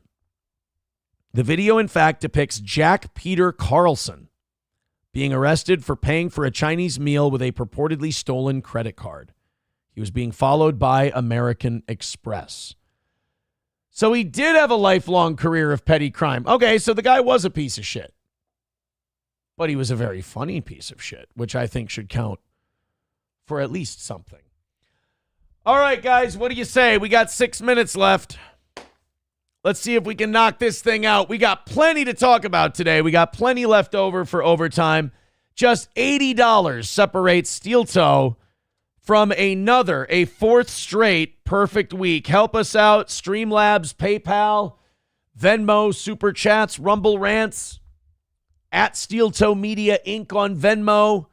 Throw it in. MSO says, oh my God, you still didn't meet the goal. No, I'm worried that it might not happen. It's a perfect week. We've knocked out everything else. All the evening show goals have been nice and easy. Yesterday's goal in the morning was nice and easy. Monday was a super struggle. Tuesday was a mild struggle. Today's been up and down, but we can finish it off strong. Let's do this thing. 5.5 minutes left to go. Links are in the chat. Click one of them. Throw in a few bucks. You get inside of $50. We got to do the 30 minutes for you and hit you up for it during that extension period. But, hey, I think we should just do the damn thing now and call it another win for the toe. All You Can Eat Negro says, do you accept Snap? Well, I mean, works for the Somali grocery stores. 5 minutes left. Let's do this, guys. You have no idea how much 4 straight perfect weeks would mean to me. Yes, even if we have to do it this way, the best audience there is, keeping the best show there is in business the last 4 years independently. Keep it up. We're just $80 away from being at true zero, which would be wonderful. So keep it up. Everybody throw in your 5s. Everybody throw in your 10s. Everybody gift memberships. Don't worry about the person next to you. Don't worry about anyone else. Let's just get this thing done. Puerto Rican prostate puncher says, I gave you $3. Get off my ass. Tronanon with $1 says, RIP Major League Baseball Hall of Famer Kirby Puckett, the best Minnesota has ever created, passed away 11 years ago today. Damn, we've been 11 years without Kirby. Thank you, Tronanon. 4 minutes left to go. We are not rallying right now. We are $80 away from true perfection. I'd really like to see it happen. I cannot ask you kindly, nicely enough. Please consider contributing to the show and consider doing it in the next 3.5 minutes so we can get this thing hammered out. Dub says, I tried to dono, but it doesn't let me. Try one of the other ways. Try one of the other ways, please. because we need to get this 80 knocked out to call it a final win for the toe. I would hate to be $80 short for the week. It really would annoy the shit out of me, especially seeing as it's 8 banger shows this week. Suave Banana with $10 says, if we hit overtime, can we watch the interview with the Chinese guy? Absolutely. Father Justin Queso says it puts the queso in its mouth. $65 away from today's goal. Hey, look at that. Not my demo with $50 over on PayPal. Totally fake, guys. Totally fake. They are afraid. $15 away from a perfect week. Oh my God. Thank you guys so much. Not my demo with that 50, making it look fantastic. $15 left, and it's a perfect week for the toe. 2.5 minutes left to go. Would be very funny if you guys left that last $15 until that last half hour. Bigot on Socialist Media says that will trigger the STDS. It doesn't. I mean, it takes way less than that. Papa Shab says SP coming in clutch. Yeah, the comment on the $50 said, oh, baby, I can't wait for you to sex call me as Robert F. Kennedy Jr. It's going to be hot as fuck. $15 away. Give us your best. We can, this is one we can do $2-3 at a time. Easy enough. Yeah, we'll watch that interview, Suave Banana, if we knock out overtime. Why the hell not? 1 minute and 45 seconds left to go. I think we did decide that we're clipping out the RFK Jr. Section. You know, one thing people do say is they go, Aaron, more impressions. And my thing is, I do quite a few impressions still on the show. It's just, we do a lot of shows. $15 left from knocking it out. 1 minute and 20 seconds left to go. Who's got part of that last 15 to call it? Not another win for the toe, but the final win for the toe for the week. Throw it in, call it a W, call it a day. 1 minute to go, 1 minute remaining, $15 away from pay dirt, away from the end of the line, and then on to Rumble Friday tomorrow. I'm going to experiment with Rumble Studio again tonight, see how it goes, but I don't know. I got to figure out how to get all of the board to play through it and not interfere with the audio. It's probably doable. If Mersh can figure it out, anybody can. A retarded goat could probably figure it out. 30 seconds left to go. $15 away. We had a hell of a rally. And then $15. Dunzo. All right, guys, ready for the final countdown. Let's see if we can bang it out before it's all over. Before we go to the last $30, Tronanon says, use OBS as an ingress, mute the Rumble Studio. That is a great idea. Ready? 10, 9, 8, 7, 6, 5, 4, 3, 2, 1. Hold on. $14.90 away from perfect. Ryan the Garbage Man with 10 cents. On PayPal. Thank you, buddy. All you can eat Negro telling people, giving me advice on Rumble Studio saying, shut up, let him figure it out. All right, guys. $14.90 away from total perfection. Wait a minute. Thermodyne Diesel gifting 5 memberships. That's not the whole 15, but damn, it's close. Let's see where we're at. I got to do my calculator for gifted memberships. 13, $1.90 away. All right, you know what? I no longer want a perfect week. Do you know what I want from you guys? This is what I want from you guys, and I mean this. What I would like is to leave that $1.90 on the table. You have no idea how much joy it would bring me to see if you guys could go a whole half hour just leaving that $1.90 right there. You fucked me on this the other day. Don't do it again, please. Let me be $1.90 away from today's goal.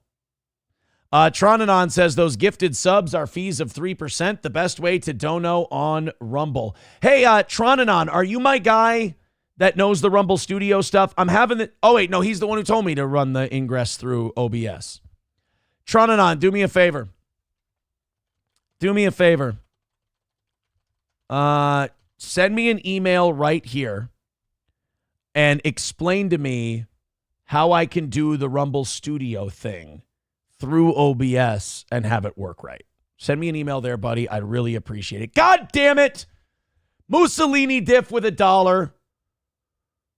That would put us 30, 10, 20, 30. That would put us $1.20 away. And then Radman Racing with $20 says I'll splash the pot whenever the fuck I please. Thank you. They are afraid.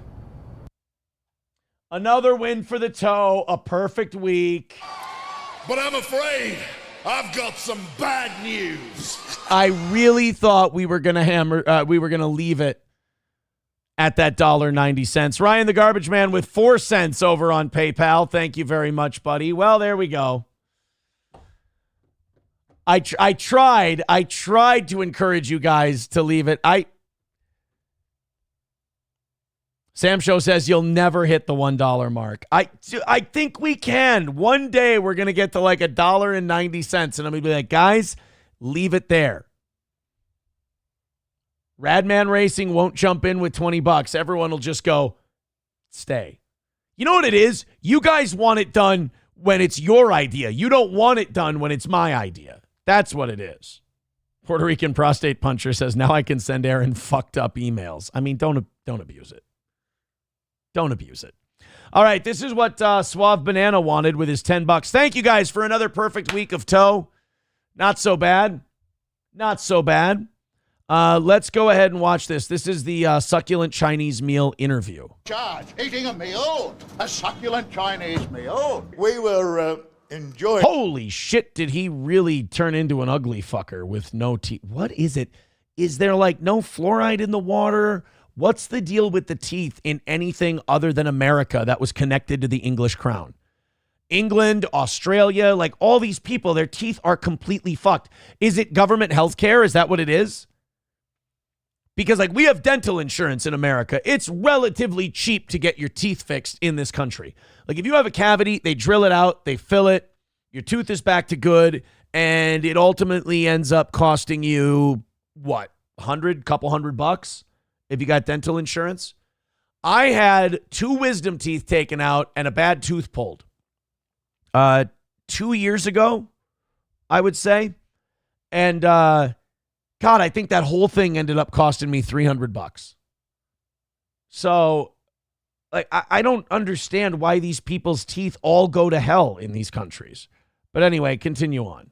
A succulent meal with many glasses of the grape juice, of course, the red grape. An American Express investigator followed a man he thought was one of Queensland's most wanted to a Valley restaurant. There was a suspicious-looking character at a couple of tables away, looking at us. And every time I'd turn, he'd put his head down and pop a dim sim into his gob. Minutes later, police had the business surrounded, then sent in a delegation. The police fell on the place.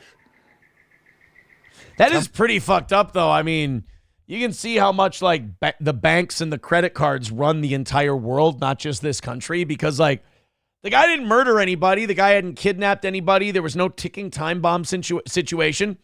He had just been ripping off American Express, so it's a whole fucking raid. Meanwhile, we can't arrest one person associated with Epstein, but some asshole steals a few Chinese meals with a credit card, and it's just like a whole SWAT raid on the place. Jesus, I guess American Express snaps its fingers. They jump. No, Sam Show, we know. I get it.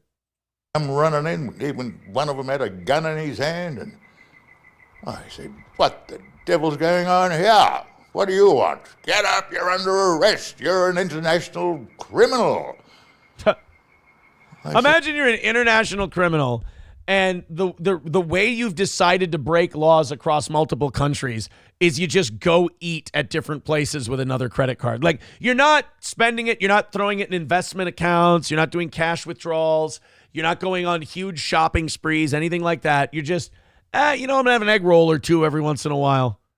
What a weird fucking crime spree to go on. Like, the thing about like stealing someone's credit card or something is you got to kind of make it worth it, Because they're going to fuck you either way. I'm just a poor, struggling artist. How dare you? Get up! And they took me out, and I think there was all these TV cameras outside, and there it is. That's what you see on the internet now. We're under arrest. Look, I'm under what? Gentlemen, this is Democracy Manifest. What? See, his teeth look pretty good there, so somewhere between 1991 and 2020 or whenever this was, they really rotted. Is the charge eating a meal? Well, he couldn't pay for his dental care with a stolen credit card anymore. A succulent Chinese meal? We're supposed to be living in a democracy, and here they're dragging me out of a restaurant after enjoying halfway through a succulent Chinese meal.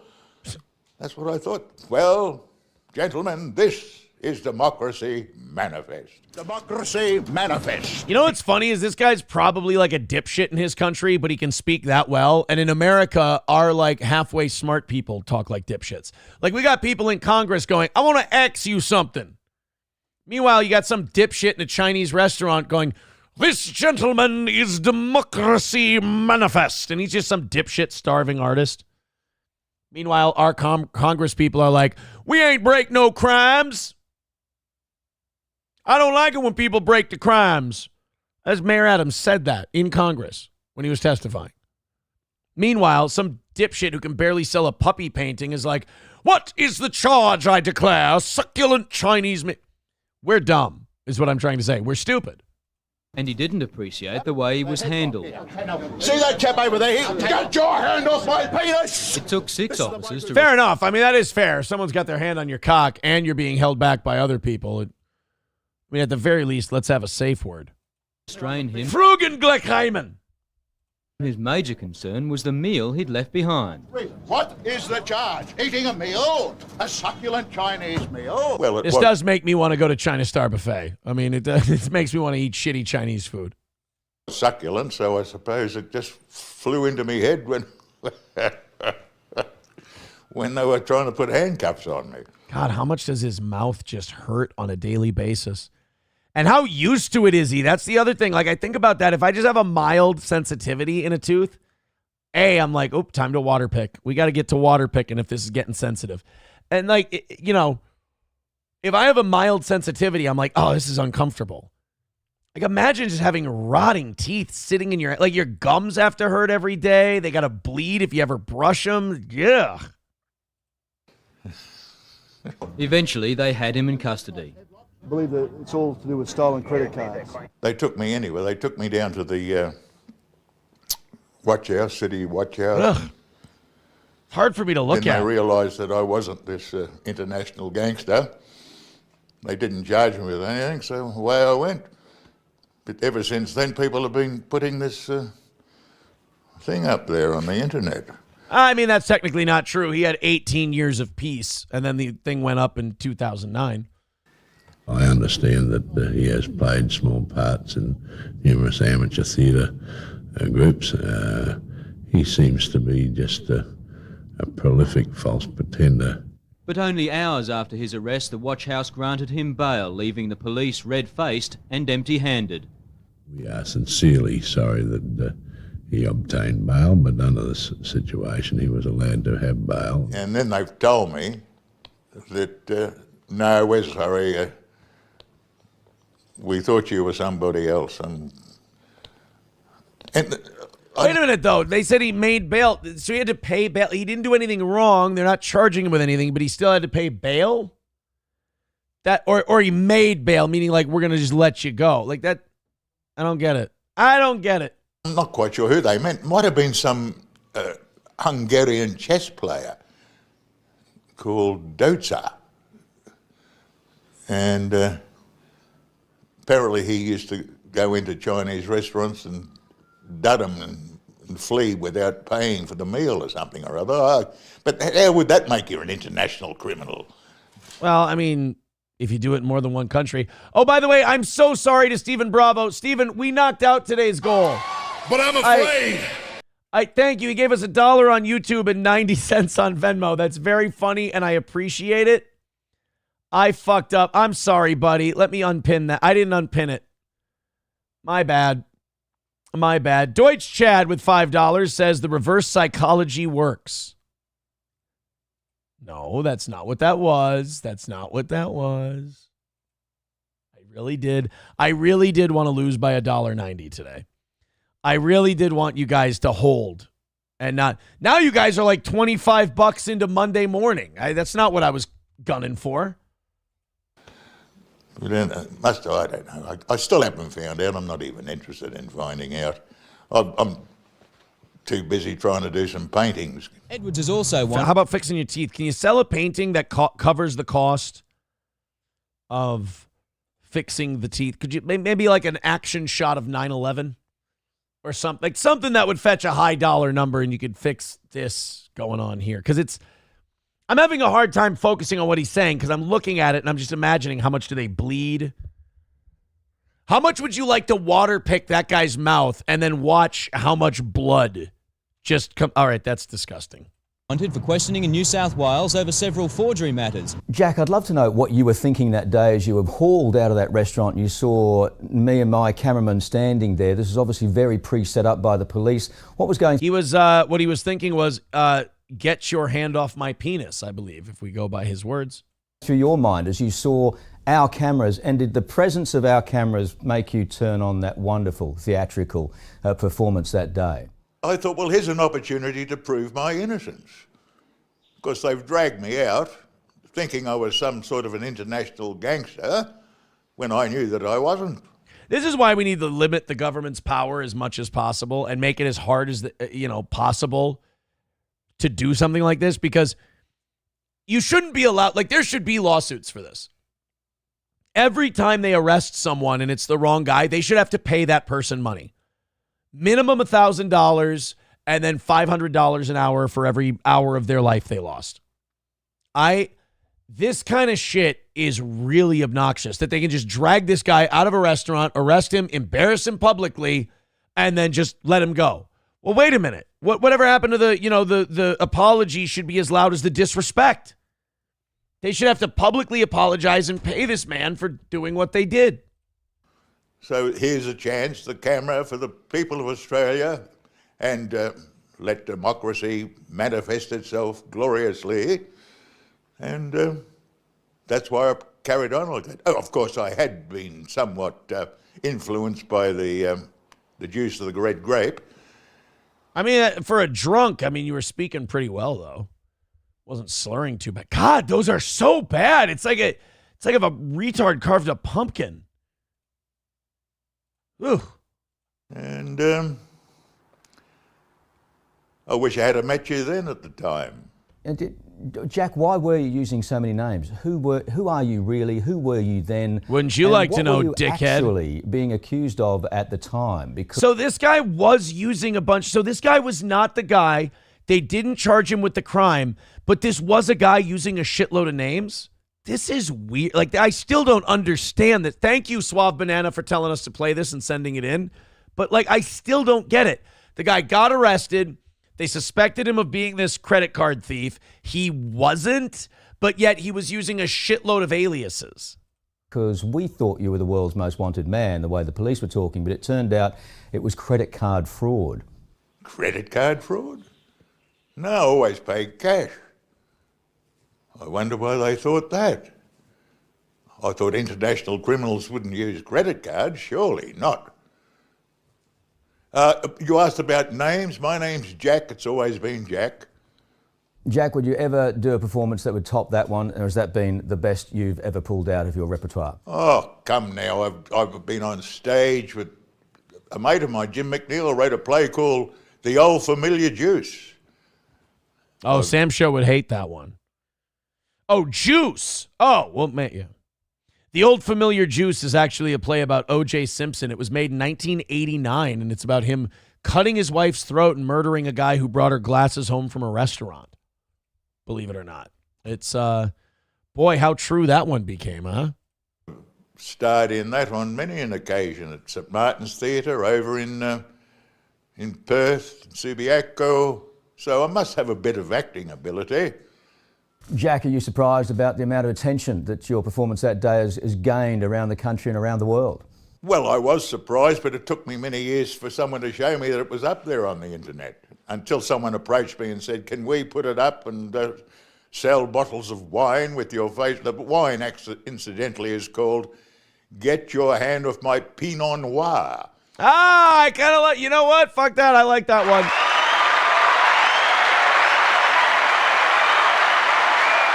I'm going to tell you right now, when he said there was a wine named after this whole thing, I was fully ready to hate it. Fully ready to hate it. But that's, you know what? That's pretty good. Get your hands off my Pinot Noir. Good wine. But I hope you got some money out of that, Jack. And I said, go ahead, as long as I get a cut out of it. There you go. This one here, not finished as you can see, but that's me. That on that video thing on the internet, but I've got myself here as I look now. It will look like me when I'm finished. Me arresting myself then. Me now arresting myself then. Down here. This guy fucking sucks as a painter. I'm just gonna put it out there. We don't have to like everything this guy does just because he did a viral video. This guy's paintings are shit. That's going to be me again.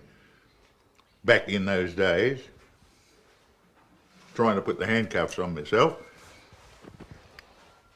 and yeah, these are shit, bro. Just stuff from that. Stop showing us this. These are garbage. Got to be finished, as you can see. Gentlemen, I hope you'll enjoy my cooking. It's the first time I've ever cooked a succulent Chinese meal. There was a time when they arrested me once for eating one.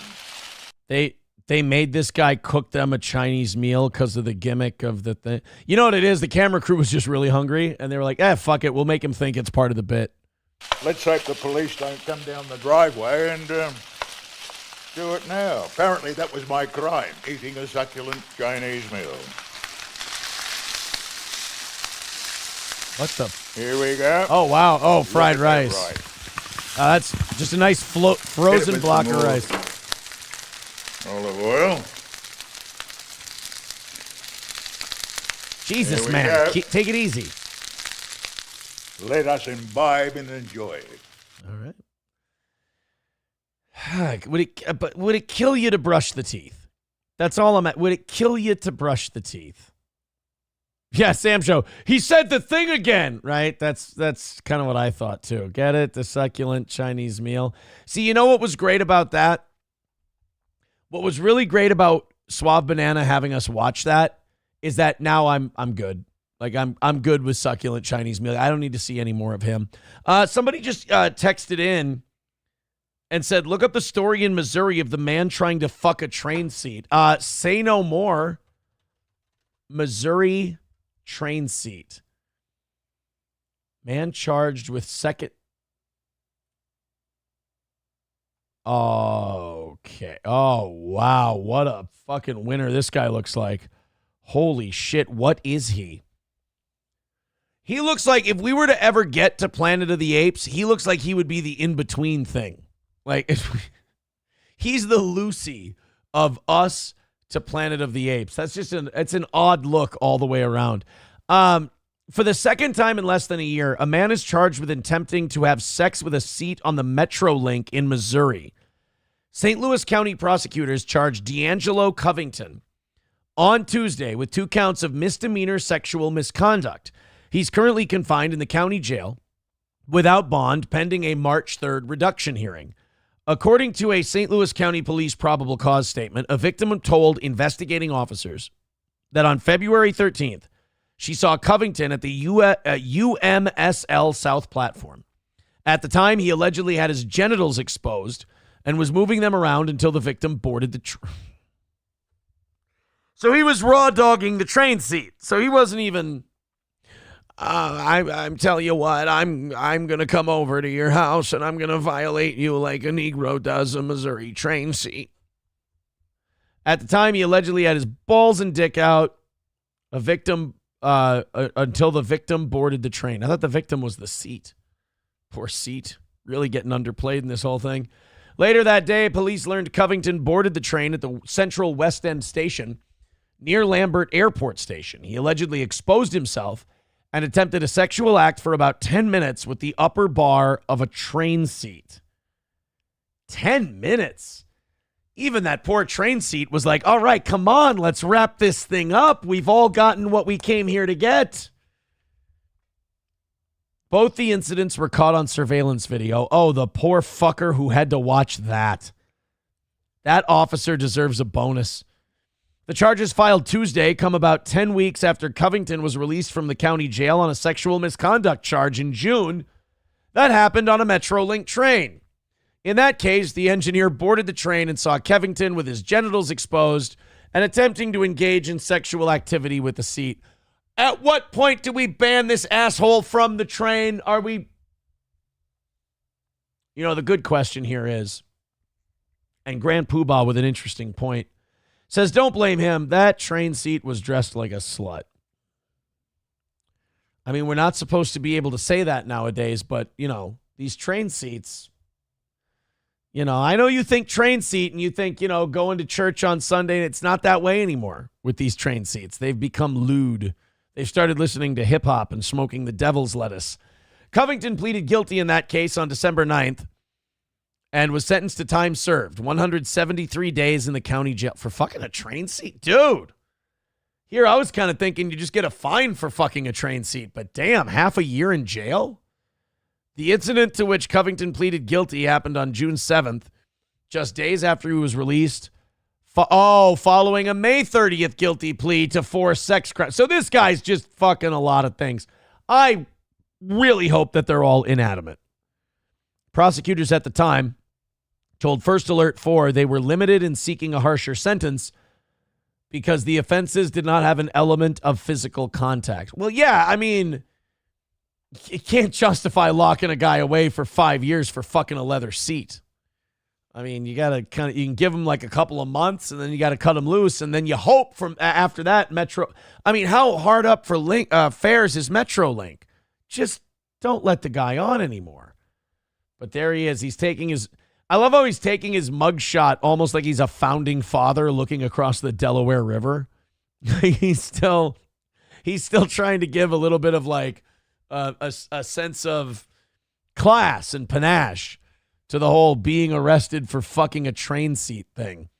$1 from Dive Bar says, I would have donated more, but I spent all my money on unvaccinated puppies from some drunk guy in Minnesota. Win some, lose some.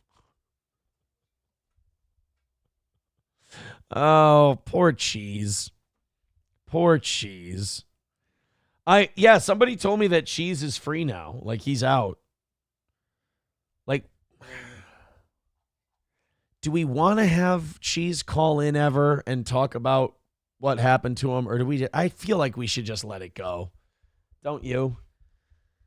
Or am I getting soft? Am I softening as a shock jock? I don't know. I just feel like I don't really feel like exploiting that for content, you know? Sam Show says fag. All right, well, you know. Or that.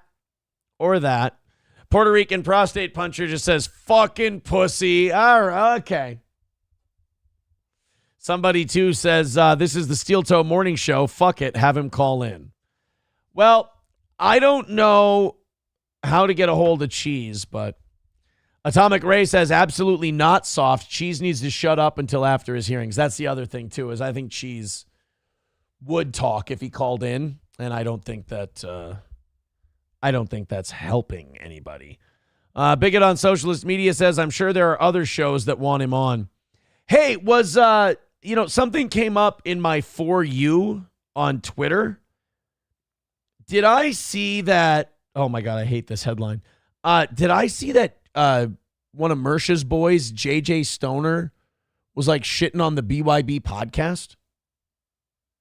Like he was vague tweeting about some guy whose legs don't work, who has 55 viewers, and should shut the fuck up or something about that. There's something about like shows with 50 people watching, fighting with each other that for some reason I'm still a little fascinated by, because it's like, guys, like, do you guys really need to be feuding with each other? Like, when you have a size 50 audience, you really don't want to be splitting them. Like, shouldn't you guys be working together? Shouldn't you be finding ways to like do shows together, and he shares your 50 and you share your 50, and then you guys maybe both get to 75 or 80, and then you find another 70. Like, shouldn't you build that way? I don't know if the 50 viewer podcasts want to be fighting with each other. All You Can Eat Negro says, welcome to the internet. Says JJ's a cool dude. Yeah, I don't have any problem with JJ Stoner. He probably does too many drugs, but that should hardly disqualify him from, at least he's not doing them in front of kids or anything. Jesus Christ. Lay off JJ. I'm not attacking JJ. I just wanted to know if it was BYB podcast that was he talking about Quadfather, and was that who he was? I was just curious because it just randomly came up in my For You on Twitter, which is weird. And he was vague tweeting, and I think someone in one of his comments, or he left a comment about someone who doesn't have legs that work. And like, why do you say quad when your legs don't work or something? I was like, oh shit, I think that's a bit of a Quadfather reference. And I was like, why the hell would Quadfather and JJ Stoner's paths cross like at all? Why would that be a thing? It doesn't make any fucking sense. I don't know. Puerto Rican Prostate Puncher says, isn't that stream they ambushed Mersh with Pod Awful? See, now I'm out. Now I don't know what the fuck is going on. Now I don't know what the fuck is happening. Yeah, Baba Shab says, was he sneak dissing a cripple? That's what I'm wondering. Was there a sneak cripple diss? Bigot on Socialist Media says, Aaron asked a question and people think he's shitting on him. Yeah, I just want to know if the guy was talking about Quadfather. I mean, I'm all for JJ Stoner shitting all over Quadfather. He made some comments about he has like no charisma and he's a terrible host. And I'm like, well, you can't really get mad at JJ for being observant. I mean, that's certainly not something that you need to get mad at the guy over. All right, guys, let's get the hell out of here. Thank you for another perfect week. We're going to celebrate that perfect week tomorrow with a great Rumble Friday. I'm going to get that email from Tronanon. He's going to tell me how to use Rumble Studio properly with OBS so the sound is good, and we're going to be happy as a pig in shit. You guys take it easy. Have a great rest of your day. Thank you so much for supporting this show the way you do. Can't thank you enough. Talk to you soon. Oh, no. Today, another Steel Toe Morning Show from the Rock and Roll 101 days will show up on YouTube for members only. We're also going to try to put it up on Rumble for the subscribers. Become a member. That episode's going up Thursday. We're also going to put one up Sunday. Twice a week we're going to do that. So be sure to become a member on the YouTube channel. Okay, now I'm saying bye.